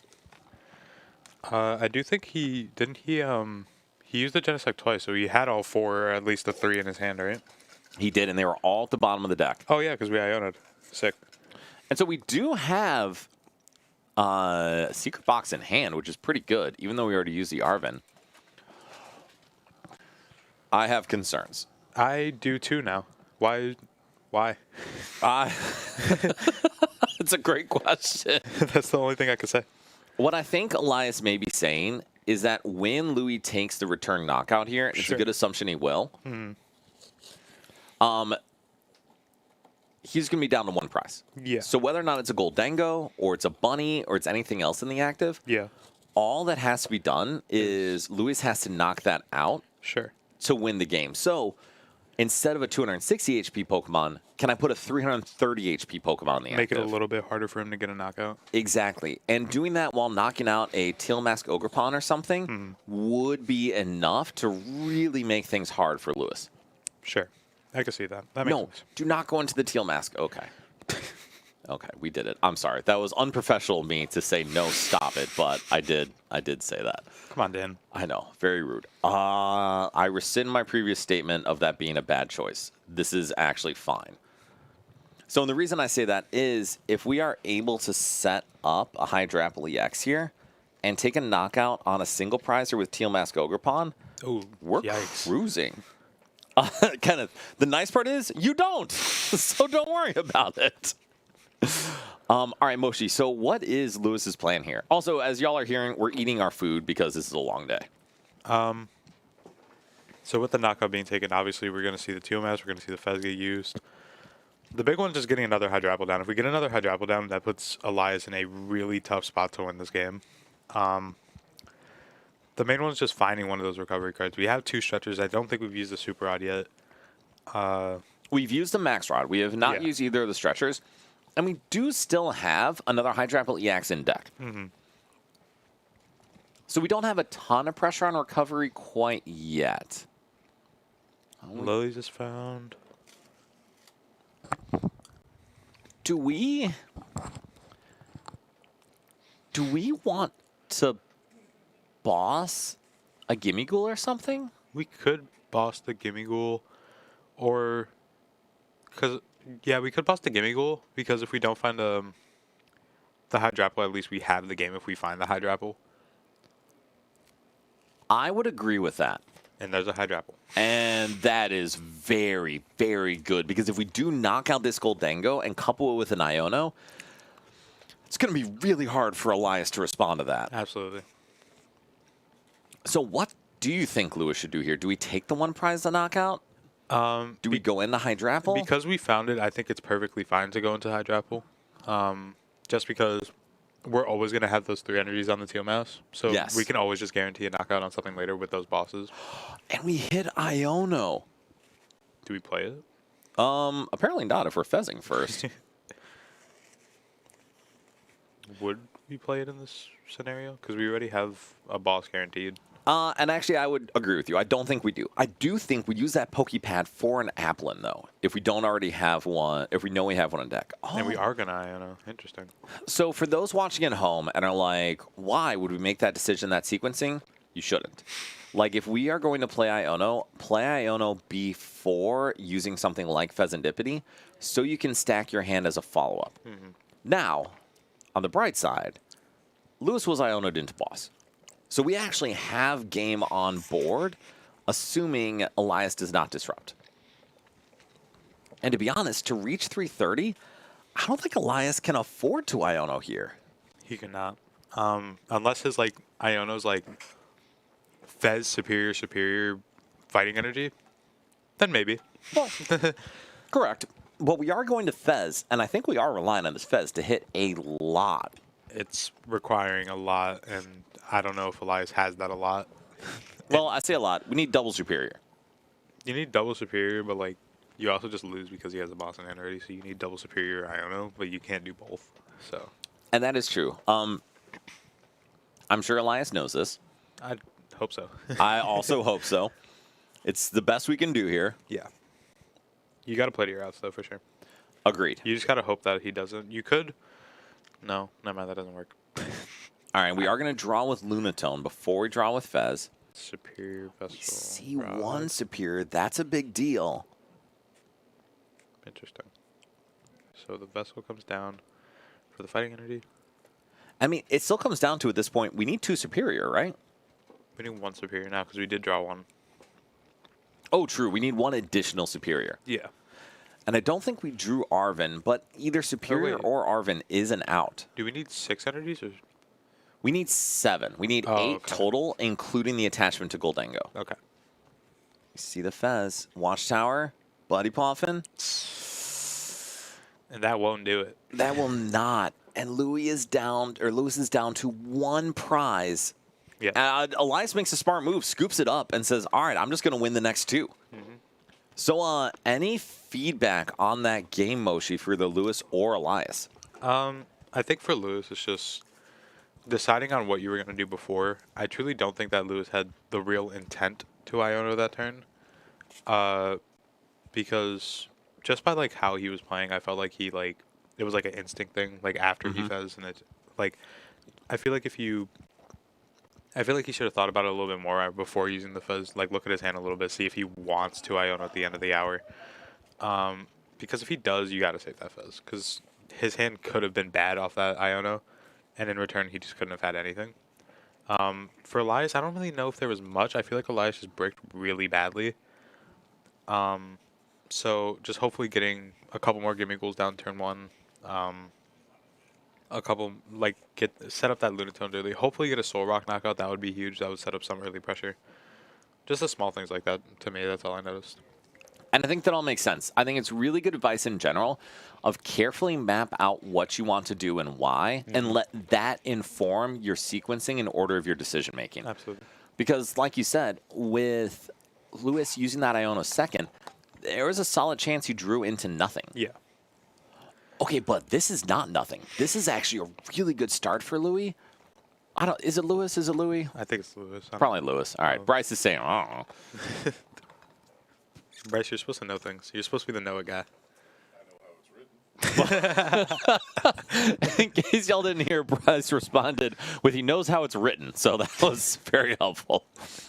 All right, so Lewis, though, with that bug catching set, we found 2 Teal Mask Ogerpon, and that's a huge deal because we're going to be able to draw and get another bug catching set off this turn. Absolutely. And we get another energy off of the first one. We're cruising here. And we have Turo for the duck if we ever get the chance just to play a supporter to play it. So I think we probably want to get that duck out of the active. And I actually don't mind going into a Teal Mask Ogerpon in this position to get it out of the active so Elias doesn't steal a prize. I don't mind that either. I feel like that's perfectly fine. But we don't have another energy, do we? Oh, we just got one. We do. So we did get an energy off that bug catching set. So we can retreat the Psyduck into Teal Mask Ogerpon. And the good news is, regardless of getting a Meganium or anything else, we would be in position to take a prize as a follow-up. Yeah. We could, hypothetically, Ultra Ball. I would like to see the Ultra Ball, actually. Not hypothetically, I would like to see it. What would you want to see the Ultra Ball for? I want to see an apple. You could technically argue for a Chikorita since either way the forest is going to come down next turn, so you can just get one of them and then have the other later. I feel like the apple is the more important of the two. Or, no, I'd argue for the Chikorita more. I would agree with that statement on your end. I think the Chikorita is more important turn 2. Yeah. Because you would be able to take a pretty significant knockout with Teal Mask Ogerpon. Yeah. But turn 3, turn 4, that's when you were going to want Hydrapple EX to take big knockouts. And he's opting for the apple, so that's, I mean, it's fine. It just has to be one of them, and then just hope you hit the other one off the Iono next turn. So the downside here is that Psyduck is staying in the active. Yeah. Which means Elias is going to be able to take a single prize knockout. Now, granted, Lewis can also force a 7-prize game from Elias. Secret Box top deck is pretty nice. Oh my gosh, that's so good. But we don't really have much else, to be honest. And you know what? That's okay, because we have the Secret Box. We do have 2 Nest Balls, or at least 1 Nest Ball. With the Secret Box, we can get other Pokemon down. Yeah. And we can also get something like Arven to also get a Fighting Gong and the like. So what do you want to see off this? So we could Nest Ball for the Gimme Ghoul. Obviously, the Arven's going to be the supporter. We could find... So we could find Nest Ball for the item. Or we could find Poffin for the item. Sorry, I forgot we played Poffin in this deck. So then we get a full board setup. We can get we can go like Artisan for the... I want to see the balloon as the tool if it's in deck, preferably. Or unless we have a balloon in hand, because I feel like we do have a balloon in hand. Okay, so if we have a balloon in hand, then that's perfectly fine, because we can go Buddy Poffin for a double gimme, Artisan for the Lunatone, or Nest Ball for the Zoroark, Arven for Fighting Gong, and then we can get Arven for Vessel, does the same thing. Arven for Vessel is probably better, because that gets 2 fighting, so you can draw 2. I'm not sure if we have anything in hand we want to get rid of. And also, happy pizza. I'm currently eating pizza, so team is aligned. Those discards are with the intent of using the Super Rod in hand. So Elias is able to get those Goldengos back right away and put them into the deck. Yeah. If we had the Evo, that would have been cool. Agreed. Just get rid of that. Because I think that's what Elias was looking for, to thin out and discard a better card. I'll have to get rid of the Bravery Charm. I feel like that's okay. That's fine. Yeah. You're not tanking with any of these guys. Yeah. Especially with Zoroark and Lunatone being weak to grass. There's zero purpose. Yeah. It doesn't do anything for you. Gotta just throw the double gimmies back in. Or the double golden goes, sorry. I'm so out of it. It's been You're a long totally day. fine. But to be honest, Elias, I think, has sequenced this fantastically. I do believe so, yeah. We have a hand where we have additional cards to draw. We have 2 Gimme Ghouls down. We have a stadium that'll enable us to further set up. And we should be able to take a knockout here. Yeah. That's pretty good. That's pretty good. It's better than we're in a better spot than we were last game for sure. Absolutely. Mostly just because we have 2 gimme goals down turn 1. And I'd say the other reason is we're taking a turn 1 knockout. Yeah. And one thing that's important to mention that I was talking about last turn is because the Artisan came down, that gives Lewis the other piece of his puzzle where now he can Artisan for Chikorita, Iono into Forest, and hopefully just find whatever he wanted to. And that is a big deal. It also helps him thin. Yeah. We see the knockout. We go into Teal Mask Ogrepon. So, Moshi, talk us through this. Oh, my goodness. That's insane. So we're going to see the Forest come down. We're going to see the Artisan first. Sorry, I forgot about that part. But Yes. Everybody knew that the Forest was going to get used. The nice part is, too, we also already have a Bayleaf in hand. Do we prize? Oh, no. I think we prize both Chikoritas, dude. I think we did. I think we prized both Chikorita. That's... Wow. That changes things now. That does indeed change things. We do see the Forest come down. That is a huge deal. That's actually, like, pretty detrimental for Lewis. Like, that means that, like, the energy... That means that Lewis may almost never be able to one-shot a Golden Go. It'll take a lot more. It'll be a lot harder work to do so. All right, so we do have Counter Catcher. We have Pokepad. Well, the issue is we don't have a way to get more energy out. Yeah. That's very bad. It's pretty bad. Doesn't seem very great. It does not. One thing that's important to mention, though, is that I don't think Elias has a Golden Go in hand. So, like, if we bring up one of these gimme goals, we could see a... Oh, no, well, we have 2 balloons in hand. Never mind. I would actually like to see the Lunatone come up. Yeah. Because if we do bring up a gimme goal and we don't knock it out... Then we have a TMS in the active that's just sitting there with... Exactly. And it also, if Elias does find 1 Goldango, it would allow him to draw twice. Yeah. That's fair, Dan. I concur. I give up my statement. Listen, it was a great statement if it wasn't wrong. Okay. Well, you know what? And we do see the Passover, and we top deck the gimme goal, or the Goldango. Oh, we had 1 in hand already.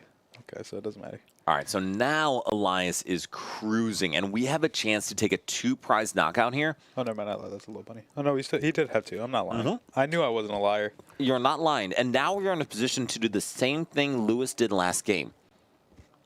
Go up 3 prizes to 6, and at that point say, you have to do so much to keep pace with me. Oh, no, we don't have an air balloon. Because we didn't have an air balloon. Oh, because we Iono'd. Yeah. All right, so this is interesting. Why do you think we didn't evolve either Goldango? Maybe, like the first thought I thought of was, like, maybe not trying to, like, risk having these 2 prizes in case you miss. But it's, like, because the Meganium's scary, because technically Elias doesn't know that both Chikoritas are gone. In a world, technically, that Artisan should have always been a Chikorita, so I guess you can kind of imply maybe. But I don't think, like... I feel like you would, like... I feel like you would still evolve them, even if that threat was there, to be honest, because you're going to take 2 in return, so either way you're going to go down to 3. But it's hard to say. So I think you're right on it. I think Elias is scared of Lewis getting to go 2-2-2, while Elias would be kind of lagging behind that. Yeah. All right, so we do see the second Teal Mass draw. Another energy. We're going to see the Myriad Leaf Shower.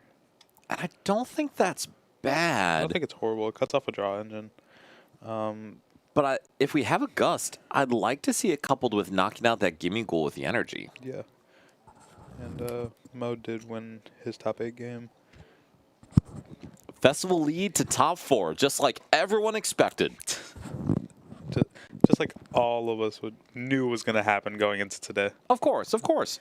With 11 Zoroarks and there's only one in cut. So we mentioned even right at the start, Zoroark has a lower skill floor at this point, and that's something that can really affect people. Yeah.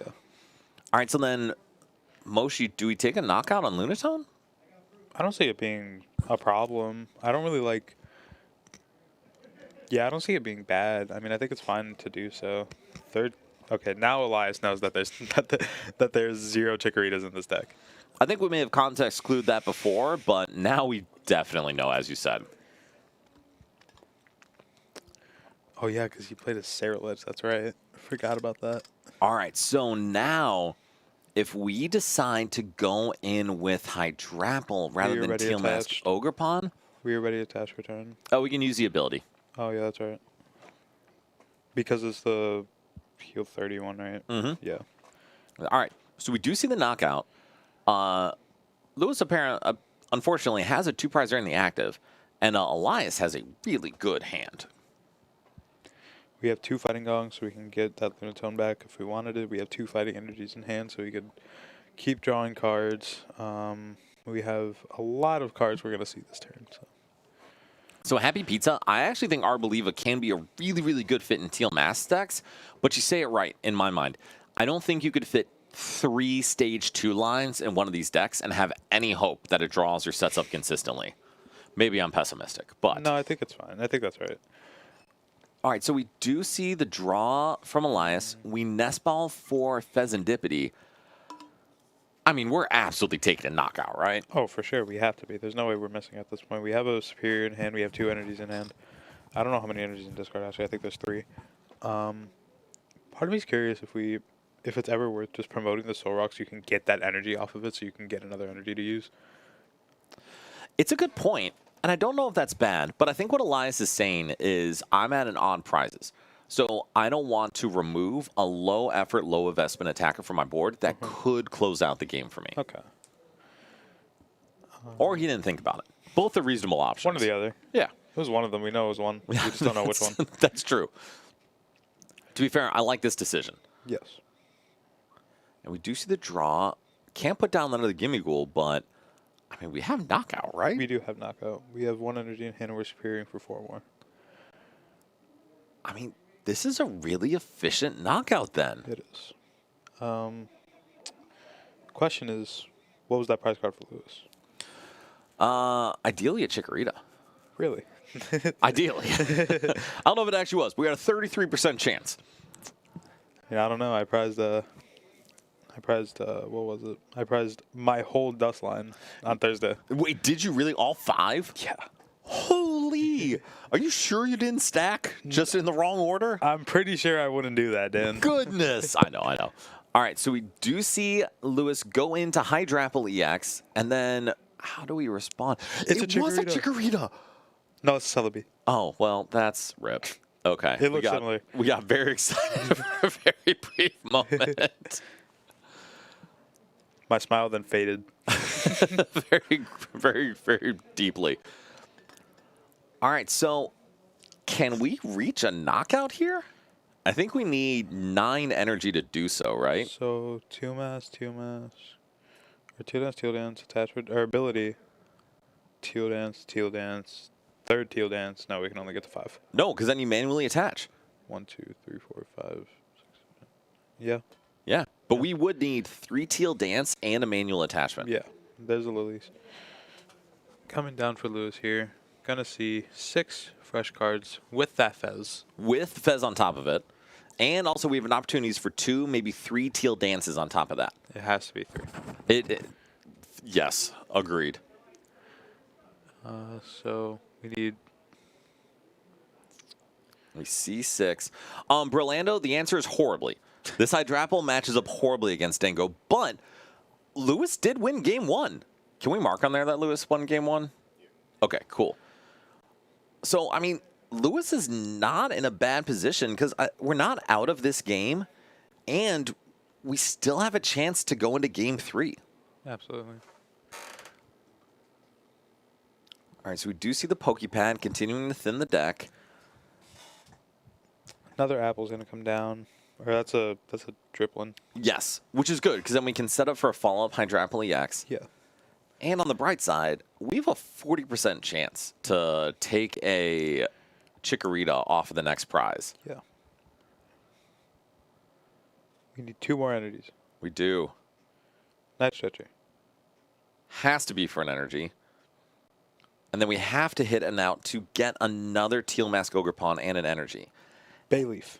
That does not do it. So we are at 7, 210, 240, 210. Ooh. Is there a way to respond? We've already used our counter catcher. Is there anything I'm missing? I don't think so. That hand doesn't look like it had much. It was a Bayleaf, a Celebi. Or no, the Celebi was before the Lilies. It was a Celebi. No, it's a Bayleaf. It is a Bayleaf. I got this. Okay. It's a Bayleaf. An energy. I think there's still an energy in that hand. There is. We just don't have a Teal Mask Ogerpon to go with it. I think 2 Ionos. It's not a lot. It's not great. It's not. And so you do have plenty of time in top 8, but at a certain Wait, point, I think Lewis may need to just scoop it up. It could be worth it. If we had a way to shuffle it, I know there's a nest ball in hand, so that could be a way to get it, but we don't have the rod to do so. And that's exactly it. We have enough to do a ton of damage, but we don't have a way to get another Teal Mask Ogerpon and an energy. And so we do 210 damage. Bro, just at the front of the hand is so amazing for Elias in this situation. It is so good. I would tend to agree that Elias doesn't even need to have the nuts. Elias just has to play the game reasonably, and he's going to be able to sweep. Absolutely. Vessel comes down. Getting rid of that second Zoroark. Gonna get the only 2 energies in deck. There is one more in there, but we've cleared out almost every energy, which means we have access to basically all of them via Superior. And like you said, we're going to be able to Turo this Goldango, and that is a horrifying thought for Lewis. Unless we just don't want to for some reason, but I wouldn't see why we wouldn't.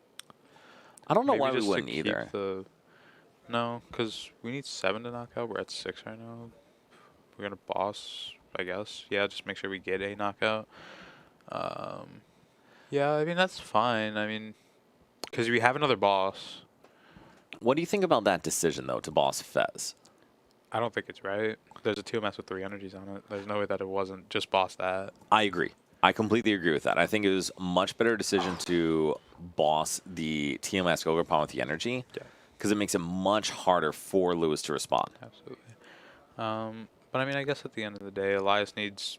But this Iono is going to come down. But we're seeing 5 cards.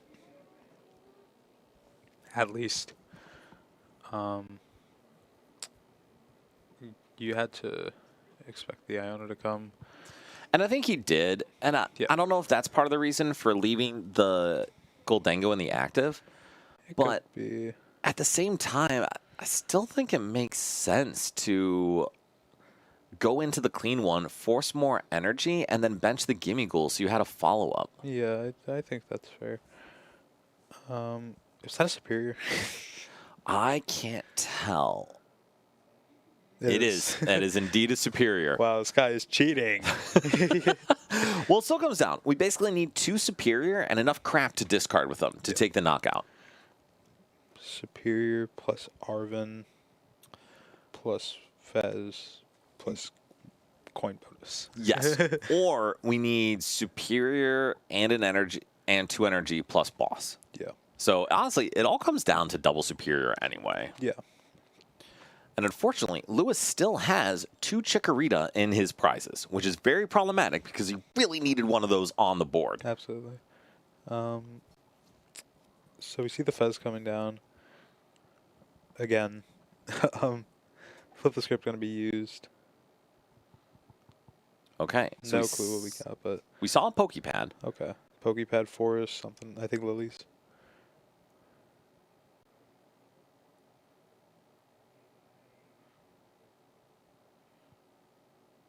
And I think we're saying that There's the Okay. So Elias was like, "Hey, fun fact, what was that Ultra Ball for?" And it was for the Fez. So all right, so our hand is actually actively terrible, but if we take this knockout and Elias doesn't win the game, we could just close it out. There's a knockout.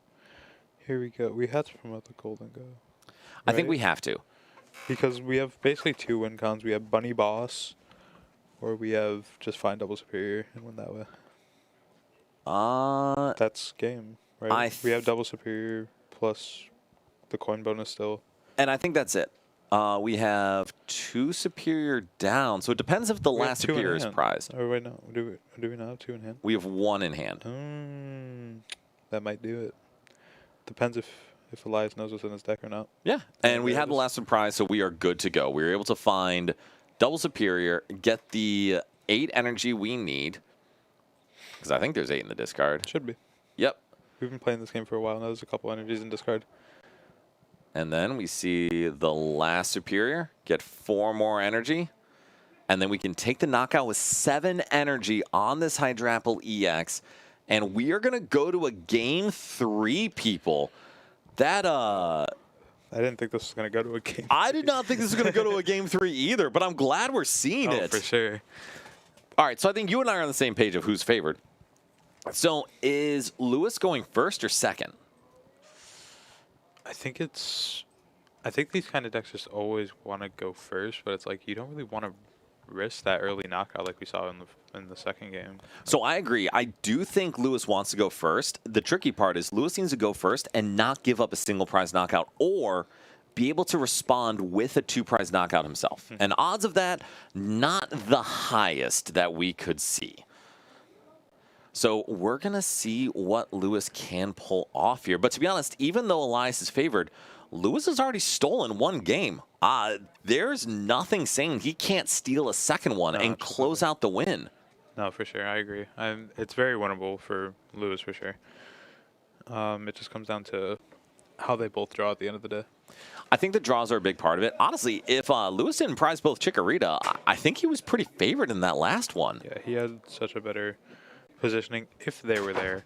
Unfortunately, they weren't, but that's just how the cards play, I guess. Listen, 96% of the time, it doesn't pan out that way. 4% of the time, it does. And that hand for Lewis is not the greatest. He started a Celebi with 3 energies and an Ultra Ball, a Turo, and something else. I think a Forest.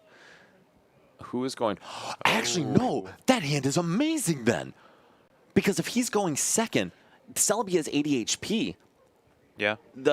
Sure, we could go in with Zoroark and a Vitality Band, but we're actually going to be able to set up and get everything we need as a follow-up. That's so good. There is no Vitality Band in this list, so that's even better. So Lewis is actually in a fantastic position here. Well, that's a problem. But even still, if Elias takes a single prize, he's going to have to do it with a 2-prizer. Yeah. And now, I mean, Lewis has got to be feeling good then, if this is what Elias is giving him. I mean, granted, Elias's hand is pretty nuts, though. It is, but... Oh, my God. We get the Pokepad. He's cheating. So this is actually an interesting decision for Lewis. We have the Ultra Ball in hand. We could get a Teal Mask Ogerpon, but do we need to? We don't need to at all. We could focus more on just keeping the 1 prizes on the board. One thing that's like kind of important to mention, or what? No, it's not a Forest. It's a Regigigas he has. Sorry, not a Forest.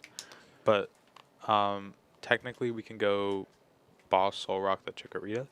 That could be pretty bad in most eyes. But I mean, it's not like the end of the world if we do. But we are gonna grab a Teal Mask, I guess. I don't mind that because if we can boss Zoroark and Chikorita, there's a solid chance we can boss knock out the Teal Mask anyway. Absolutely. So I don't love giving up 2 prizes here, but if it helps Lewis progress his game to get to a 2-prize knockout next turn, it kind of feels worth it. Oh, for sure. Teal Mask comes down. Was that a Lilies I just saw? Or am I optimistic? It's the Lilies. Wow. Teal Mask into Lilies to get into this game for Lewis. He's cheating still. I'm trying so hard not to yell, but holy, Moshi, that's insane. That was sick. That is absolutely game-changing because even with Celebi, we're going to be in a position to set up a much stronger board this turn and maybe be able to be the aggressor going into next turn. Absolutely. It's just... This is like the craziest thing I'm ever watching. This is ridiculous that it just keeps getting better and better each turn. I absolutely love it. Super glad. So the one thing I would say, though, that I'm not pleased with is that Stadium did not need to go down this turn. And now, because you can't use it during your first turn, it could give Elias an opportunity to disrupt and put him in a much better position. Absolutely. So we could Pokepad for an apple. I wouldn't hate it. I wouldn't either. And I really need to stress, what I do hate is that Stadium went down because we are not in a position to really do anything crazy next turn without the Stadium.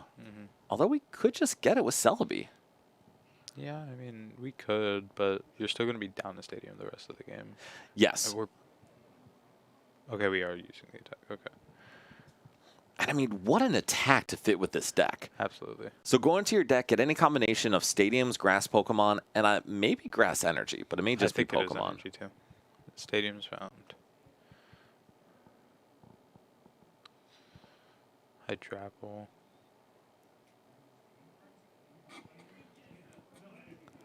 It's so good. It is such a good combination for this deck that we're able to go in and get that Forest of Vitality. So now Elias has to apply enough pressure, either take a 2-prize knockout or prevent Lewis from being able to do the same. Yeah.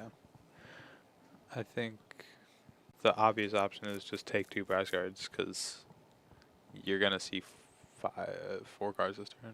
It is hard to argue with that approach, Moshi. But I mean, it's like you kind of like have to take 2 in this, in my opinion. Isaac, we are glad to have you locked in, man. This is a good set we're seeing here. I feel like you need to take 2 this turn just because, like, you could, like, hypothetically, if you could find, well, we are, and so we're kind of hoping that it's a knockout at this point. I agree, though. I think we are in a position where if we don't take 2 prizes, it's going to be tough. But playing that Arven, the odds of taking 2 prizes are slim to none here. Yeah. I think Elias is just hoping to take a 1-prize knockout and have that be enough. But, like, we literally can't now that we played the Arven, though. Well, we can take a 1-prize knockout.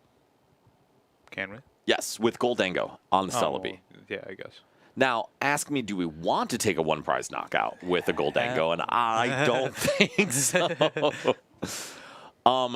Also, do we need to get you some Monster? You doing all right there, bud? Yeah, I'm doing great. Okay. No, Are we fading a little? I was under the impression of, like, 1 prize as in taking with a 1 prize. Got it. Jewish Kid, great to have you here. Thanks for joining, man. I mean, so we don't get the option to do that. It doesn't look like we're going to get the option to take a 2-prize knockout. What's the plan? So we're going to Lunar Cycle first to see what we can get to. Fighting Gong is found. It might just be retreat into Lunatone. I mean, I feel like Soul Rock Punch is hypothetically better, but I guess it doesn't do anything into a Celebi, of all things. Not So really. I guess just retreat into something that's not as important, then you're fine. So we see the Hydrapple come down. We see the Bayleaf. We see the Meganium come down. Whatever. So now the question is, can we knock out this Genesect? Because I think if we don't, things are going to be tough. Bryce, can you scroll down over here? Thank you, sir. I don't know why it stopped scrolling. Oh, boy, we got a lot. Awesome. Dude, glad to have all you here. Thank you so much for joining. Is Azul rating us? Azul, awesome. Thank you so much for joining us. Really appreciate it. Glad you guys got through the Puerto Rico special event. And so while you were seeing Cerulege in finals there, you are currently seeing Hydrapple EX in top cut of this 60-ish person League Cup against Goldango. And y'all, in case you were thinking Hydrapple just sucks, we are in game 3. Hydrapple cooked Goldango game 1 and is in a position to win with a gust on this Genesect, setting up the prize trade. So, man, you guys tuned in at the right time. Absolutely. It's a great time to show up now. I do not see a boss in his hand, unfortunately, so I think it's just going to be limited to a one-prize knockout. But either way, that's perfectly fine, considering that Elias didn't get one last turn. It is. It is. Now, it is not ideal because it does give Elias the chance to go 2-2-2 in response. Yes. But Elias is going to have to work pretty hard. There's not a lot of energy in the discard. We do have Counter Catcher, though, now, and that is big. That's going to alter things for sure for Elias in his favor.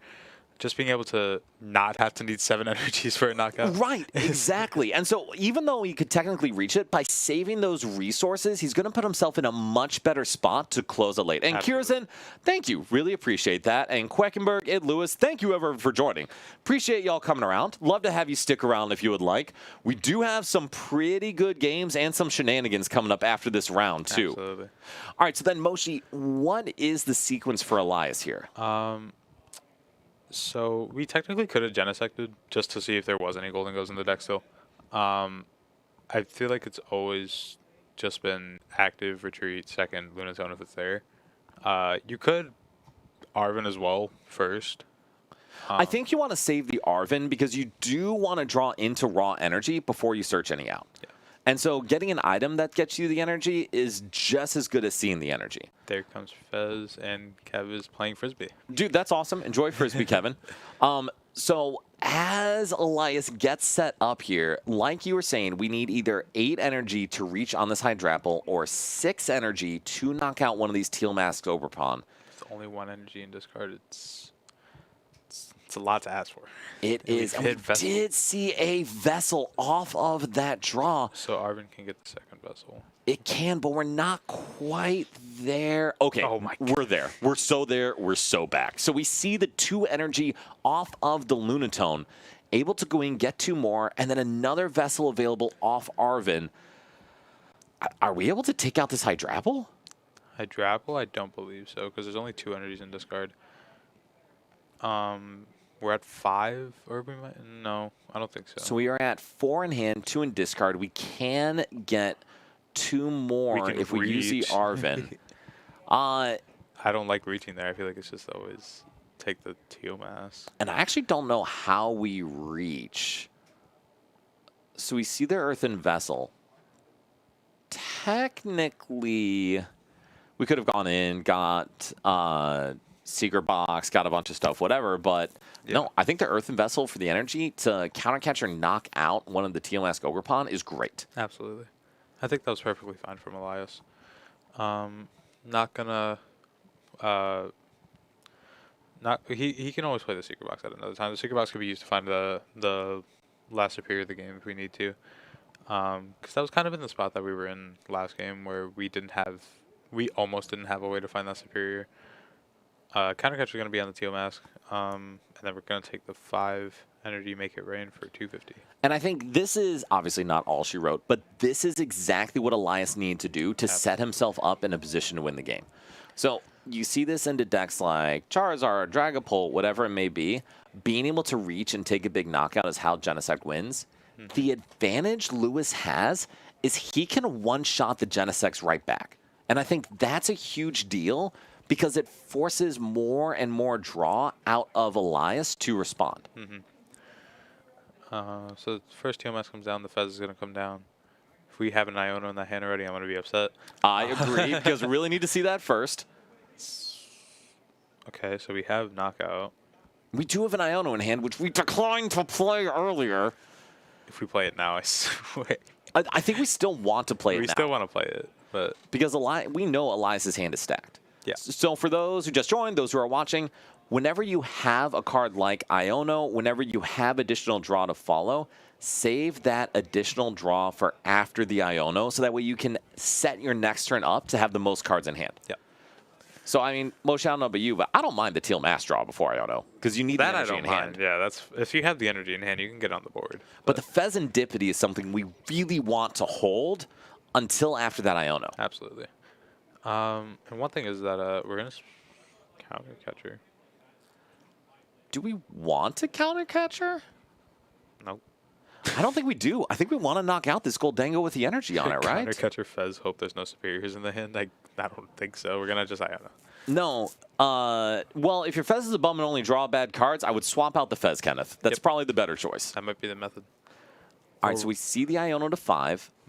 Elias is going to get 4.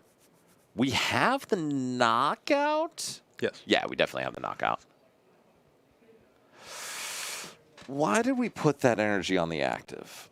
Can you put it anywhere with the ability? Yes. Great question then. Okay, cool. Glad we're having this talk, Moshi. I don't know if it was like. Oh my Wow. goodness.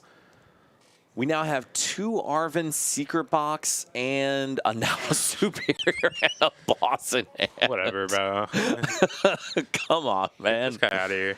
I know. Now, I think Alex had mentioned previously that Elias had a bit of a poor draw the first couple games, and if we were going to see the variance cycle back around, we are seeing the variance cycle back around. That find of the Artisan and the Watchtower might be pretty huge. I think it is. I think knocking out that Force of Vitality is a big deal because currently Lewis does not have an out to another Hydrapple EX. Yeah. And Teal Mask Ogrepon is not going to be enough to knock out this Goldango. So. Alex, I don't know if you really can stockpile luck for follow-up games, but if you can, please teach me, because I tend to do the opposite. I kind of want to know if you can do that too. I know. I kind of need it for 2 weeks from now. That's because you're going to be in Houston, right? I am going to be in Houston. Are you playing Hydrapple? No. I assume not. To be honest, I'm hyped to even see it doing this well today, sure. because this is not what you would call a tier 1 deck. No, I wouldn't even consider this. Area Zero. Listen, man, if you're already playing Hydrapple, you do not have space for Area Zerosic. But yes, that would be a pretty good inclusion. Superior going to come down. Maybe. I think so. And Superior away 2 energy is a decision. Maybe just wanted to keep the Arven for another Superior. And I could see that. And yeah, because you obviously can't get rid of the Secret Box. You can't get rid of the Boss because you kind of need that for game. We do. We need the energy attached. We have 3. We have 7. We do have 7. We have 7 energy. That is the knockout on Hydrapple. Okay. Final stretch. It is. And now things are going to be sketchy for Lewis. Because one thing that's important to mention is that now Elias's only way to win this game is with that low bunny. That's correct. If this Goldango goes down, we are going to need Gus Lopunny to win the game. Now, we did Max Rod, and that's really helpful. My toes, my penis were lost. So, Moshi, what's the missing piece for us here? For Lewis? A couple things. We're missing a forest. We're missing apples. And that's about it, actually. It's just forest and the whole apple line. With the Max Rod, we're okay on We're that. missing forest. But we're missing forest. If we get forest, we have knockout here, I believe. If we don't get forest, we are cooked, I think is the term. Yeah, that sounds about right. So we'll see Fez. Do we hit the forest? Lilies, no. I don't see it there. And this is so tough. Okay. Unless in the back of the hand, we just didn't see it. It is not. What if we just lilies into forest, both pieces, energy? I would be disgusting. I wouldn't count them out. So the one thing I should note for everyone who's watching this too, we had a couple bug catching sets in hand. We could have played those to further thin out the deck and give ourselves a better opportunity to find that Forest of Vitality. However, we didn't. And now we are facing the consequences of our actions. For sure. So the Iono might come down, or it should come down. But like, do we leave this? I would. Oh, I kind of wanted to see the attachment to the Celebi there. Queckenberg, what else do we have in cut? We have Festival Lead in top four. The other ones we had this Goldango. We had a Saraledge that just lost a Festival Lead in top. Yes, four. yes. We had a Poltnor.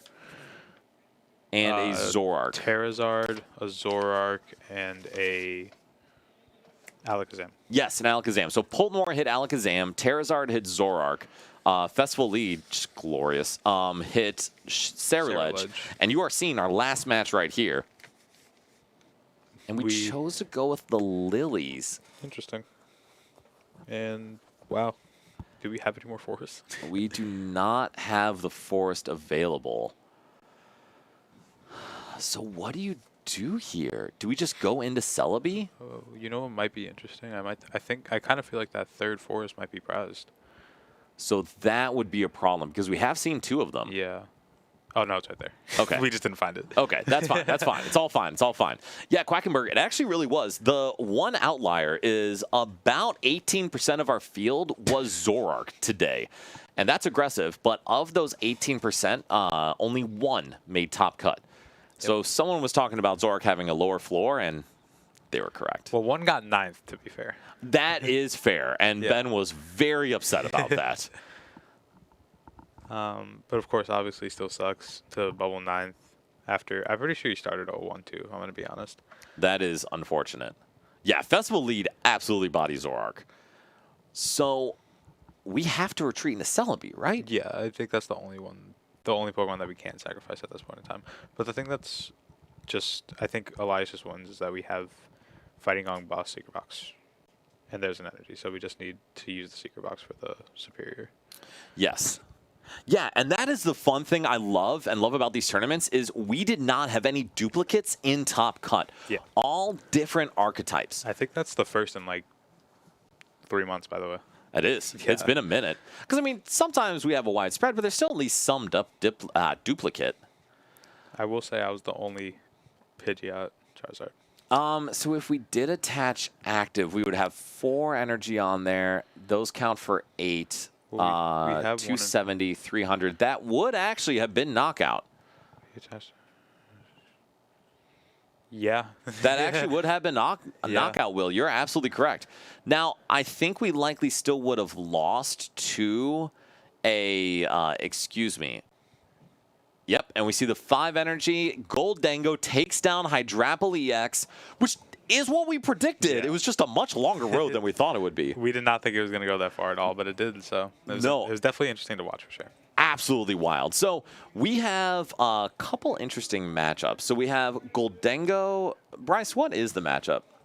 We don't know anybody else that won. We just know that Mo and Elias won. All right, let me check and see on that. So I am curious, for everyone else who just joined, thank you all for being here. So we are going to have 2 top 4 matchups. Do we want to see Goldango? Do we want to see Festival Lead? I would love to hear what you guys want to see because, fun fact, we can just pick whichever. We're kind of in charge. It's nice. Yeah, we do kind of just get that choice of whatever we want to do, we can do. I think Bryce is checking for us right now. And I appreciate Bryce doing that. So, and for those who just joined, we should introduce ourselves. Hi, my name is Dan Hugar. I'm a therapist who also plays Pokemon. If y'all have seen me before, great. There's like 12 people that know who I am. And I'm here with Christian Moshi Jr. Moshi, say hello. Hi, I am Christian, of course. I am a high school senior who I don't have as many finishes as Dan does, but I think I'm pretty skilled in my craft. Yeah. I'm committed as of 2 weeks ago. Ryan v. Ryan or Elias? So it's Poltnor, Zoroark, or Goldango Festival Lead? Yeah. We just had Elias on. Ooh, we just had Elias. Let's go with Poltnor, Zoroark. And we need the Ryan matchup. Yes, absolutely. The Ryan Mir. And Kevin, thank you so much for joining, my friend. Yes, it was an incredible podcast, which, by the way, there hasn't been an episode in a while, I believe. But if you want to check out Lake of Rage, there's still some great stuff on there. And yes, I am moderately competent at the Pokemon trading card game. I got a top 8, top 16, bunch of other things, a ton of day 2s, whatever. So when I say something, there's at least a 40% chance it is correct. Sometimes I'm just lying, so you probably know.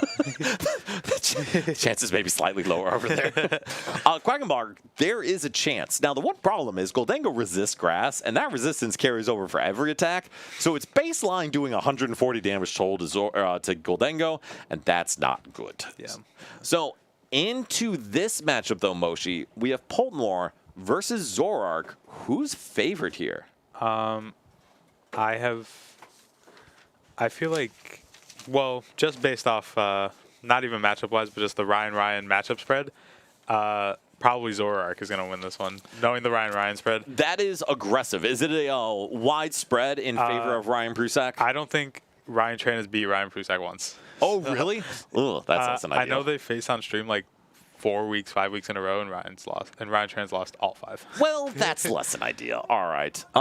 That is good to know that Festival League does body Dango. That is interesting. But I personally think that the Dragapult matchup's just slightly favored for Ryan Tran because he is playing rare candies, so there will be chances for him to do some form of plays that could be a push for Ryan Tran.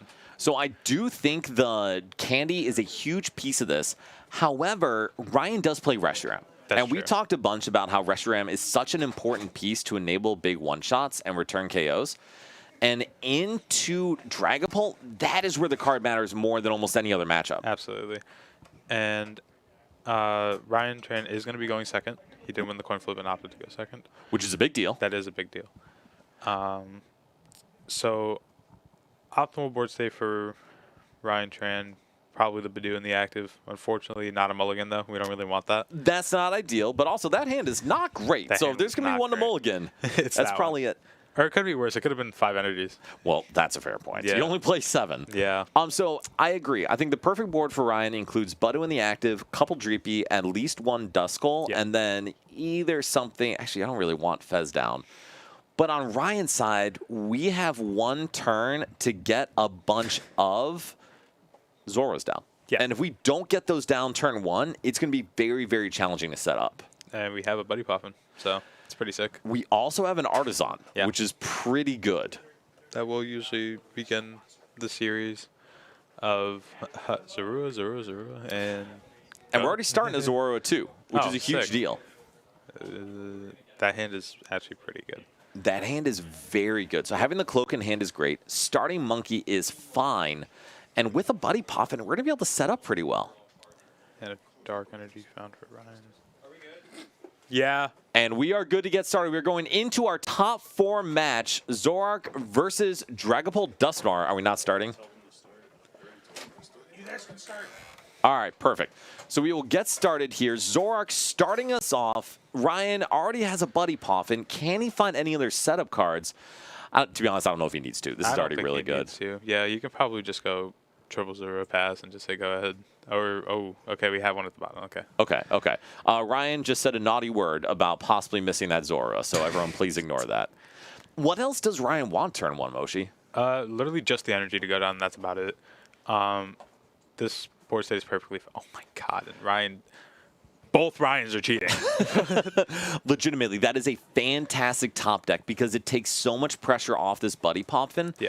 Ryan now can more freely go into a Budu since we know we're going to have at least 2 Dreepies down. Yeah. Do we have another Dreepy? I would hope so. We do. Okay, we're good. We do have energy in hand to retreat the Monkey Dory. Yep. And for those watching, I always try to call this out. Ryan did not prize check to any level or degree. Ryan Tran doesn't like prize checking. Okay, there we go. Okay, now we're going to prize check a little bit. Never Okay, mind. I'm pretty sure we were just looking for pink card there. Okay, sick. And so we have double Dracloak, which is awesome. It's okay, guys. Ryan already auto-qualified for the Invitational. He's fine. Oh, yeah, that's true. He's just here for the love of the game. We should note this. We didn't note this at all. Yeah. So in our locals here at Nerd Rage Gaming, we do a local series every, I guess, twice a year. So our spring qualification, you will automatically qualify with the top 4 at our cup, top 2 at any of our challenges, and then we also take the top 16 player with the most points accumulated over the course of the semester, essentially. Absolutely. And we don't just play for fun. There's about $1,000 prize pool and store credit for each of these. Ryan has Cyranu in hand, which is disgusting.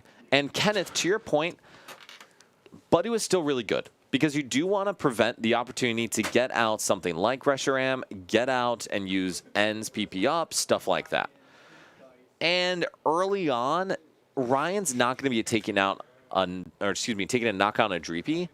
Having him knock out Budu is fine. All right, so then Moshi, we got 3 Zoroark, which is incredible. Yeah. What else are we looking for? Just off the trade, sole-handedly, we're looking for Energy Reshiram, probably. Energy's the minimum because we do have that Artisan in hand. But the end goal is obviously just getting this energy up. And I think it's a big deal to be able to attack here because we are going to need those energy later to stick on Budu or something similar. Zekrom, something else found out. Air balloon. Zekrom's pretty good. We could shred if we find an energy. Actually, shred is fine. Yeah. There's So then we nothing don't wrong have with to put that. the artisan. Because also 250 with the Mochi with Black Belt will clear a Dragapult. Yep. We see the dark. So we don't need to play the artisan because we don't want to give Ryan that now that we don't have to. We do not. And I think we do want to take a knockout on this buddy, right? Oh, for sure. Just because Ryan doesn't really have much else besides that Badu going for him currently, because we have no energy on board, no Cloak on board, obviously, because it was his first turn. But there's not a lot that has been shown for Ryan, so just whatever he can find can be good. But we know he has a Cloak in hand. Yes, and I think we actually have 2 Dracloak in hand, which is pretty good. And what we really need to see is an Iona or something similar. And Happy Pizza, yes, that is the promo and Zekrom from the ETBs. Side note, while we're waiting for Ryan to make a call here, thanks for joining, everyone. If you don't already, please follow us on Twitch. You can subscribe. I don't really care about that one. I get no money from it. But please follow. We'd love to have you here. And then on YouTube, if you could please like, subscribe, do all the content, whatever things. We love doing this. We're here basically every Thursday, and we always stream our cups and challenges. So, yeah, it'd be awesome to have y'all here. I'm here almost every other week, guys. Which is awesome. And when I am not caring for my child, I am here all the time. So, and thank you, Happy Pizza, of course. So, Moshi, what does Ryan need to hit here? We want another Cloak, preferably, or Candy Pult Neo up for energy. But do we no, want that? Because we can't get into the active anyway. But well, regardless of that, we don't even want to because of the Reshiram that Ryan plays, and that's also just the better card to find there. So that is a much better card to find here. And so Kenneth said it before, and I agree. Budu is good to prevent your opponent from setting up Zoroarks. If we got 3 Zoroarks set up, Budu is not going to add a lot of value here. No, Budu's not doing anything anymore. So there's nothing wrong with just sacking this Monkey Dory and setting up a bit more. I agree. One thing that could be pretty, bad for Ryan, I guess, is if Ryan Trend, that could be bad for, and when I say this is if Ryan Prusek just finds a boss, he kind of just has this game wrapped to me, in my opinion, because we're going to take 2 off this Fez. That means Ryan Trend basically can't Dusknoir, or else then we just go Petch, Mochi, Black Belt, knock out a Pult. And that is very true. I think it would put a little too much pressure on Ryan. Yeah. Now, granted, we could still pop that Dusknoir late in the game to do a closeout or kind of a sweep and try to lock Ryan Prusek out of the game. Yeah. But odds of that are not super high. Counter Catcher found. Could bring up the Zekrom. I don't mind that at all. I don't either. Seems like he doesn't. Okay. Yes. Ryan is unperturbed by that. Do we also want to bench another Dreepy for Ryan Tran? I don't see why not. Cloaks are pretty good. And I think, kind of like you mentioned, it may be better than benching a Duskull unless we want to double pop and go down to 1. Too. You're cheating. So that's good. Rafal, no, this is game 1. So we just finished top 8 a couple minutes ago, and this is game 1. And T-Girl, yes, the Ryan mirror is crazy. You get used to it. Side note, thanks to Ryan Tran's brother, Alan, for getting us some sleeves. They're pretty cool. I really appreciate it. So shout out Ryan and your brother. Absolutely. So then, if you are Ryan Prusek, Moshi, what's the plan? The big one's just finding that Petch. We did just top deck up Boss, so we have a Boss in hand for that Fez if we can find a way out of it, but I don't think we did. So the main part is just trying to set up another Zoroark. Oh my god, I forgot about the air balloon in hand. He's cheating. We do have the air balloon, and that's a big deal. And Ryan playing really effectively around that Dusknoir. That's going to try to kind of fix math for Ryan here.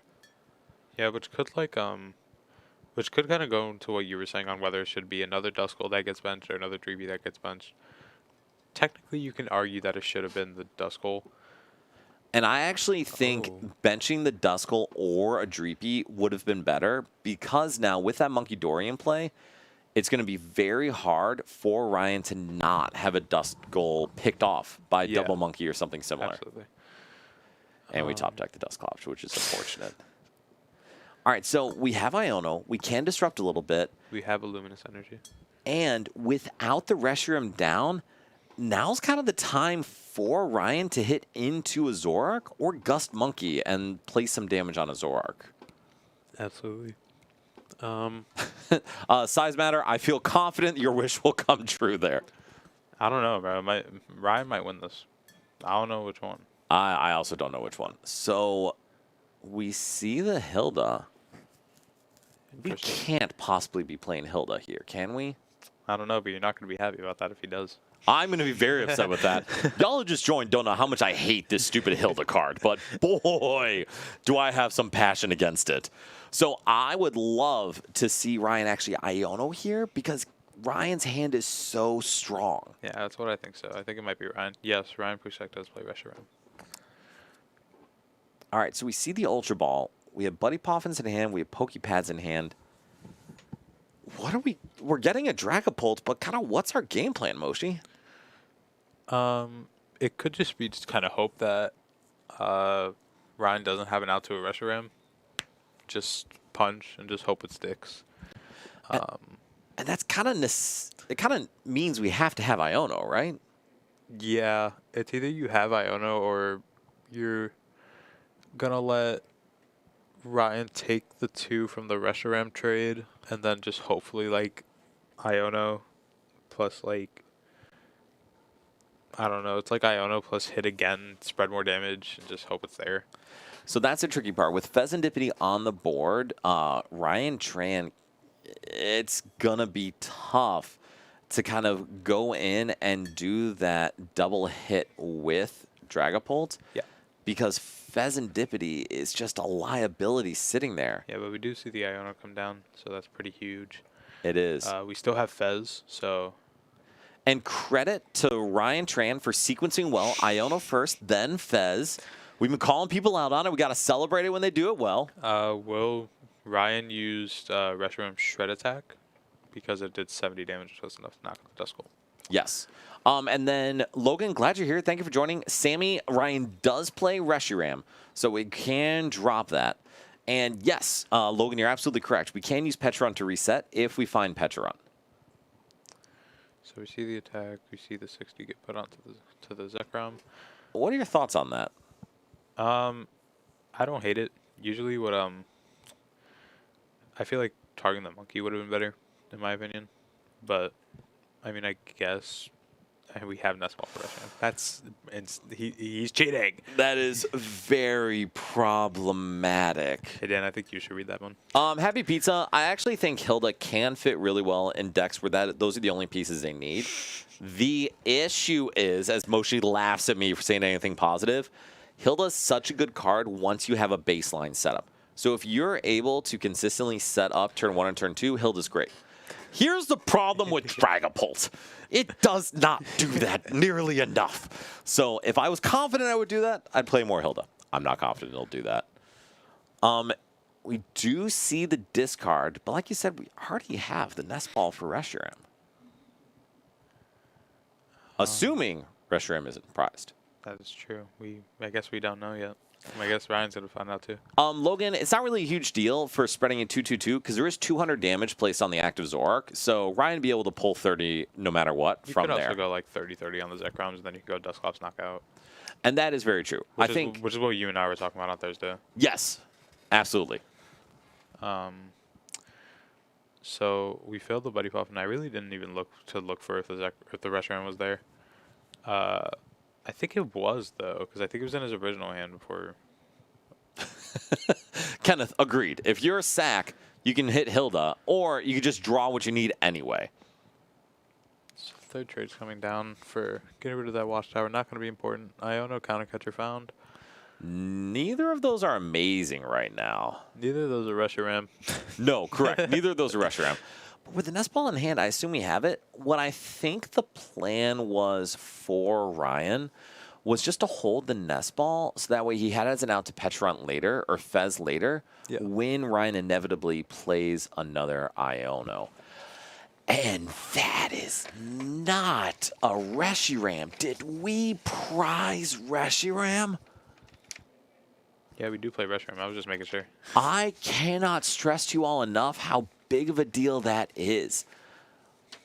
It's pretty good for Ryan. That is immense. It's pretty good for Ryan, but bad for Ryan at the same time. It is horrible for Ryan, but it puts Ryan in a great position. Yeah, for sure. Now, the issue is another Ryan made a mistake the previous turn with benching and did not bench 2 Duskull at the same time, which now means that Duskull is going away. Absolutely. How funny would it be if we take this knockout and the prize we take is the Reshiram? There's at least a 25% chance of that. And I think we're debating where to pull this damage from. And I feel like it's just... Do we see Reshiram? No, it's a Lilies. It is indeed a Lilies. All right, so now, though, Ryan is at 3 prizes. Yep. Ryan Tran would not have wanted to use Dusclops anyway at this point. So, Alejandro. And we have the boss. That's really bad. That is pretty bad. That's really bad. Pretty sure we got Reshiram with that one. Oh, sick. That's good. Yeah, I assume so. We had like a 67% chance there. Alejandro, like I said, send NRG TCG a message or leave a comment on the YouTube video after this, and we'll definitely try to track down that deck list for everyone. All right, so then Moshi, what does Ryan do in response here? Iono. That's yes. Iono, take a knockout. Because there's no energy on board for Ryan on the excluding the monkeys after this knockout. Wait, no, we don't have a Reshiram in hand. Did we really not take it? Is Reshiram our last prize? That's so bad. That is insane. Technically, something you could do now is you can boss up the other Zoroark because, like I was saying, there's no energy on board. Or no, because I guess we can go Taro Fetch. So we can. The other issue is we really, and by we I mean Ryan Tran, can't afford to let Ryan use those Monkey Dories to clean up a prize. Because if Ryan even takes a single other prize, obviously he wins. Yeah. And Paul, yes, we have the deck list. We'll definitely ask the players about those. The only downside is obviously we don't want to share players' deck lists without their permission, especially since a lot of players use these events to test for regionals. But, dude, shoot us a message, something like that, follow up. We'll absolutely try to follow up with them. The reason I'm not saying yes, we'll get them now is because I am currently yapping. And I will not in any way remember to do so later. And I'm being honest with everyone. If I wasn't right here right now, I would probably be at home because I would have went 2-3 drops with Dragapult because the deck sucks. And I would have been complaining about it all week. And then I would have texted Dan at like 5 o'clock being like, yo, this deck sucks. Why do you keep letting me play this? That's a fair statement because I absolutely would have been the one to blame for that. Good call, Moshi. All right, so we are using our recon directive, and what are we looking for? I don't like. It's hard to say. I mean, we kept the Ultra Ball because I assume we want to Dragapult just so we can have another one for when this one gets punched. So we're gonna take a knockout here. Good job binding Moshi. I don't know. I haven't thought of that before. That's fantastic. Okay. Okay. So I mean, we have to hit this Zoroark, right? Yeah, we have to take a knockout. Just put another 60 on the Zekrom. So I don't mind that. I think that's fine. 20, The only 10, sure. The only thing I would say is I really dislike putting that luminous energy on the Dracloak because it doesn't help us. But putting the energy on Monkey Dory could be huge for us here. Yeah. What are your thoughts? Like, where did that stuff need to go? No, I think it's right for sure. I feel like that Luminous probably could have been saved. I think in that pre-Iono hand, when Ryan attached it, there was no other energy, and I feel like he wasn't confident that he would find that Neo upper energy in that situation for like the hypothetical for the situation if Ryan Presec did Zekrom into this active Dragapult with no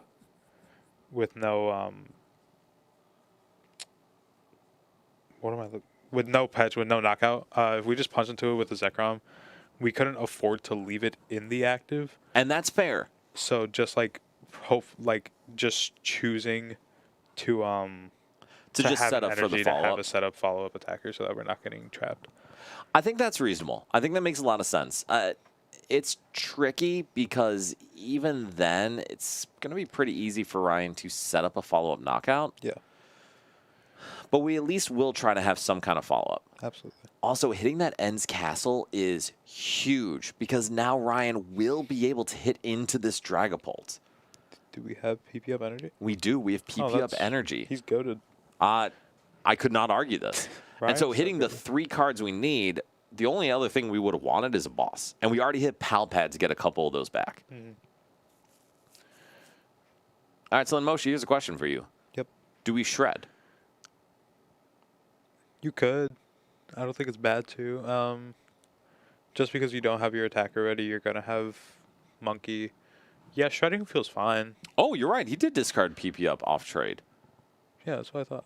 Oh, my mistake. That can't be correct. Or I don't think. Huh.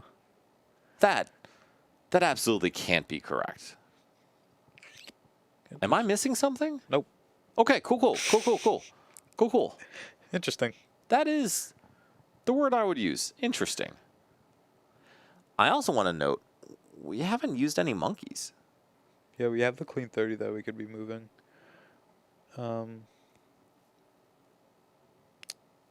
Why? Or why not, I should say. So part of it may be that Ryan's debating between trying to reach for a knockout on the active Dragapult with Zekrom. Part of it may be he forgot. And I don't actually have a lot of answers other than that. And Andrew, I agree. I think we would have been better to dump the nest ball. And Ryan just passes. Wow. This is like very confusing from Ryan. Because if we discarded a PP up, what was the end goal during this turn? I agree. And gosh darn it, Hilda's a really good card here, and I hate it. And so the big deal is we kind of want to set up that follow-up Dragapult to hit. And then Moshe, what are your thoughts on this? So we were lying. He didn't have a PP up in that hand at all. His first trade was a Tool Scrapper. His second one was the Palpad. I could have sworn I saw a PP up. I think he just moved it from his discard because looking at this turn, he did not trade it away. Oh, okay. His first one was the Tool Scrapper, and his second one. No, it was a PP up, yeah, because he had Nest Ball, PP up energy. So he just chose to keep the Nest Ball that we failed, I think, because I don't think we have it in hand anymore. No, I mean, I agree. And Will, it's possible, but if we're already able to monkey a bunch, I wouldn't mind even just trying to set up damage on Monkey Dory to clean it up next turn. Because it would be reliant on Ryan finding one of his one remaining Luminous to be able to monkey the energy back. Absolutely. Iona's going to come down. What do you think of that? I mean, I feel like it's okay, truthfully, because you're putting Ryan down to 1 card again, which, remember, for Ryan Presec to win, he needs a 4-card combo. So putting him down back to 1 card instead of 2, just like a little like comfort, I guess you could say. And I think that makes sense. All right, so we are going to hit with Dragapult. We are going to do 200 to the active. And where does this all go? The thing is that no matter where you put it, at least 30 is going to be able to get moved by every Pokemon on this board. Yes. So it could just be all of it onto one Pokemon like Ryan did. Whether it was the Zekrom, I feel like it was fine to be the Zekrom. I kind of feel like I would have wanted the castle to come down last turn, even if it wasn't going to stick. Just for in case it does stick, like, then you just need an energy and you're at least attacking this turn. So I don't mind that. And honestly, for damage placement wise, I actually would have liked to keep the Zekrom clean. Okay. Just because I don't think there's anything wrong with gusting the Zekrom next turn to knock it out. Yeah. Iona to 1 then and say, you can't attack me unless you find an attacker. Also, do I need to get you some monster? Wake up, Moshi. I'm good. Wake up. I'm Wake up. good. You're like lounging here. All right, so that Turo is a huge deal because now there is a Zoroark in the active with only 2 damage counters on it. Yeah. We could. So then we just kind of go back to the exact same like state that we were in last turn with, or the prior turn with. 7 total damage counters on the field if we double monkey. We have a nice stretcher, so we will be attacking at least. And we're actually going to attack for... we could be pretty close to a knockout here. We do see another NSPP up. And so, do we bench this Zorua? No, I don't think so. I mean, is it bad to? Probably not. Wait, 250. So, I don't think it matters because I think Gus knocking out anything on the bench is good for Ryan Tran. yeah. And yeah, I was gonna say I think bench or Gus knocking out anything is good for Ryan Tran. So leaving the Zora there is not a huge deal. Yeah. Plus, if you do put down Monkey Dory, there is an opportunity to do plenty of damage and clear that thing out. I feel like this is when finding the Monkey Luminous is going to be important. Just so that you could move that damage back because you're in a really weird spot. I would agree. He did. No, he attached manually to the active. But Zuggernaut, I'm glad you're paying attention. The NSPP up is still in his hand. And yes, if y'all see something, tell us, because I want to make sure we keep game state legitimate. Absolutely. All right, and Ryan does need to make a decision here. All right, we are going to NSPP up to Zekrom. Why? Just because the jamming tower is still in play. Just in case we don't find a like reasonable out. It has to be Shred, right? I don't mind hitting for 250, but yes, I think Shred is correct here because it forces Ryan to do more than just monkey the damage back. And we don't have a Turo or anything. We could boss the Zekrom, force Ryan Prusek to have a lot more. I think that may be the play. I think that's his only option. But I think you also have to do it with the bench Dragapult. Absolutely, you do. So, because yeah, you don't Hilda. Do not Hilda. Dan, Hilda does not help here. Dan will walk out of this room and hit you with his headset. We do boss the Zekrom. And like I said, though, we have to retreat into the other Pult and hit. Otherwise, you are a night stretcher away from losing the game. Don't we have stretcher? Yeah, we have stretcher. All right, and so Ryan Pruzak takes game 1. And I got to be honest with y'all. I'm a big Dragapult stan. I'm rooting for Dragapult. And at the same time, Ryan is my teammate. And I am rooting for him. Yes, Ryan P did miss potential game. He could have applied a whole lot more pressure than Monkey Dory, but declined to for reasons unbeknownst to me. One thing that was important to mention is that Ryan Tran prized double Dracloak and a Halucha. Oh, that's somewhat problematic. A little bit. Yeah, just a little bit. All right, so then Moshi, what needs to be different for Ryan Tran this game? I assume we want to get a Curse Blast off this game. That would be nice. That would be ideal. I think that's the first plan of action, is just making sure that we can end up doing that. Trying to hope, like, not like hoping that Ryan breaks, but obviously you don't want him to draw as well, but like if you can get an Itchy Pollen that sticks more than a turn, that's a huge start. That is. And Jason is correct, Moshi. Do you need to hit the vending machine? I do not. Okay, I'm going to keep yelling at you until you get your energy back in it. Come on, let's go. I agree. I think Ryan T needs to slow Ryan down a little bit more. Because to be honest, if I'm playing against Zoroark and I'm Dragapult and my opponent goes 3 Zoroark turn 2, I am not feeling great about life. I don't know how I'm going to feel going into the rest of that game. I'm probably just walking home at that point. We've conceded defeat to everything and everyone. And there's another mulligan for both Ryans. Okay, and nothing exciting shown in either hand there. Surprise, they play boss. Really? and energy. Yeah. Crazy. Ryan Tran plays Dracloaks. Mind blown. That's a different Pokemon. But all right, so we do want to see a Budu turn 1 from Ryan Tran. Ryan Prusak, we just want to see a couple Zora. Yeah, we're going first again, so if we can open just Buddy Poffin again, that would be chill. Yeah, absolutely. We don't want to start anything like ridiculous like that Petch. If we start the Petch, it could be a little weird the rest of the game, just because of that early pressure that Ryan could set with his rare candies. Petch, I'd say Petch isn't super terrifying. The only reason being, it does enable Ryan to be flexible with movement the whole game. Quackenberg, yes, that was a Blacephalon Oh reference. my God, Thank Ryan you for Tran's hand noticing is it. nuts. His hand's broken. Wait, is it really? He has double Poffin. Oh, that's so good. Okay. Here we go. So we see the draw from Ryan. See the draw from Ryan Prusak. Is it a Buddy Poffin? It is an Artisan. All right. So we are playing the game. But we have a jamming tower, I think, for Ryan Tran. So I just don't know if we have an energy. That's okay. We can get there. We can see the attachment to Zora. And to be honest, at a minimum, that's all Ryan needed. Oh, for sure.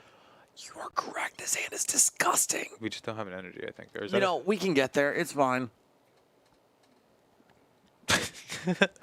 So I don't know if I recommend this for Ryan Tran, but we could legitimately go in and get Latias out. Do we have a way to get Latias out? Oh, wait, never mind. I'm lying. We do not. Ignore me. Come on, Dan. I'm not with it, guys. I think Dan needs the caffeine, guys. Listen, I'm literally drinking caffeine. And also, I have high energy. I'm just wrong all the time. So we do see the double Dreepy and the Budu and the Dracloak. That's pretty good. Yes, Happy Pizza, exactly. Hey, Trevor, good to see you, sir. Thank you for joining us. He was playing Guardy today. Oh, was he? Yeah. I assume it didn't go well. Would you have guessed? Thank you, Trevor. Wake up, Moshi. I am wide awake. That did not sound like that. You did not sell me on that effectively. Yo, Bryce, I'm awake, right? He side-eyed me. All right, so we do see the Iono from Ryan. Choosing, did you say he had a tower in hand, or were you dreaming? I think it was I don't know if it was that or just another gold card that Ryan plays, but it was a gold card of a sword. But we did find an energy to retreat. So that's we also cool. saw another Buddy Poffin, which I am not offended by Buddy Poffining out either another Skull or another Dreepy.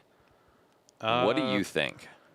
I feel like solely just based off last game, I feel like another Skull is probably better. But with the board that Ryan has, it could just be just another Dreepy. You can make arguments for both. I feel like it's just dependent on how Ryan Tran wants to play this game. But second Badu is not really what I would pick. But I mean, I guess it's not horrible because then you can, I guess, commit an energy to a Dracloak instead of the monkey to retreat, I guess. No, that's absolutely horrible. Oh, okay. Yeah, that is appalling and very possibly game losing. And I'm being very judgmental here, and I apologize for that, Ryan T. But in general, for decks that don't play as much Monkey Dory, or it's essential to stream item lock, getting that second Buddy can be very beneficial. This is not one of those times. Yeah, Ryan, just know I tried. He tried to back. Oh, okay, we're trading that. Goodness. Yeah. And we drew into another Buddy Poffin, which is less great. All right, but we're getting Zoras out. We're getting it set up with that Artisan. So, I mean, does Ryan Prusak have anything else he wants to do here? I don't think so. I don't think there's a lot in this hand for Ryan. There's I think it's like 2 energies. Like, I think there's another Buddy Poffin that we drew. There's not a lot. I didn't see like anything that Ryan could really play. Turo energy. We could technically Actually, Turo Turo's attach, really knockout. good. We could bench Monkey. If we're gonna play slow, we would just keep letting ourselves get itchy pollen. We could just attach, and then next turn we could Turo attach because we have 2 energies. So yeah, we're perfectly fine in the spot that we're in. No, I agree. Zuggernaut, thank you so much. I really appreciate that. So we stream almost every Thursday, just not Thursdays where either my baby's sick or when the Nerd Rage Gaming store has a different event. And then we do stream our cups once a quarter. Obviously, you are watching that now. Welcome. Glad you're here. So pretty much every week. Next week, we will not. But I have offered to bribe or do unspeakable things for the team here at Nerd Rage in order to make sure we can stream the week after. But back to the game, we do see Hilda, and again, We are only able to get Hilda because we saw 3 Buddy Poffins turn 1. Is that how that works? That is how that works. And Moshi, talk us through the turn. What's the plan here? Absolutely. So the first card being played is the Hilda, obviously for a Draclo. Got to make sure that we can start using Recon Directive, getting our board set up. For Never Pro, the other half of top 4 was Festival Lead and Golden Go. And we are not sure how that has gone. We have not been told anything. Bryce? Do we know how it's going? Mo's currently winning game 2. Mo is winning game 2. Who won game 1? I think it was Elias. And Elias Okay. possibly took game 1. All right, so Gold Dango versus Festival Lead, the typical standard expected top for 4 sure. experience. Yeah. Yes. Yeah. All right, so we do see the Recon Directive. He's cheating. He's just so good at Pokemon. So good. And then we see our second Recon Directive. He's so good He's at Pokemon. still cheating. That's fantastic. Check his shuffling. And actually, I would have loved us to keep that Neo uppy and slap the Luminous on Monkey Dory this turn. Well, we already attached. Oh, the we sticker. attached the Psychic. You're right. You're right. Come on, Dan. I am not with it, apparently. You telling me I gotta focus? I at least knew where the No, energy went. you don't need to focus. You just need to wake up. All right, so Ryan, we do see the trade of the other Buddy. We do see a draw Iono and Dark. I mean, we're in a pretty good spot now. Yeah, I think this turn Ryan could definitely do the Turo thing that I was talking about, probably moving the damage. The Festival Lead is indeed Mo. So, we have Reshiram in this game. Good news. That is good news because that is a very, very strong card in this matchup, as we've mentioned. Yeah. Beautiful. I mean, Logan saying that beat Pulsar as Absolbox, but Dango is a very tough matchup for Absol, even if you do play the Toad Scroll. And if you don't play the Toad Scroll, you just enjoy your ride home. I know Quackenberg, Mo's been a Guardy stand for the past year or so, but decided to take a break from it, play something with a little more shenanigans involved. Absolutely. That's a fair point, Logan. It's a better matchup than Festival Lead. That is fair. We are going to see the pass. Something that's interesting is that it might be worth swinging with the Dragapult this turn, just because if we swing with the Badoo, that damage is just going to get moved back to a Badoo, and then we're going to see a boss knockout on something else. So, honestly, what I would love to see is, if possible, I would love to see that Zoroark go down. Dusknoir, Hawlucha take out 2 of them. Exactly. Why not? No, legitimately. We have a really big hand here. We're going to be able to Jamming Tower's huge. basically do whatever we want to do. You know what else would be pretty cool here at Hilda? Because that finds us our second energy. I guess we have Luminous in hand. So we do just- Luminous in the hand. Well, no, because we need Hilda to find the other half of Dusknoir or Dragapult. It would, but it wouldn't allow us to Hawlucha. That's true. Or we could just be so much better than everyone else and just hit Dude, the why do you- Dragapult off the top. Why do you even need a counter catcher? I don't even know. Ryan, you do get to take one of those. That's actually insane. He's cheating. We'll see the attachment, see the evolution. Just can't be the boss. I mean, That's fine. I think we have to do this, We right? do have to do it. Now that we have the option to, you can put that pressure onto Ryan, you're in a great spot. Unless we prize Dusknoir. Okay, we didn't. Yeah, I think this is incredibly strong with the boss. And so here's the thing, all you lovely people watching this. We are going to do a really sick play here and do some very powerful things. The downside is and by we I mean Ryan Tran, have double Budoo on the bench. So Ryan Prusak has 2 very easy prizes to win the game and get himself in an excellent spot. Now, the good news is the Zoroark's going to go down. We're going to put a ton of pressure on the other Zora. The spread has to be 2-2-2, right? Yes. Yeah, okay, cool. Or we could put all of it Yeah, on that also Zekrom. works. And I actually don't mind that at all. It just has to be one of the 2. Yes, the red card. I was going to say Absol Pult. Dude, Absol Pult was so good. I will say Festival Lead has some legs.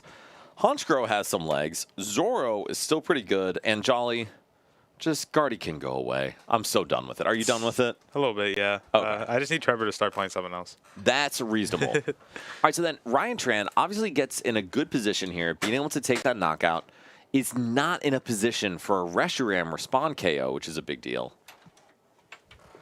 Ryan does take his prize for the Dusknoir. And so how does he respond?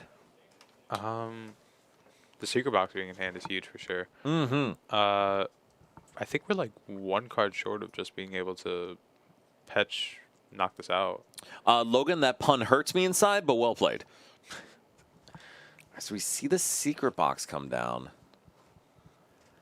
Yeah, no, Logan, you're correct. It does have wings. It does have wings. Listen, I'm the dad here. I get to make the dad jokes.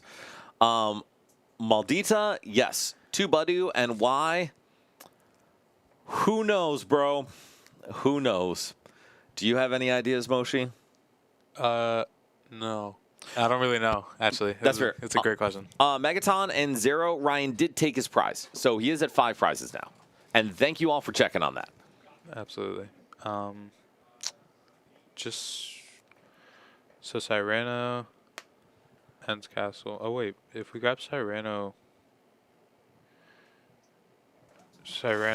plus Mochi plus PP up is enough for a knockout. Serrano, Mochi, PP up. Because we have an energy in hand. That is no, not we need enough for a black belt. knockout. Sorry, I forgot about that. Because that would get us to 290, which would be a little short. Oh, you're correct. Good call. That's kind of terrifying. We already have PV up and the energy. So that's pretty good. So we would need, yeah, just the Mochi. So then should we be getting Mochi instead of Air Balloon? I just don't think it's in deck. He's not grabbing it. I think you're right, actually. Because I don't see it. I don't either. So Ryan gets a little bailed out here. Okay, what card possibly is that? That is an energy switch. Okay, sick. Could you tell I had no idea? Nope, that's totally fair. All right, so we see Artisan that. Oh, we're playing the Cyrano. We did have Mochi. Oh, okay. So is there a reason why we're not taking a knockout? I don't know. I mean, do we just not see it? I don't think we see it. I mean, if I see it, Ryan sees it. That's usually how I would assume so. Because I don't see a lot of things. Oh, no. Megaton, I mentioned this before. I don't know if you guys are here. Please tell us. Definitely want to know, because we also want to make sure we maintain good board state and not let anyone get a stupid game loss for an unnecessary reason. So thank you for saying it. All right, so we get the 3 Zoroark. I feel like if I saw something, then Ryan definitely saw it, because I feel like Ryan sees more than me from time to time. Ryan sees more than me typically, too. Ink Daddy, Wellspring, Dragapult plays Duck, Shaman, Baby Chi, and Pow Owls. There's actually been, Ink, a couple lists out of Japan that plays something like that. It is very good. Well, TCG, he still grabs Cyrano. He still grabs Cyrano, though. Yeah, you can get the Zoroark off of Cyrano and get the Pecharunt, and that would be enough. So, yeah, that's interesting. And yes, Japan's merging Terra everything, but Noctowl's such a good draw engine, it makes sense that it fits everywhere. Yeah, is there something we're missing here?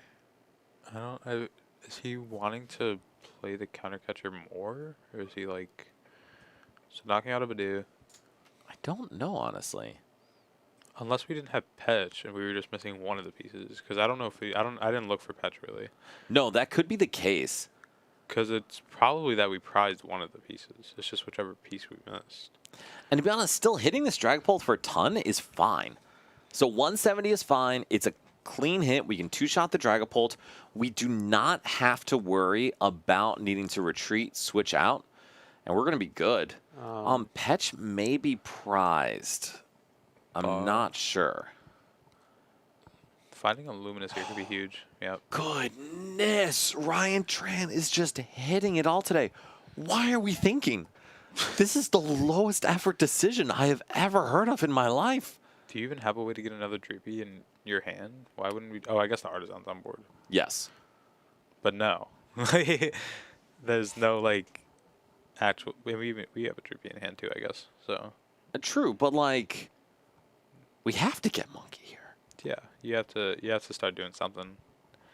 And so I think Ryan may be saying, is it beneficial for me to attach to Cloak so that way it's easier for me to set up one? Sure. But we can't play that slow, can we? I don't think so. I think we have to do something like 2 turns ago, including not benching 2 Biddies. Well, I would agree with that one. Also, for y'all watching, this is a very, very big thing. Whenever you're playing a game like this, especially one that requires manipulation of damage counters, you have some control long term, you have to be so careful about what liabilities you put in play and what your game plan is long term. Because Moshi, you were right. If you're going to have to retreat into Badu, getting a second one's good. Yeah. But there's no world Ryan Tran was going to get stuck with that monkey in the active again. Yeah. So actually, here's the thing I would say. That's what I was about to say, too. I actually want you to hit into a Zoroark with this damaged Dragapult. And the reason I say that, because we've talked about this actually. Did we talk about this on Thursday? We did.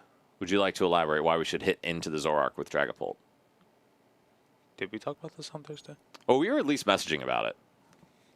Hold on, I'm checking. All right, I'm just going to lay it out for everyone. Yeah, sure. So the reason why this is a time to hit into it is Ryan is going to be able to knock out this Dragapult anyway.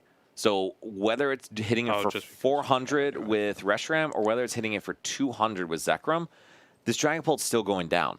So this is exactly the time with no clean pult on board where you can accept Ryan being able to take a big one-shot. And honestly, this puts Ryan Tran in a good position to try to clean up this game. Absolutely. So, I don't know how much there is in that hand for Ryan. A lot. Really? Including a Zekrom, Oh, interesting. which is pretty good. Good thing we killed the last one. Yes. Bryce, do we have a closeout or are we going to game 3 for Festival Lead? Heck yes. Game 3 Festival Lead Gold Dango. I am so here for it. Interesting.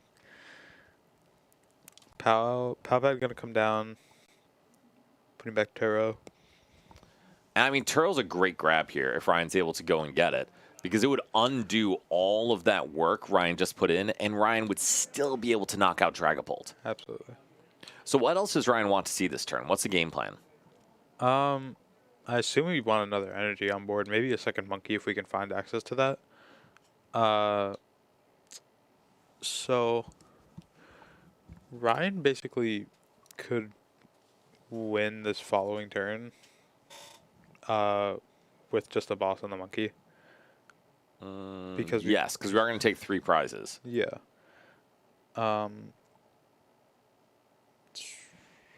Ooh, that's a bold move.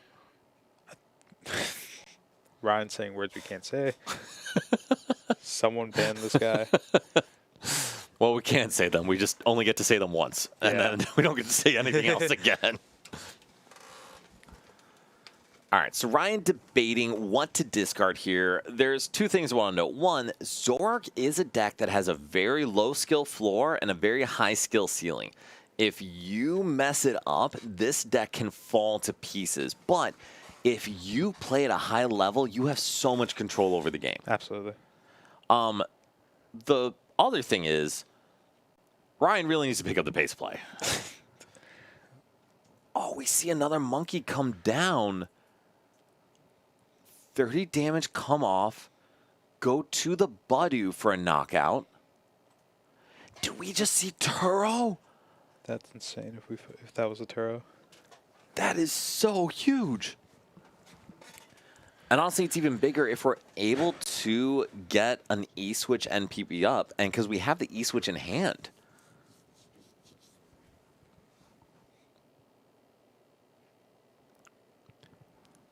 Yes, we put it right back on the Dragapult. E-Switch off of... No, you can E-Switch off the other one. That's fine. Are we planning to hit with the damaged one? It's a great question. It is a great question.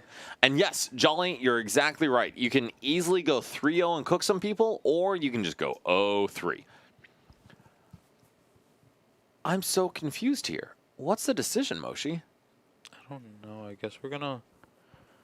I think we're opting to swing with the damaged one, which I guess is fine. Because... Is it fine? I don't know if it's fine. I mean, I think it's fine. Ryan's still in a fine position here, but I like this play so much more. I think knocking out that Dracloak is a huge deal. Yeah. Because it puts you in a position where all you need is Gus knockout on Dragapult and you win the game. So we just see the knockout. Okay. And so I don't mind that either because Gus Knockout is still the name of the game here. Yeah. And Ryan knows we have two options. We can go in with Dragapult, or we can go in with Blood Moon. Well, doesn't Blood Moon just lose? Well, Ryan doesn't know that, but doesn't Blood Moon just lose because we have the Zekrom in hand, or did we actually discard it off the trade? I think we have it. It needs to be Iono Blood Moon. Yeah. My goodness. Okay, man. What is happening? Whatever, bro. Tired of this guy. Ban this guy. Ban this guy. So yes, Logan, you're absolutely right. Blood Moon loses to Black Belt, but it loses to Black Belt Zekrom combination. And so with the Iono to 1, Ryan's going to see a total of 4 cards. And so Ryan Tran just has to hope That is true. Say it again. Big Steve's right. Bell was in the discard and Palpad was used. That's a true point.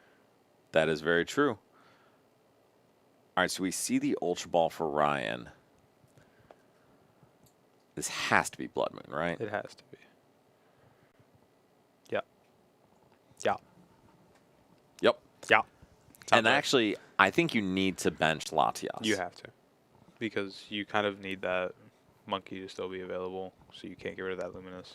I'm actually not even worried about that. You just need to be able to get Blood Moon out of the active next turn. Oh, and we go for the Dragapult here, I assume. Don't get a Budu. No, he moved it like off the off the mat. I was like, where's the rest of the discard pile? All right, so we do get the Dragapult back. And then, please, bench Latias. Please, please, please. Okay, good. Sick. And then Iono Ryan to 1. This is about as good a position as Ryan Tran could hope for. Yep. I don't know what Ryan really wants to draw here. Jamming Tower. Okay, that is a very good draw for Ryan T. The only thing we would want besides that is a boss. Yeah. And we see the knockout, both players at 1 prize. It really comes down to, can Ryan Prusak win the game this turn? Artisan used. So we can get Zekrom out with this, which is big. But we still need some kind of modifier to close out the game with this attack.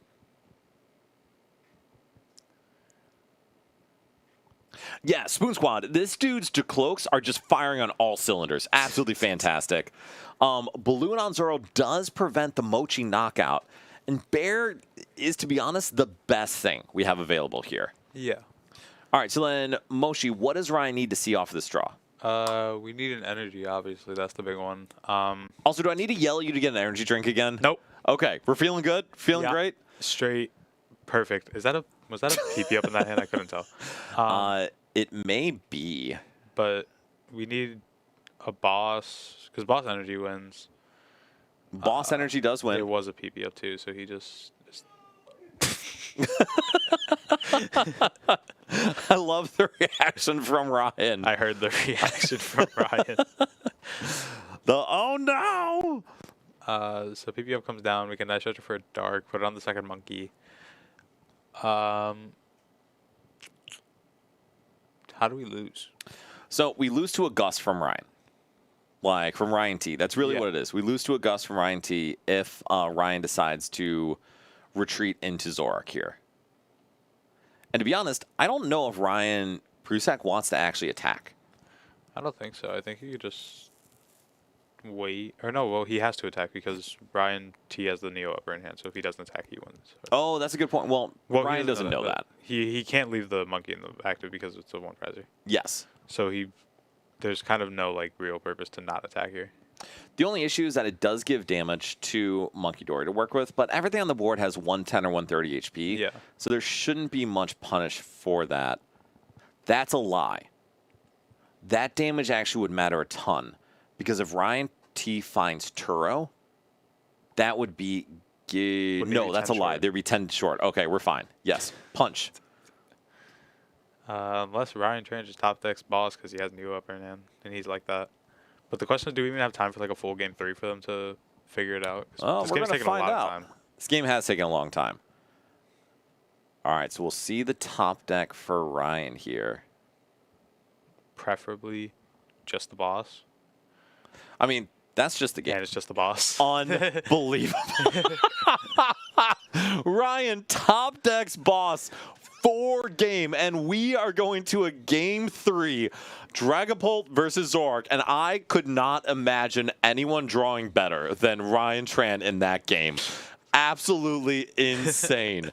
We even evolved up the cloak where we wouldn't be able to see more cards. That's Unbelievable. wow. Listen, y'all, you get to see shenanigans, you get to see high-tier gameplay, and you get to see more other shenanigans and someone getting sacked. Let me message Kevin real quick here on timer and see how much time. So Michael, or not message Kevin, message Michael. So Michael's a judge. He's hanging out watching everybody, and I'm just messaging to see how much time there is. We have not pieced together how to get the timer on here yet. 6 minutes. We have 6 minutes remaining. Bryce, can we get a timer on here? Probably not this stream. Well, can we do that for like not next Thursday, the Thursday after? All right, sweet. So we're going to work on that. Thank you for the feedback, Will. I always appreciate it. And Maldita, Ryan does not use Darmanitan. He is using exclusively Zekrom and Reshiram. And like, what do you think about that strategy, Moshi? I think it's fine. Personally, I think like I feel like the right way to play Zoroark, in my opinion, is no Darm. I know earlier I was saying it's pretty decent because of the slow evolution decks and like all the like single prize decks that make Darm a good pick. Mm-hmm. But I think the overall pick is just definitely double Zekrom Reshiram for sure. And I don't think that's wrong. I think it overall just comes down to player preference too. I think that's fair. No, Will, thank you very much. Appreciate you guys being here. And like I said, I'm trying. if you you're doing great, Moshi. Whenever you're awake, you're doing great. I know if y'all are enjoying this, if y'all like what you see, please like, subscribe, all that kind of social media stuff. We'd love to have you come back here. Do we see an out? We see a Pokepad, which is huge. That's like it though. And Varo, I think you make a really good point. One of the reasons Zoroark is good is because all the tools are to help you do things once you set up. If you invest a ton of resources on kind of that turbo setup, I think you lose a lot of the power the deck gives you in the middle and the late game. Though, Jolly, I do think that aggression has a place. I just don't know if Zoroark is the place for it. Yeah, that's fair. I don't know. You do agree, disagree? No, I definitely think I don't think it has the space for it, to be honest. Because like if you're just sitting there with no bonnet but you're holding a capsule, that's gotta feel awkward. 100%. Like that has to feel atrocious. Yeah, that's what I'd imagine. So I just don't know how that would feel for like the rest of the game to come. Oh, I know exactly how it would feel. Bad. The answer is bad. Whatever. Jamie Tower comes down. How do you feel about the Jamming Tower coming down? I feel like it's like okay. I think Ryan plays two stadiums total. So for it to come down this, because what doesn't Ryan play Evo or am I tripping? Oh, no, it was Elias. Sorry, I'm wrong. No, he does not play Evo. I don't think. But I mean, even then, it's fine. It's like you're forcing. You're forcing Ryan to have one of his 2 stadium outs to be able to use his air balloon, his binding mochi. It seems fine. I mean, that's fair because we do actually have air balloon in hand, but there's nothing we really care about going into. Why is he like that? He's just got it. Listen, each game, one of the Ryans just has it. I guess, man. So currently, Ryan Prusak just has it. I mean, you never know. Ryan Tran could top deck Lilies into Buddy Poffin Energy. I mean, you're not wrong. And we'll see the pass over to Ryan. That's not Lilies. No, but it is Dracloak. It is an out to draw Dracloak. I mean, honestly, I think Ryan Tran wants to see Iono far more than Lilies right now. For sure.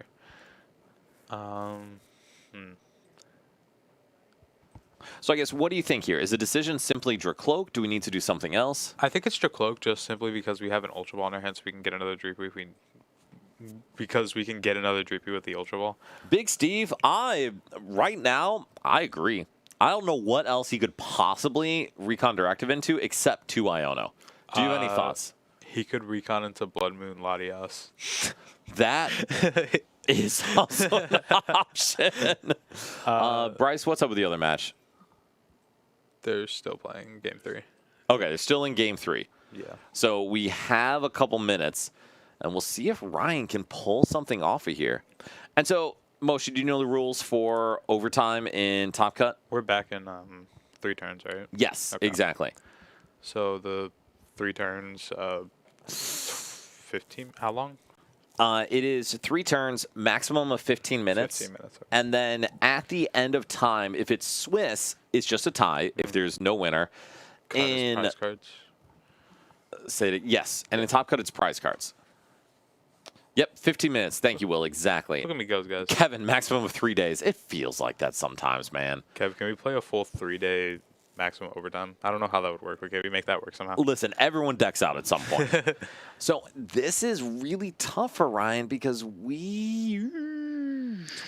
turns, okay. why didn't we just Ultra Ball for another Dreepy with that Recon in hand? 50 minutes per turn. No, might as well be at the pace we're playing here, but no. I feel like it was like exactly what I was saying. I feel like we needed to get another Dreepy there just because. Well, look at Ryan's board. I mean, Yes, we absolutely need to get something else there. Energy, another Serrano found. Which, I mean, we're starting to get into a good spot here. We just don't have an attacker. No, but Ryan doesn't care. I think he's content to just set up a full board, get a couple monkeys with energy down, Yeah. and then just say, Ryan T, you do your thing, my guy, because I'm just going to start sweeping what's going on. Is that a E? That's the E switch. Kind of got your air balloon. And there's an Iono, but Obviously, don't want to play that. no, wisely declining to play that. Well, that's not bad, It's not great. We're guaranteed an attack, but like, but it doesn't let us play the game. if Ryan's just That is the exact same Recon Directive, unless I did a time skip or something. so. But we don't have a retreat. We need an Ultra Ball for Latias now. And that feels appalling. Because Ryan could just go, okay, attach Reshiram, I win. No, and that's about what's going to happen. Is if we attack this thing, it's going to be attach Reshiram, I win. Unless he doesn't find Reshiram somehow, which is very difficult, I'd imagine. But he already doesn't have it currently. So. Yeah, I was going to say, to be fair, he does not have it currently. I got to imagine he will find it, but maybe Ryan T is just saying, listen, Or- man, I got a high roll. It's prized again. That is possible. You're right, Big Steve. We could just punch for 70, but that feels appalling compared to trying to set up a better board. It doesn't feel very optimal. No. And I feel like if we were planning on just punching for 70, why wouldn't we just Ultra Ball for another Dreepy? So, and thank you. Thank you. That was actually my concern last time. If you have a Dracloak in hand, you already have a Dragapult in hand. Yeah. Go find a Dreepy so you can start drawing more cards, even if it costs you a couple counter catcher. Yeah. Because also with this many... Yes, Ryan runs 2 candies. He does. So with this many Zoroark on Or the bench, 3. you're not going to stick anything. Yeah. I think it's just 2. And yes, Logan, holy powerful rage, Batman. I'm very much looking forward to our Festival Lead Zoroark matchup in Finals of the Cup. It is 2. We do Jet Headbutt. What do you think of that decision? I mean, it's fine, but like, where's the Dreepy yet? A great question, Moshi. It's a great question. It's not even because you napped through him benching it. We have not benched any, and that's a problem. So we're going to see 6 more cards for Ryan. That's insane. I agree, Logan. We are all on the same page, except for Ryan. Ryan is not on the same page. And it's fine to get lunch for 70 as well. Which one of them won, Bryce? Do you know? I thought it was Mel because it was only 2 prizes left, but I'll double check. All right. All right, so we see the trade of the energy. We see Secret Box come down. Mo won, I think.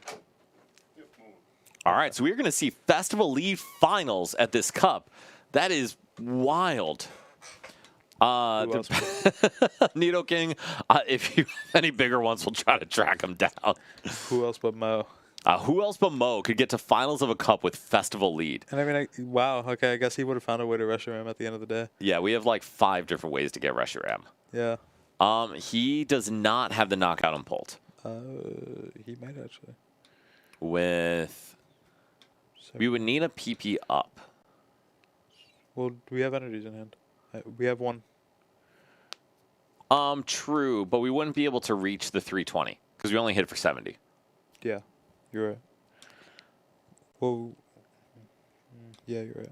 Yeah, Flip, I'm excited for Mo. That's awesome.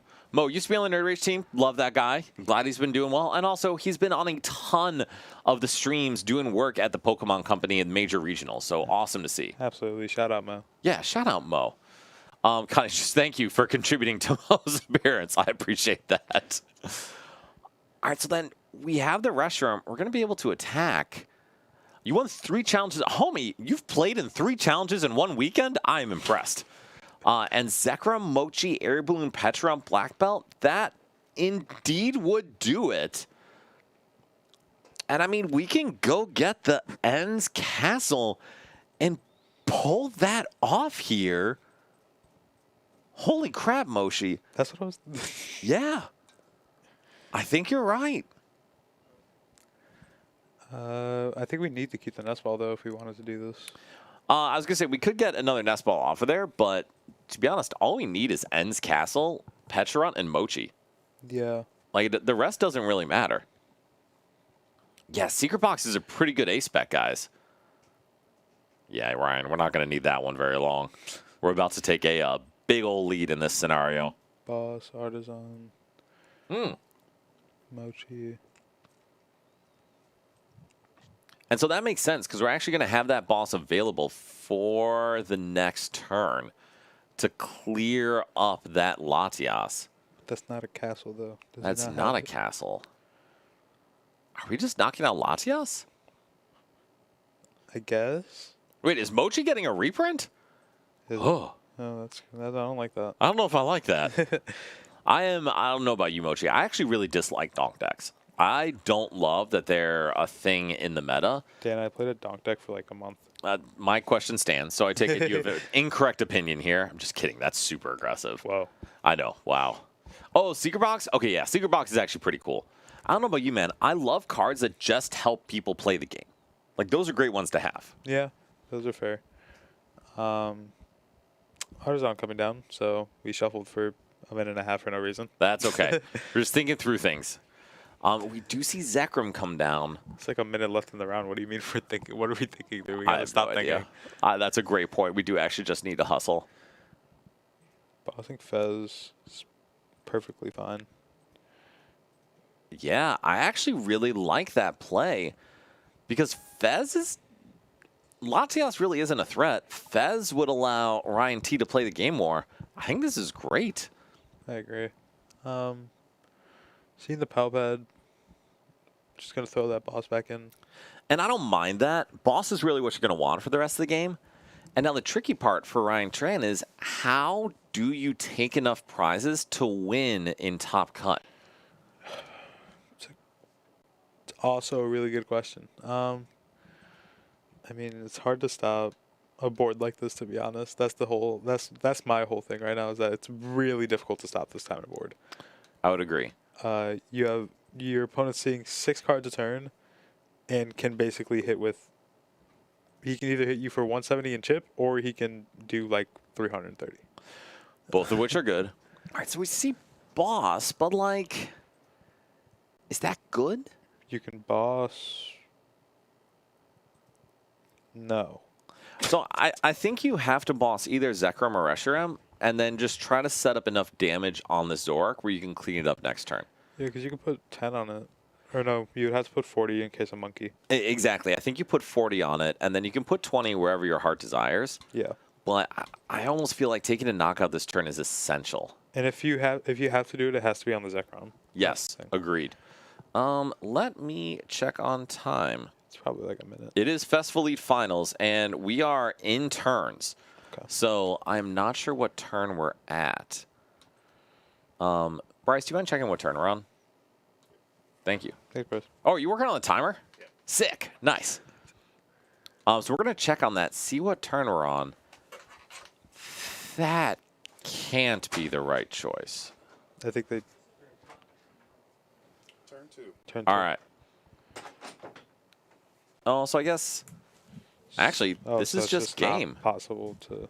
Yeah, unless Ryan is able to counter catcher boss. Well, he just attacked, so...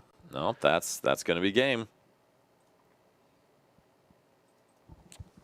That's interesting. So I guess it is Ryan versus Festival Leads in the finals. That is, unfortunately, probably going to be a relatively quick finals, which I can't say I love. I was hoping for something a little more interesting. But regardless, Ryan does need to switch the Zoroark out of the active, or he can just also pass and win the game. Well, I think either final would have been a pretty fast game. Dragapult versus Festival Lead isn't that long either. Yeah, that's a fair point. It's more in favor of Dragapult than Festival Lead there. It was just whether the Festival Lead or Poltnor was going to win, I guess, during this match. Well, so it looks like we did get Petron off the prizes. So that obviously limited that play. Yeah. I don't think Ryan knows that he can just pass. I think you can also just Petron retreat, knock out the Dragapult. Yeah. Yeah.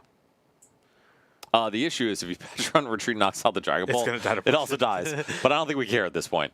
And Dapper, I don't believe Mo is playing Rapska, so that was going to be a quick game here. Are we just playing it out to see? I guess. That's fine. That's all right. I am curious, especially because Ryan... Oh, maybe we have Turo. Because if we have Turo, we can one-shot this Dragapult without having to have this Zoroark end its own miserable existence. And we're going to be able to draw 6 cards to find it. Trading with Artisan. Which is fine. Who cares at this point? Yeah, you already have one in play. You're fine with that. Oh, we have Turo in hand. I don't understand what's happening here, Moshi. What's happening? You're asking the wrong guy. I know. I know you were napping earlier. I just want to see if you're awake for it. Whoa. All right, but legitimately, like, is it as simple as Turo here, of Air Balloon Turo? Well, I mean, if it's turn 2, you just pass. That is true. And just go on with the day. But Ryan knows something that we don't. It's very possible. What does he know? I don't know. I know something. We could see Turo. Oh. Okay. E-switch. Yeah. And All right. That will do it. So Ryan Prusak, Team Nerd Rage Gaming, going into the finals against Mo, formerly Team Nerd Rage Gaming. And we are going to have Zoroark versus Festival Lead. I'm going to be straight with you, Moshi. Zoroark, I would have expected in finals. Festival Lead was not on my bingo card.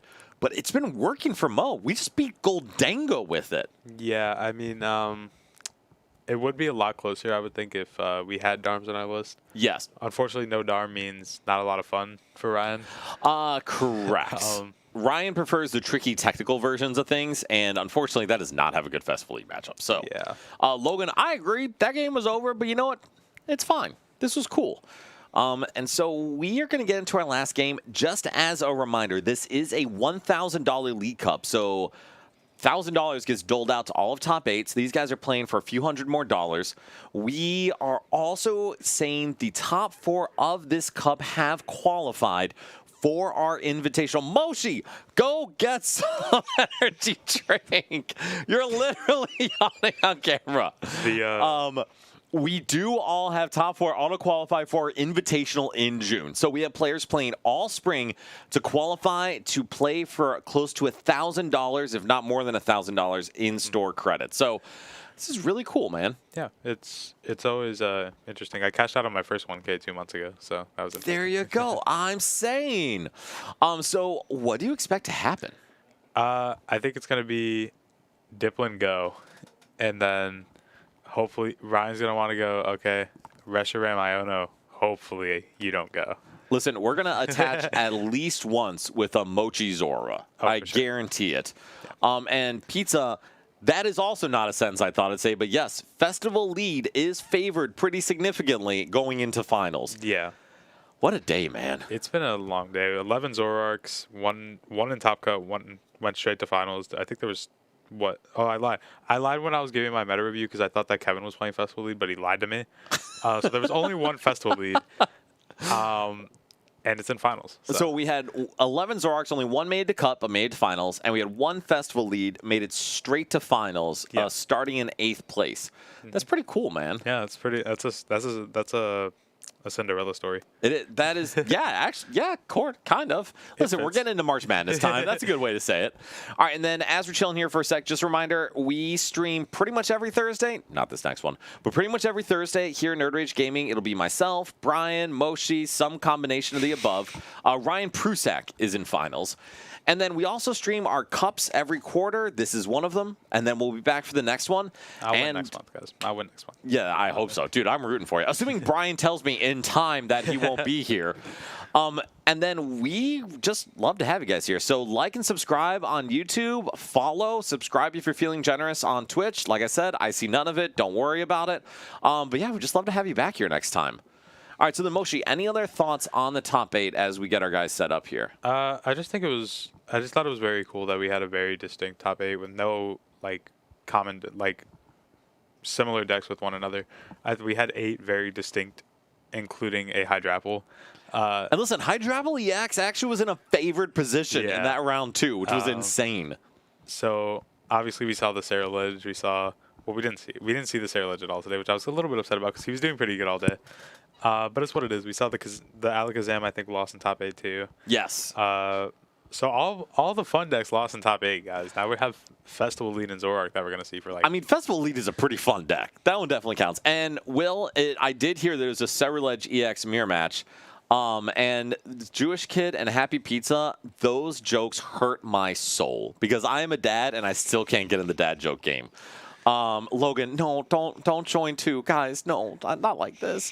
T Bravo, Ceruledge is 100% not the best deck, but it is pretty impressive. It got finals in a SPE. Ceruledge did win, which is crazy. All right, so then Moshi, in this matchup, what does Ryan have to do to win? It has to be the fastest Reshiram you've ever seen, or the fastest Zoro Mochi, with a early-ish game Iono and preventing Mo from setting up his Thwackies. I mean, I think that's really what it comes down to is, can you prevent Mo from setting up? Which if you can't, Mo's probably going to run him off the table. Yeah. But if you can slow him down enough, Ryan has a chance. And what does Mo need to do? Not let the Ionos get to him. Get his early Thwackies. Get his Dipplin out early. Save that Rillaboom. I'd say that Rillaboom seemed like it did pretty good for him against who do you play? Against Kyle? Yeah, against Kyle. The Rillaboom seems pretty good into this matchup, so I feel like it's just one of those cards that you have to save. Just make sure that you have your outs to your apples. I feel like there was a time where Mo didn't have an apple, and he had to, it was when he was playing Kyle when he had to promote the what's the baby seeking called? Goldeen. He had to promote the Goldeen because he didn't have the Dripplin on the Applin on the board, so he couldn't boom and groove with it. Yeah. So just making sure that you have a Dipplin out that you could use to boom and groove so you can always attack with it would just be his main priority. And that makes sense. And Kenneth, great advice to hit the active. Alex, no Darm.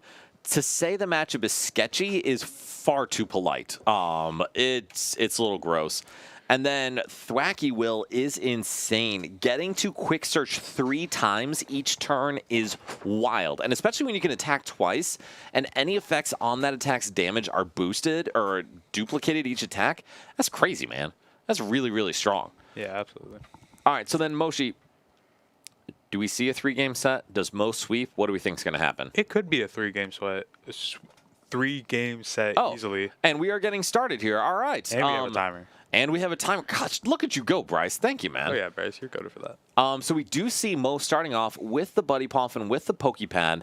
We do not have a Festival lead in active, but we do have an Applin, which means if Mo keeps this hand, that Diplin will let him start using Boom Boom Groove.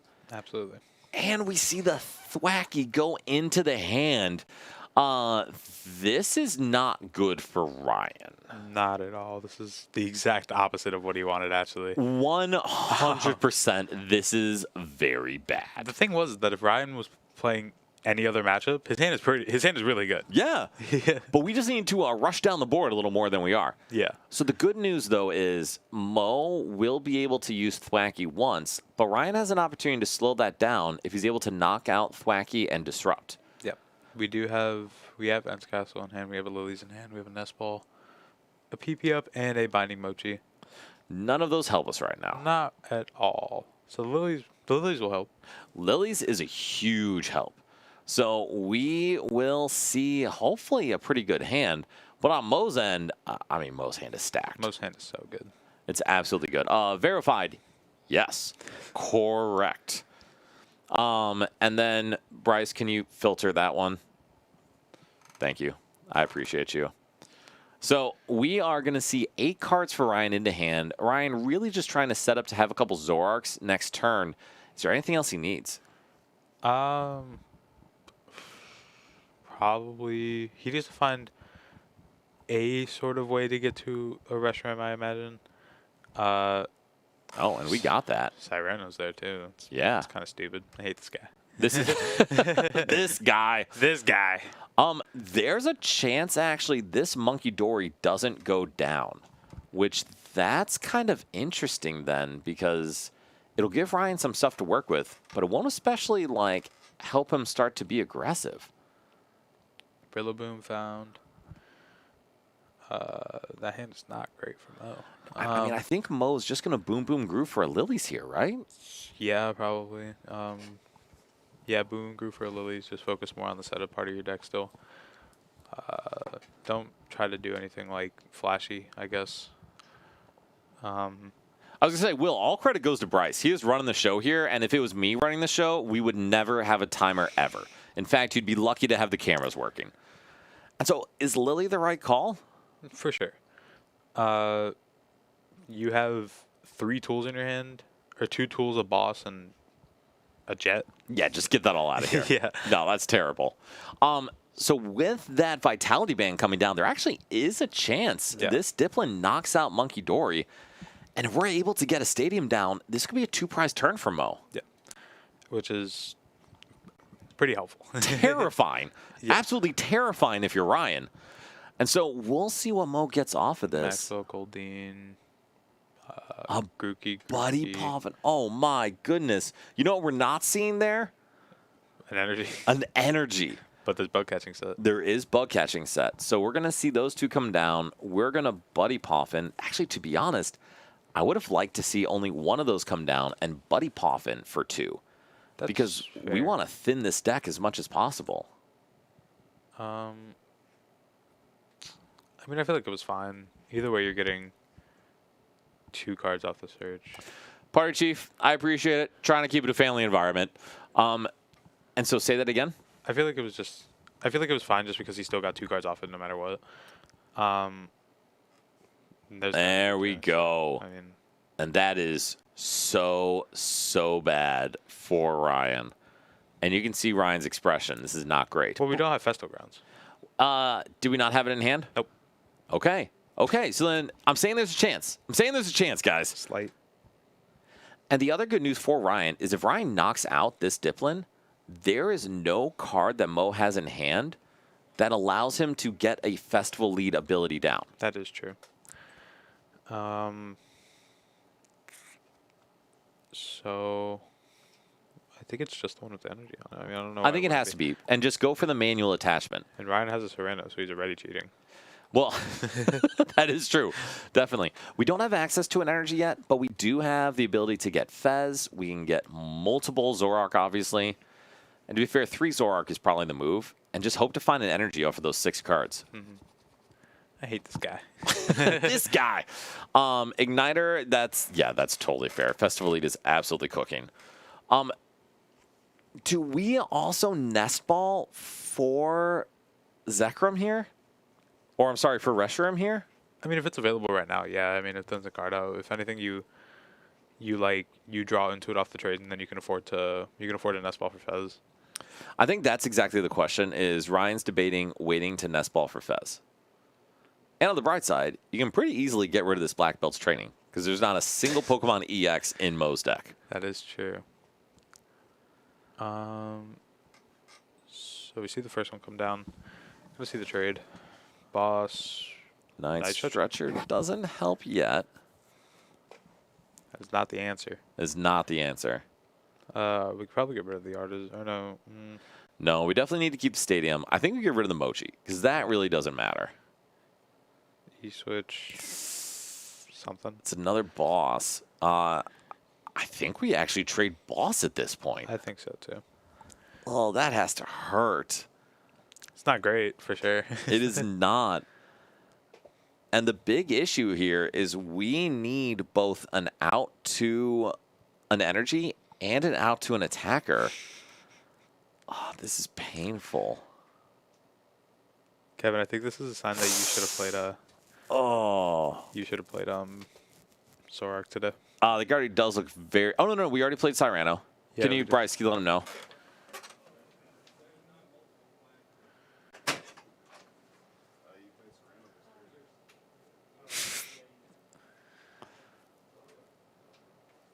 Just kidding. Let's not cheat.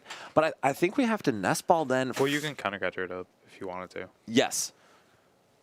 But to be honest, I don't think you want to. I think you just want to knock out this active here. Yeah.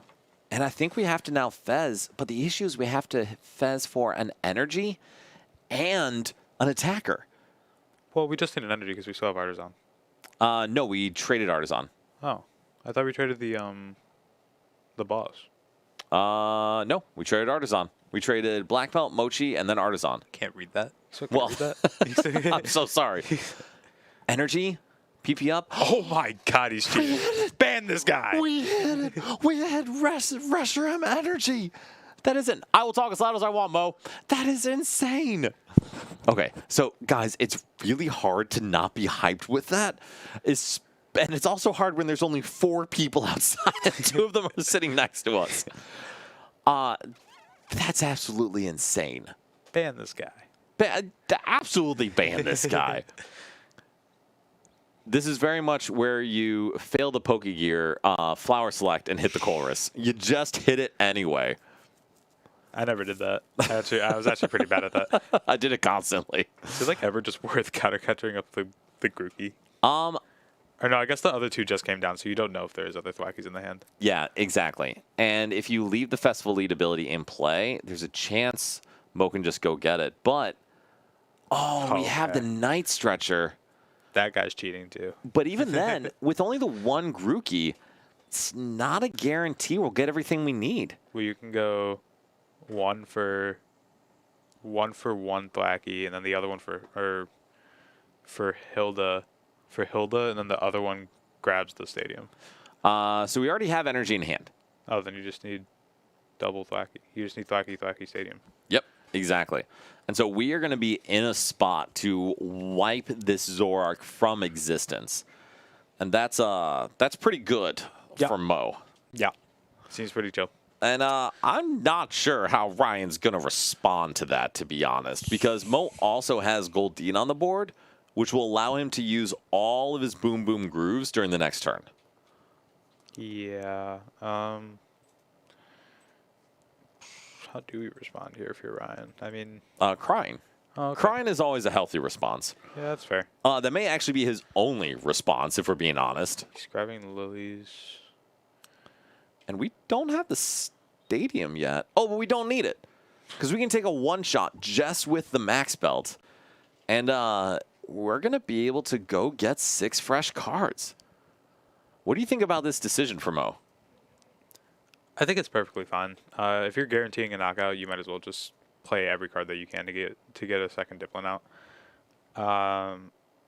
Just making sure that, because it's cooler if, or no, that wouldn't matter because it's not. I need to remember how cards work, guys.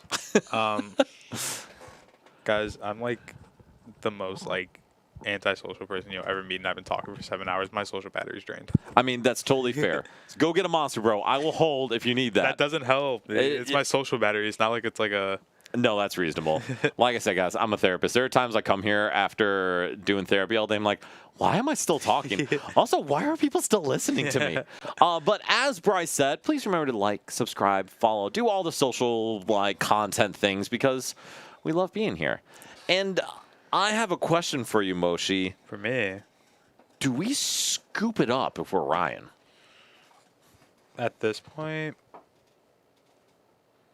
probably, because now almost every knockout's guaranteed for Ryan for Mo the rest of the game. Thank you, Trevor. Wake up, Moshi. I am awake. I'm just struggling, guys. It's not. Verified. This is a very, very hard matchup for Zoroark. 100%. Thanks, Kevin. Kevin's always looking out for us. This Mo is definitely goated, and this matchup is also goated for Festival Lead and not Zoroark. Yeah, Kevin, I think you should have played this today, though. I don't know why you played Zard. And Jolly, I agree. I think with Darm, it is a lot easier for Zoroark to try to sneak away in by clearing out either Thwackies or clearing out Festival Lead Pokemon. Without it, I'm not sure how Ryan has an effective response here. Mosey's getting different back. Ban this guy. Yeah, he needs like a triple prize loss. This Festival Leads does play Shaman. And you actually hit on something I was thinking of. Me? Is there a world where you gust up a monkey? Yes, Ryan is picking up what I am laying down. We gust up a monkey, and we start Fez sniping everything. Isn't that what happened to Kev like a couple weeks ago? Bryce knows what Is it really? Oh, man. But, I mean, I think this is just the correct play. Like, if you're able to start sniping things in a place where Mo's not able to use his abilities, that's going to be the way to go here. Boss top deck. Not that helpful. Nope.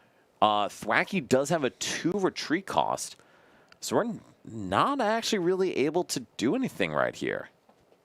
Oh, we can Kieran. Okay, never mind. Kieran's pretty good. And Ryan to that goes, come on, man. So now Mo's just going to have the Jets ready. I assume.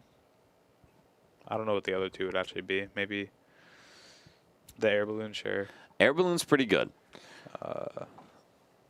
One advantage Ryan has, though, is that counter catcher is very, very live. Oh, you're goated. Oh, that's fantastic. That is a great comeback. I don't know if Junior's proud, but I am. That's a great comeback. I'm exhausted. Moshi, get it together. I'm trying. So, all right, what is Mo trying to do here? Like, how does Mo set up to make sure he doesn't lose the game? If you can find a festival grounds just to make sure that he knocks out this Reshiram, he basically has the game wrapped out. Because Mo searched out a jet already, and he has the air balloon in hand. The only way like it gets a little awkward is if Ryan can go counter catcher Iono and then Mo just draws nothing. And I think that's going to have to be the strategy for Ryan, is counter catcher Iono and then start sniping everything he can. Absolutely. I think that's literally Ryan's only option. And I would agree with you. So the issue is Ryan needs to end PP up, manually attach to Fez, E-switch to Fez, Iono and counter catcher. Yep. And that is a very difficult combination to pull off here. Shaman. And Shaman is a good grab. To be fair, I don't think it changes much. If Ryan doesn't get the Iono coupled with the counter catcher, he just loses anyway. Yeah. So then, how does Mo stack his deck legally to prevent an Iono from absolutely like cooking him? Grab some of like the more like egg cards from the deck, like just having the jet energy in hand. Just some of like the smaller cards that like might not be as important. So like you're leaving like the air balloon in deck, you're leaving your Hildas in deck so you can find the jets later. I wouldn't mind a grass energy to one of these Thwackies for the Rillaboom. Or if you're just Mo, you usually just draw it. That's what he does against me a lot. It's kind of stupid. This is a good strategy. So, and actually, to your point, one of the things that I'm noticing that I'm a little concerned about from Mozen is Mo put both the air balloon and the jet energy into hand. And so that's going to make it a little tougher for him to really find something if he gets Iona'd low. Yeah. And so finding End's Castle is a big deal here. So We have the PP up. We have the E switch. We have the counter catcher. We just don't have Iono. yeah, Or do we have it and I just don't see it? I didn't see it, so I don't think it's there. But I'm also probably wrong. I mean, that's okay. No, it's oh, wait, there. there is. It is there. Is it there? It is there. I mean, Ryan has found a line here. Yeah, for sure. That's pretty sick. Yeah, it's definitely sick to find out that there is an out in this situation. The question is if just Mo's just goated and we just don't know it yet. So Mo is. Yeah, okay. I need to be clear about this. Okay. He definitely is. Okay. But I don't know if he is sufficiently goated to pull off what he needs off of an Iona to 2. Yeah, but you can snipe the Diplin, and then you don't have an attacker, you don't have a search, you don't have... Yeah, that could just work. And that's exactly the idea. So we pull Bethwack into the active, Iono down to 2, and then start sniping whatever Mo has less resources of. And so I think actually maybe pulling up the Thwacky and knocking out a different Thwacky is the move. What do you think? I think it has to be a Diplin. It has to be the Diplin with the energy on it, because if Mo draws an energy, he wins. And that is fair, yes. Nothing really detrimental found for Ryan. He's still going to have to see 7 cards, but... And I mean, that's fine. We do get to Fez for 3, Okay, and we find another counter catcher. Counter catcher. I don't know. Ban this guy. Okay, we're in a spot where we can still win this game. Yeah. And I think this is the question. Do you knock out Diplin or do you knock out Thwacky? Diplin forces him to have more. Thwacky just forces him to have a boss in deck. I mean, Jet that's true. boss. So we do see Seeking, See the we attack. see an energy, There's and we see the pass. We have a counter catcher still. We do, and I gotta imagine we use it here. Yeah. And then it would have to be knock out the other Diplin. Energy, Moshi. Energy. Well, but it's like it doesn't matter if he has jet. Oh no, because he goes jet the Seeking and then just retreats. Okay, yeah, it still has to be this other. Yes, and I think knocking out the other Diplin is good. The Seeking is going to cap at 60 twice, so 120, with additional modifiers. The Max Belt's gone. The Brave Bangle's gone. Yeah. I the think Vitality Band's gone. Vitality Band is gone. And the only thing we would have is the Black Belt, which would not allow Seeking to reach a knockout on Pheasantipity. Yeah. And so we will counter catch from another Thwacky. And then Fez KO Diplin. The only risk here is that Seeking has 110. And verified, there's a line. There is a line. And Mo got something off that. We see Iono. Does Mo find a way? It looked like a jet, but I don't think it was a jet. I assume not. It was a Pokepad. Okay, that's not bad because that can get a Rillaboom or another Festival Lead Pokemon to force Ryan to apply more pressure. Yeah, just grabbing the Rillaboom. You could probably just evolve it now. Yeah, I don't think that's bad. Just so it protects the energy. All right, so here's my question, Moshi. Uh-huh. That Seeking has 110 HP. Yeah. That's actually a really big deal Yeah. because Ryan cannot snipe it for 100 and take the knockout. Yeah. And Happy Pizza, I agree. Taking those outs out of the deck, especially multiple of them, was a huge risk and is not paying off for him. So then, Moshi, do we two-shot that Seeking or do we knock out Thwackies? Well, you have to take care of the Thwack with the energy on it first. But past then, it might be worth two-shotting the Seeking. Or no. It would just be knock out the 2 bench Thwackies and then the 1 in the active. And that to me makes most sense. Yeah. Because if we do get Seeking in the active, we don't technically have a knockout yet. Yeah. And Ryan finds a way to tie the prizes. Festival grounds found. This is insane. This is. Ryan has absolutely found the line to pull this off. Shaman would have been a good grab. So here's the thing. We are able to now, and by we I mean Mo. Mo is now able to attack with Rillaboom. Yeah. And with 2 grass energy in hand, Mo also has the opportunity to use the second attack on Rillaboom next turn. And so this applies a whole different amount of pressure to Ryan. Not really. We have boss. We have boss on the other Thwacky, and then we just kind of do the exact same thing we've been doing because now the Rillaboom's gone. Listen, it was way cooler when I say it the way I said it. No, and you're absolutely right. And actually... No, this changes things now because now he can knock out the Seeking. Exactly. So I think we have to attach the energy. We have to boss the Thwacky, knock out the Seeking, and then say, you can't come up and one-shot me. Or, well, we need the energy first because we attach it to the Zoroark. Yes, for sure. Interesting. So we do have... We have Secret Box. We have 2 trades. And we have at least 2 energies still in deck. Palpad's not that helpful here. Or we have at max 2 energies in deck. I don't know how many your prized, if any, are. I don't think we have many, if any, energy in the discard either. We have 0 in discard, I'm pretty sure. So unfortunately, Night Stretcher is not an out to go get energy. Well, it could be because we could Turo the Zoroark if we wanted to. Very true. But we very can't true. boss then in that case. And that's a problem because with Mo having the other grass in hand, Yeah, it's going to be tough. for sure. Dapper, actually, yeah. I think Shaman would have been the best grab for Mo in that situation. Trade. Trade number 2. Let's see it. He's too good. He's too good. And so now we see the Gust on Thwacky. Gust on Thwacky. We're able to Monkey Dory the damage to Seeking just to ensure that a Jet Energy or Retreat is not game. That's a lie. Retreat is still game. But we do see the knockout. And now Mo has to hit a way to retreat. Iono. We see Iono. Do we attach to the bench and just hope we hit something off of 2?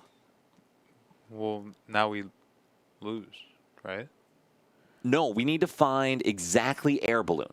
Oh, yeah, I forgot we still have that. Yeah, so Mo has 2 cards to see Air Balloon.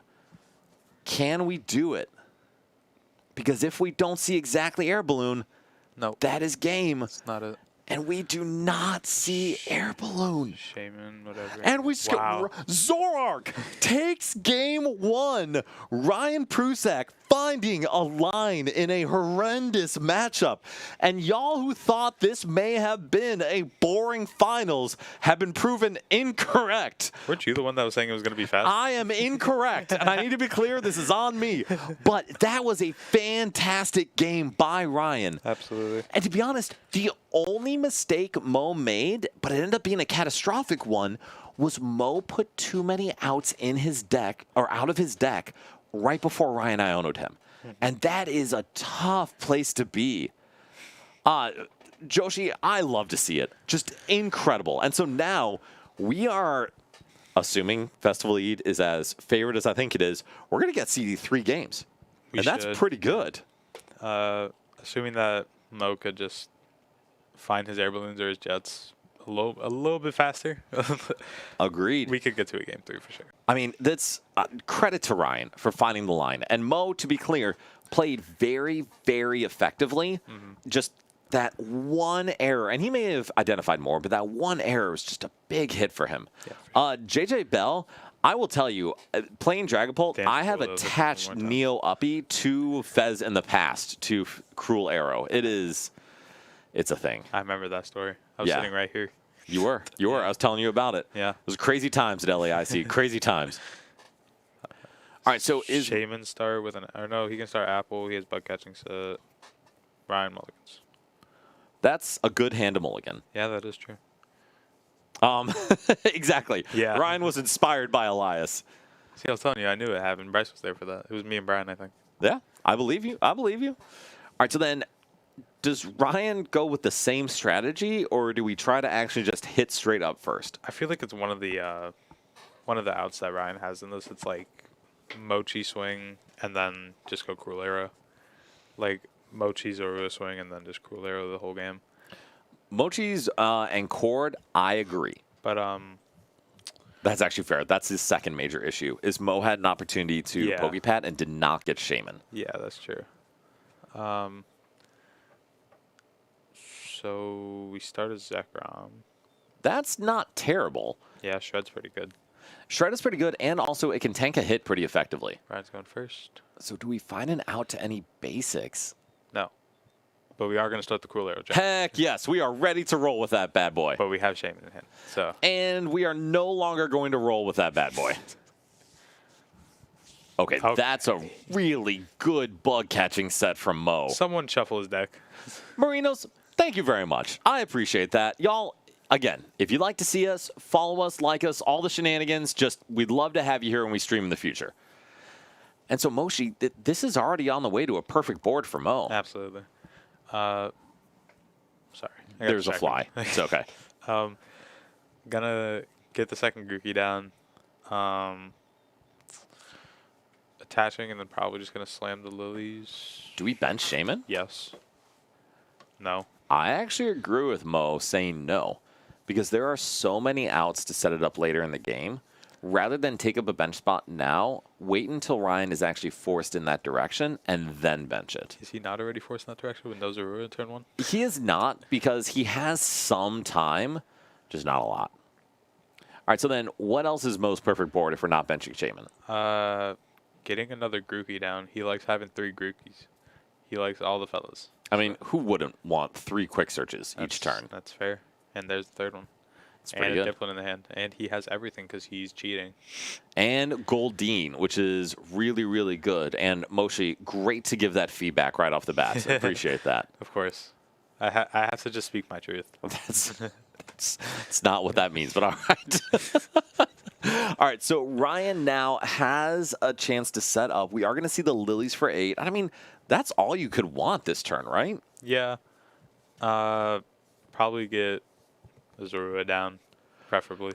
Well, to be fair, off the lilies, we definitely want to see a few things. But from that hand, just getting to see 8 fresh cards is really good. Yeah. All right, so then talk us through the rest of the turn. What is he looking for off this lilies? It might be like a little like too aggressive in my head, but we might want to get a knockout this turn with that Zorua. Just want to, like, even the Cruel Arrow could be useful. Honestly, I love the idea of a knockout with Zorua. Like, I think that's great if we can pull that off. We can not, because we're missing the Mochi. It's not looking likely. But we can get 2 Zoruas. We can. And I think we're going to have to, because we need some way to keep drawing throughout the game. So the nest ball comes down, going to grab a Zorua. I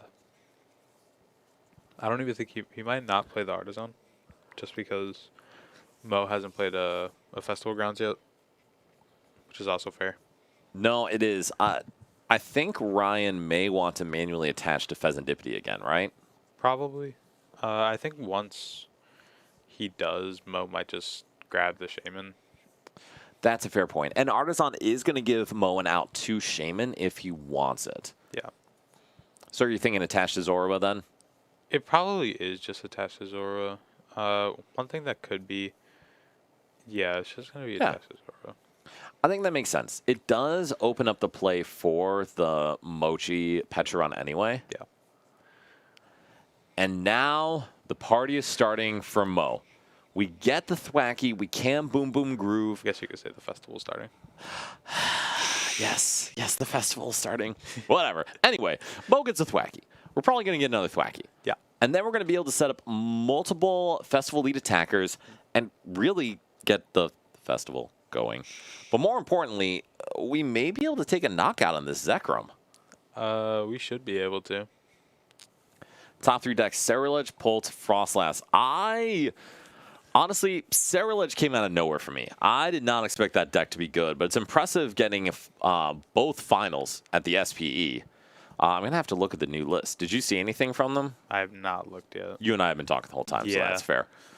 I I've not. Oh, and there's the Fez boss. That'll do it. That's a problem for Ryan. Holy. Not very awesome. No, I mean, that's very awesome for Mo. Oh, well, yeah, of course. Not very awesome for Ryan. The one thing to note, though, is there is only one Thwacky on Mo's board. So this does open him up to an Iono countercatcher knockout from Ryan. Yeah, that's true. We're going to need a stadium bump, too. So, Definitely. Or, well, just two. No, we're not doing enough with just the Bengal and the one hit. If we knock out a Pokemon, they'd be doing 220 with Bengal and one hit.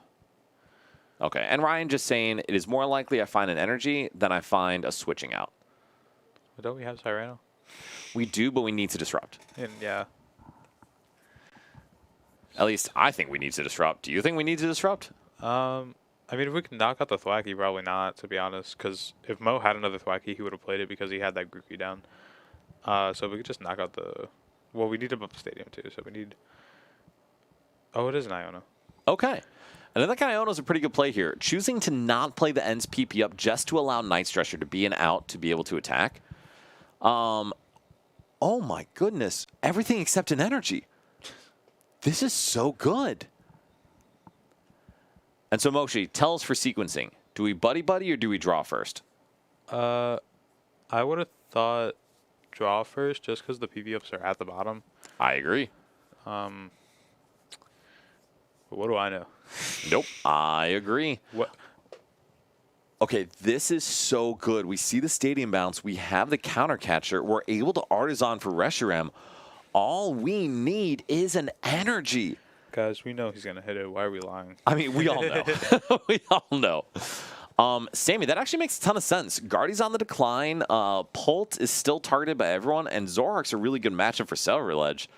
I could see it. I've never beat a Ceruledge on Pult. It's kind of pissed me off. Perler, I don't think we have a bracket. We have our online pairings. Bryce, can you put a link to the online pairings in the chat? Can you put it in the YouTube chat? So we have online pairings that we use. We don't typically use them for Top Cut. So I don't think we have them up there.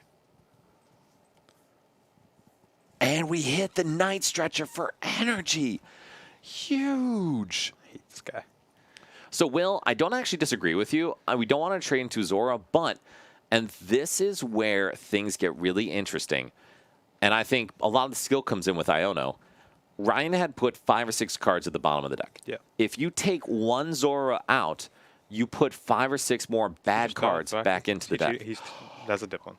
Oh, okay. I thought we just top decked a Thwack. No, it is a Thwacky. Well, that's 2 apples. That is 2 apples. Was that a Thwacky or is that an apple? I couldn't tell. I thought it was a Thwacky. I thought so too, but I don't think it is. It is. Yeah, it is. That is a Thwacky. And we have a Pokepad for Thwacky. All right, well, he hit the cool combo, and that ain't going to be enough, boss. You know what? Tired of this. Gotta figure out how I'm getting home. That's that's reasonable. Maybe do that after the game, Moshi. I need you to use what energy you got here. Oh, awesome. Thank you, Rafal. So Rafal will be posting everything on Twitter. And we see the clean hand professor's research for Mo. And thank you, Rafal. At NRG Store is where you can find it on Twitter. At NRG Store is also where you can find us on YouTube. And Rafal, can you link our team Twitter too? Because I thought that's where you post it, the at NRG TCG. So Mo gets Thwacky. We can probably just go get another Thwacky. What else would we need here? We have the stadium in play. We have the other Diplin down. I don't think there's much else besides just getting that other Thwacky. We see Mo grab the Jet Energy, just preparing for the counter catcher to come down. Which is very reasonable because that is probably Ryan's line here. And I mean, I think Ryan has to do the exact same thing. Knock out Thwacky, Iono, bounce the stadium, and say, you ain't got it. Basically, that's all I can think of. But with a Battle Cage, a Nest Ball, a Watchtower, and an Air Balloon. We're actually not in a bad spot. We've got most of the pieces. Yeah. Because also, we can nest ball for Fez. That is true. Or Oh, sorry, Fez in the discard. Just kidding. You're lying. I did. I lied. Everyone, this is on me. Such a liar. Yes, but we can thin something with the nest ball. So is there a good target?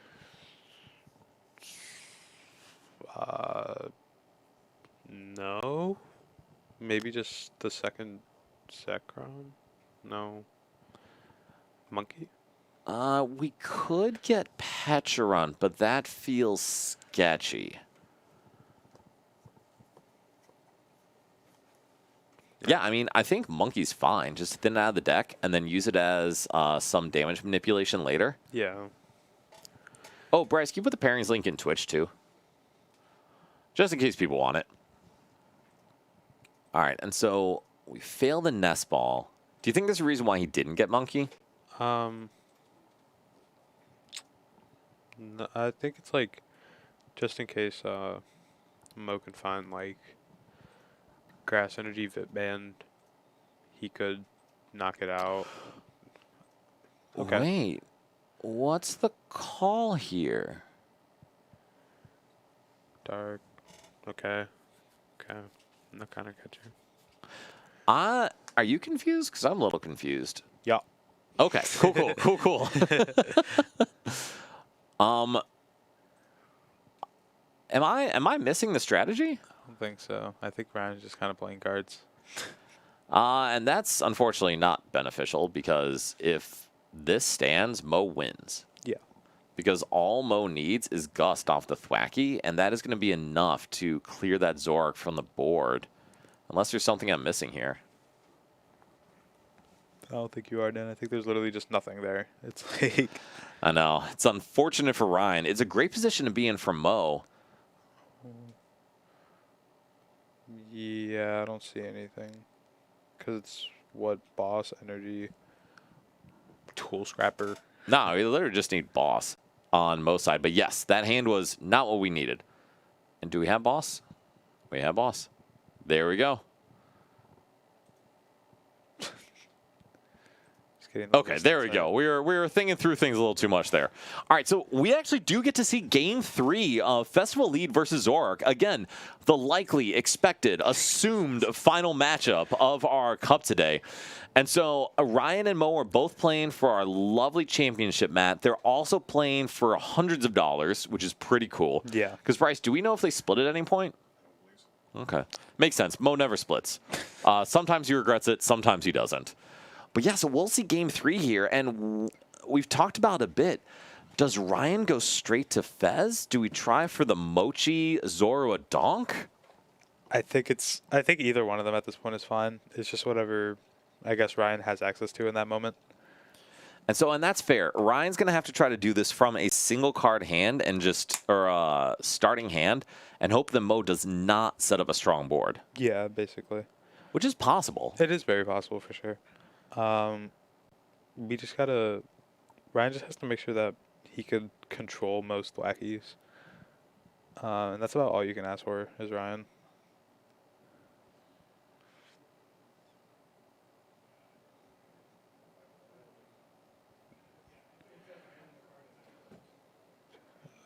Just shuffle it back in, guys. Yeah, just shuffle it back in. Just shuffle it. It's fine. Just, Bryce, can you just yell at them and just say, just shuffle it back in? What's up? Michael's talking to him. Okay. This should not be anything. This should just be shuffle it back in.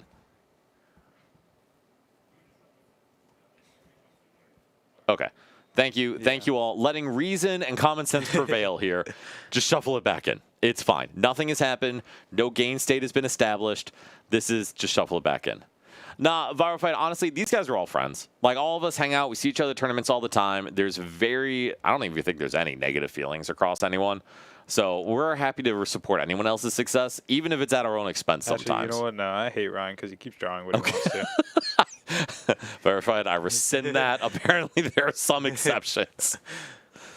All right, and to be fair, that card is actually a huge deal. Festival, Thor, you're right, man. You cooked last time. All right, now Mo, this one's all on you. Doing that. Thor, you cooked on Thursday with Festival Lead, so apparently right. No. Better yet, just no, that's low-key right. He's low-key onto something.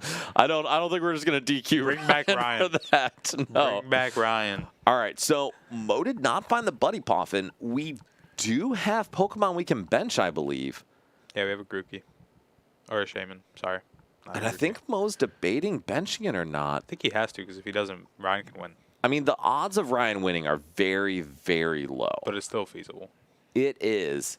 But I think Mo's doing the math of what is the likelihood of that happening versus what is the detriment of having this liability on my board.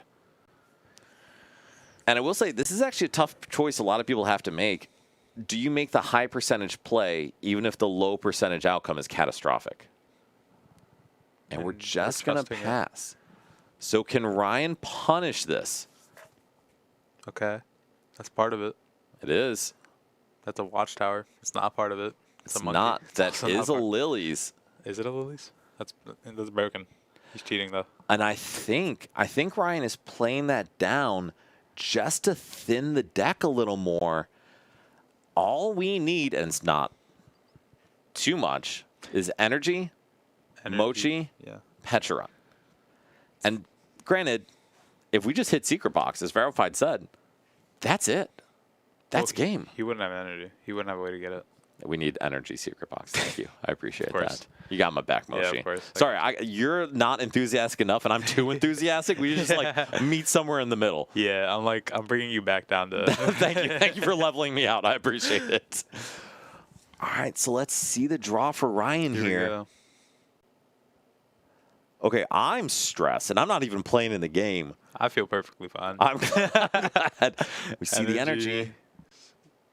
It's not Okay, there. we do not see it. We actually don't even see another Zora, so that's a problem. Not really. It's not like it's in any threat of anything if he has to Lilies. No, but it's more that we want to be able to establish a board, and right now Ryan's going to have trouble establishing a board.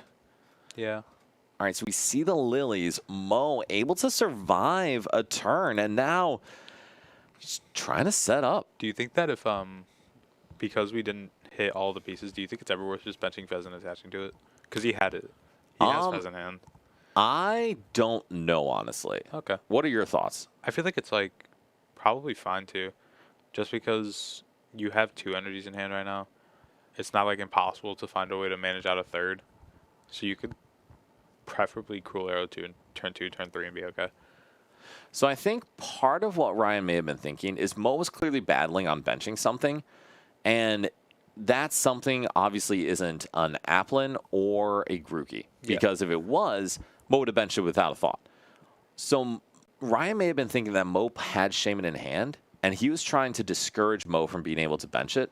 And if he puts down Fez and attaches to it, Mo is very, very likely to bench it preemptively. For sure. I don't know if that logic makes any sense. It does. I get it for sure. We're gonna grab another Grookey. And then probably just pass. I didn't see anything else in that hand, to be I honest. don't think there's an Applin in hand. Which is pretty good for Ryan. It is. And if we could knock out this Goldeen, we're in a great spot. We honestly are. We're gonna see the retreat though, which is fair. Interesting. I don't mind that, but it does mean that Mo is not guaranteed to be able to use Thwacky's ability next turn. That is true. Happy Pizza, yes, he does get to play the game some Mo. Listen, y'all dad jokes are killing me today. Like, goodness. Number 1, I'm stealing your material. Number 2, come on, man. All right, so, Moshi, what's the plan for Ryan here? I assume if Ryan had a Zekrom, he would have, or Zoroark, sorry. If he had a Zoroark, he would have wanted to find a way to get Petch Boss. Yeah. Just to take care of that only threat. It's red to retreat there. Well, you're killing me. So, do we knock out this Thwacky? You could take the gamble and hope that Mo doesn't have a Thwacky in hand. Because he doesn't know, because the bug catching set was an Applin. I don't know if there is. I actually don't remember. I don't think there is. So no, there was a Diplin that went Yeah. into his hand, which is obviously much less exciting. So he could. Oh wow. Okay, there we go. Now Man, this we are guy. setting up. Multiple Zora able to come down, which will give Ryan a much better ability to draw and see the rest of his deck throughout the game. And so that is wonderful, but I don't know if it changes any of his decision-making this turn. I don't think so either. But he is debating grabbing the third Zora. I think it's fine too. I don't think that changes anything. So the only issue it could change is that it does not give space for both Fez and Pecharon.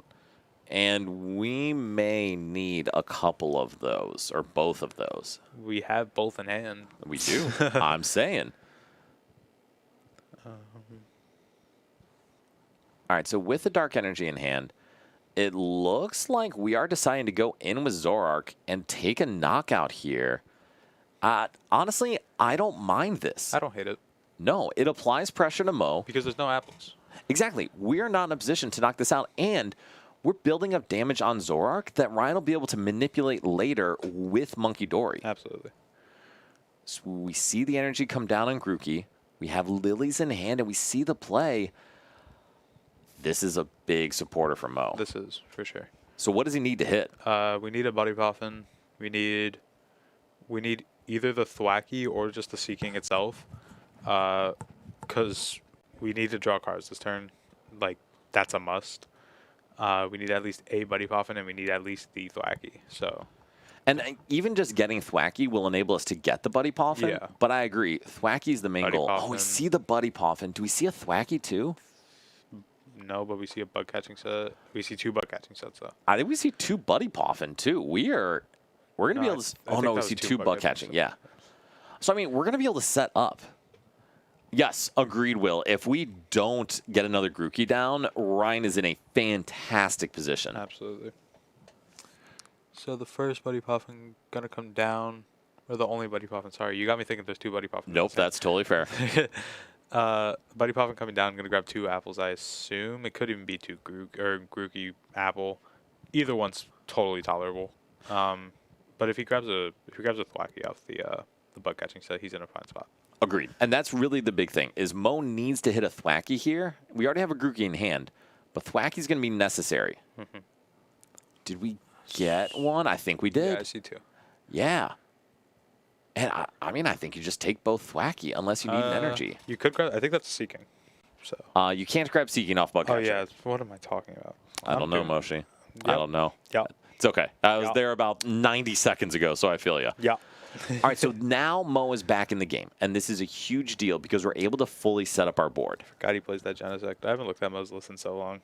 Dude, we looked at it like an hour ago. That was a long time ago. Okay, yeah, fair enough. So we do have the Genesect, which would shut off Secret Box, which is a big deal. We watched 3 sets in between then. That is fair. We've watched a lot of Pokemon today. So Do we get the Seeking? I think that's fine. You have double apple set up. You have a Thwacky with an energy on it. So you feel pretty good just being able to draw 4 cards and hit for 120. Yeah, because it's 60 per. Yes. And so, to be honest, Ryan doesn't really mind Mo hitting for 120 here because that's a lot of damage to work with for Monkey Dory. Why does Trevor only be coming up in here to scream at me? Listen, Trevor, Jewish kid, I appreciate it too. Y'all, get Moshi on his toes here already. The poison tick goes. Yep, so we do 120 and then... Oh, no, there's no poison tick because of the festival grounds. Oh, that's hilarious. The poison does go away. So 130 damage on Zoroark. I always forget it has that effect. So should it even have the 10 damage on it? Oh, yeah, because it was played It should. after. Yeah, Yes. Mo just played it down this turn. yeah. So now Ryan can take advantage of this to use that damage with Monkey Dory to start to take some multi-prize turns. Jewish Kid, Tord actually already came out with a list that had Zekrom, but no Reshiram in it. Yeah. And while I will admit, Tord is so much better than me in every aspect of Pokemon, that can't be correct. That list sucked. Okay. Sorry. I appreciate the honesty. The list is terrible.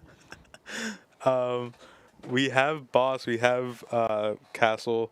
We could boss this Thwacky, which I'm perfectly okay with, to be honest. The issue is Ryan knows that there's almost guaranteed more Thwacky in Mo's hand. I'm just your meal prep trooper. Thank you, Trevor. I appreciate it. All right. So what is Ryan's plan? Based on what Mo's doing, I think he's Ionoing. That seems extremely reasonable because we did stack our hand a bit with Thwacky. Yeah. Or Mo's trying to bait Ryan into the Iono, which is possible. That is possible. I think we do have to play the castle, though. I don't know if we have to, and I don't love doing it unless we are getting some value out of it, and we're actually trading away the boss. That's fine. I think we have 2 in hand. Fair. We are going to need a lot of those, though, which is tough. We played Palpad. So, I mean, Connie, that makes sense. I think it can apply a ton of pressure. The big thing is it doesn't reach for one-shots without additional tools and support. And I think that, to me, is the only thing. Reaching the 9-minute mark. Closing in on a close game 3, to be honest. This game could be over in like 3 turns. We see the boss onto the Thwacky because I'm a genius. You are a genius. Retreating. I'm confused now.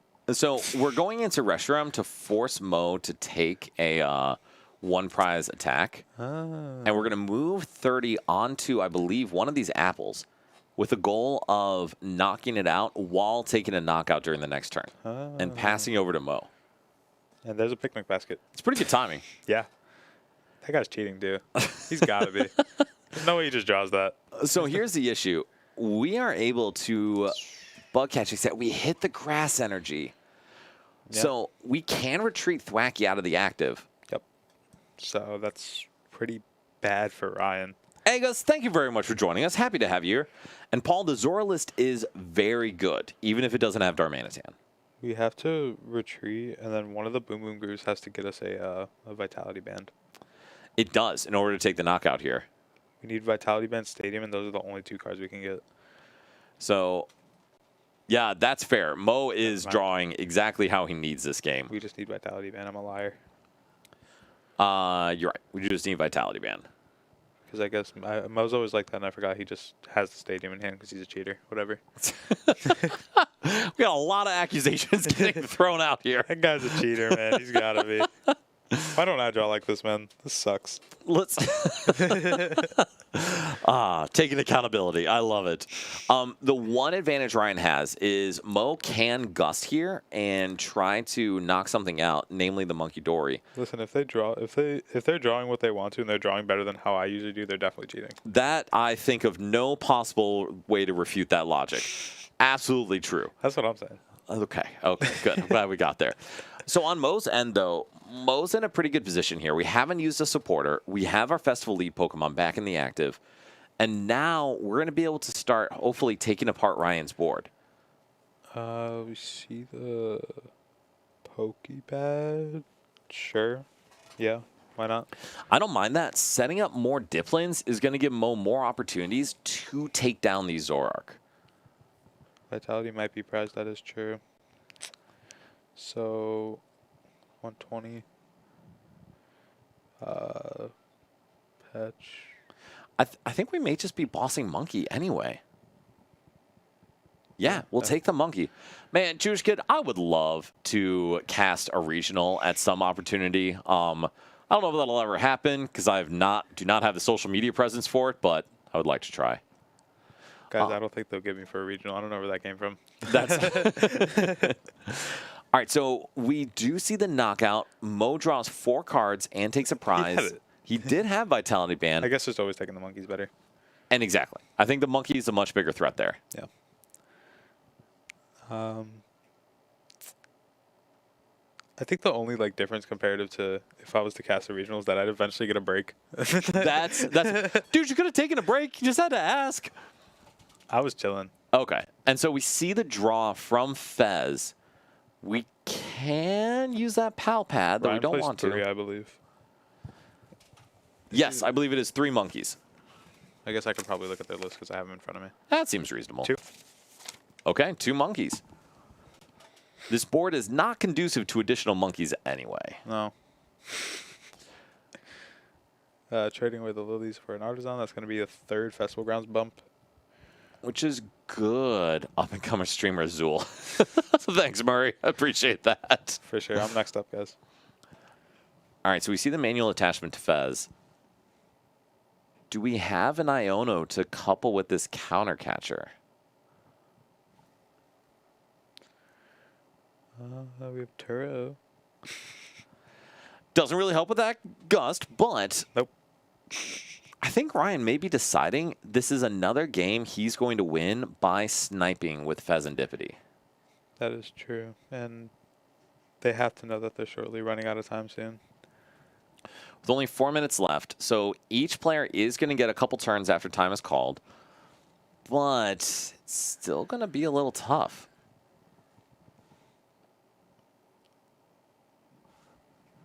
And so we will knock out the Seeking. Ryan takes another prize, goes to 4 prizes remaining.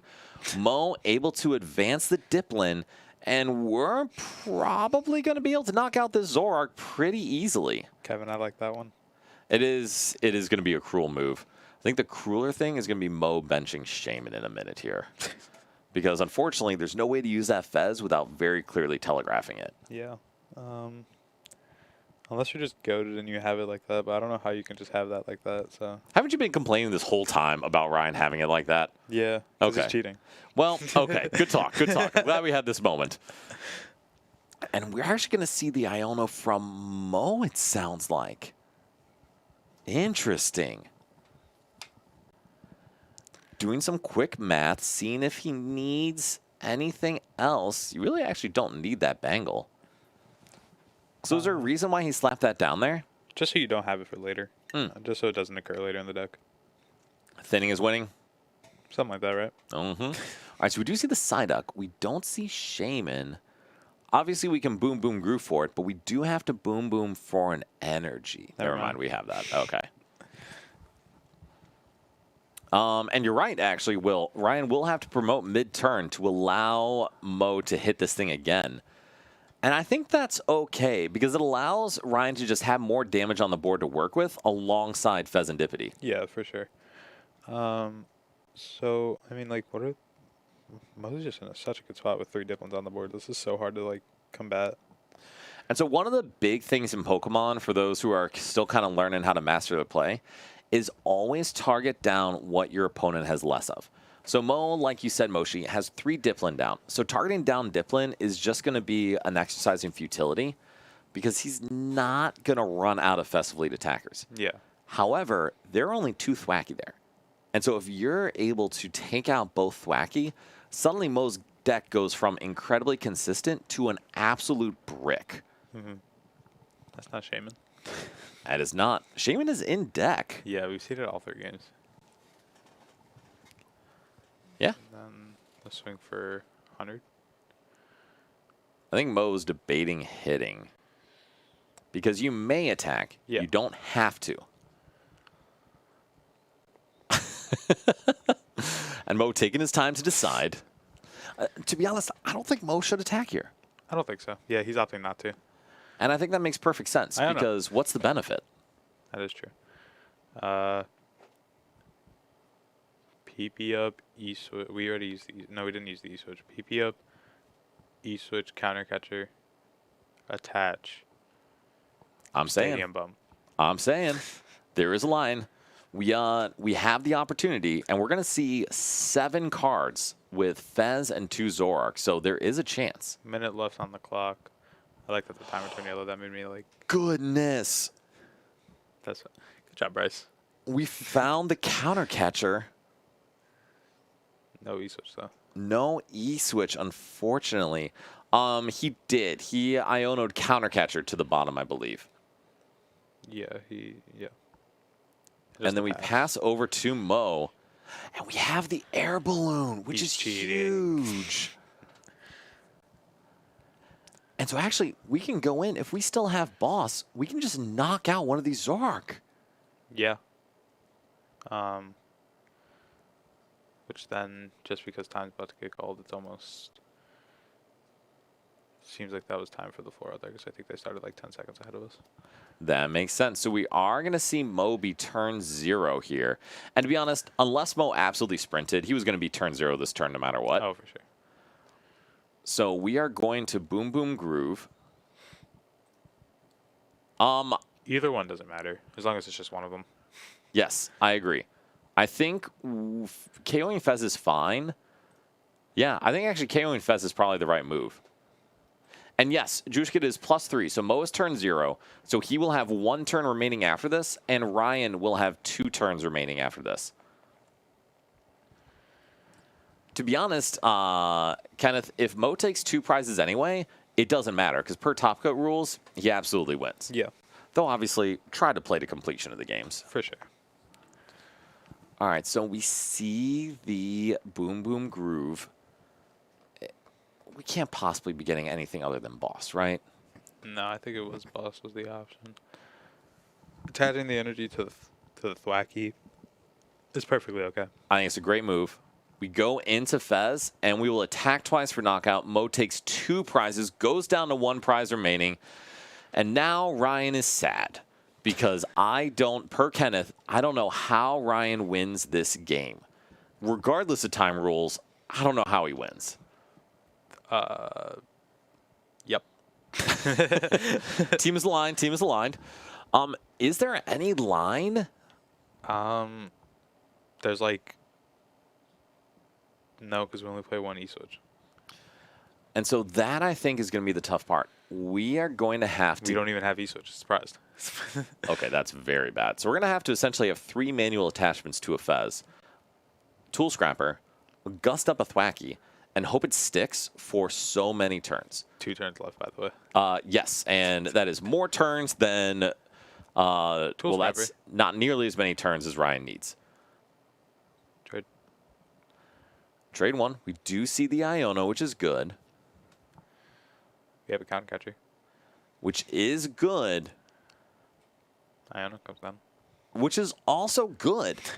Unfortunately, with limited time left, I don't think that's going to be enough for Ryan to close out this game. Artisan.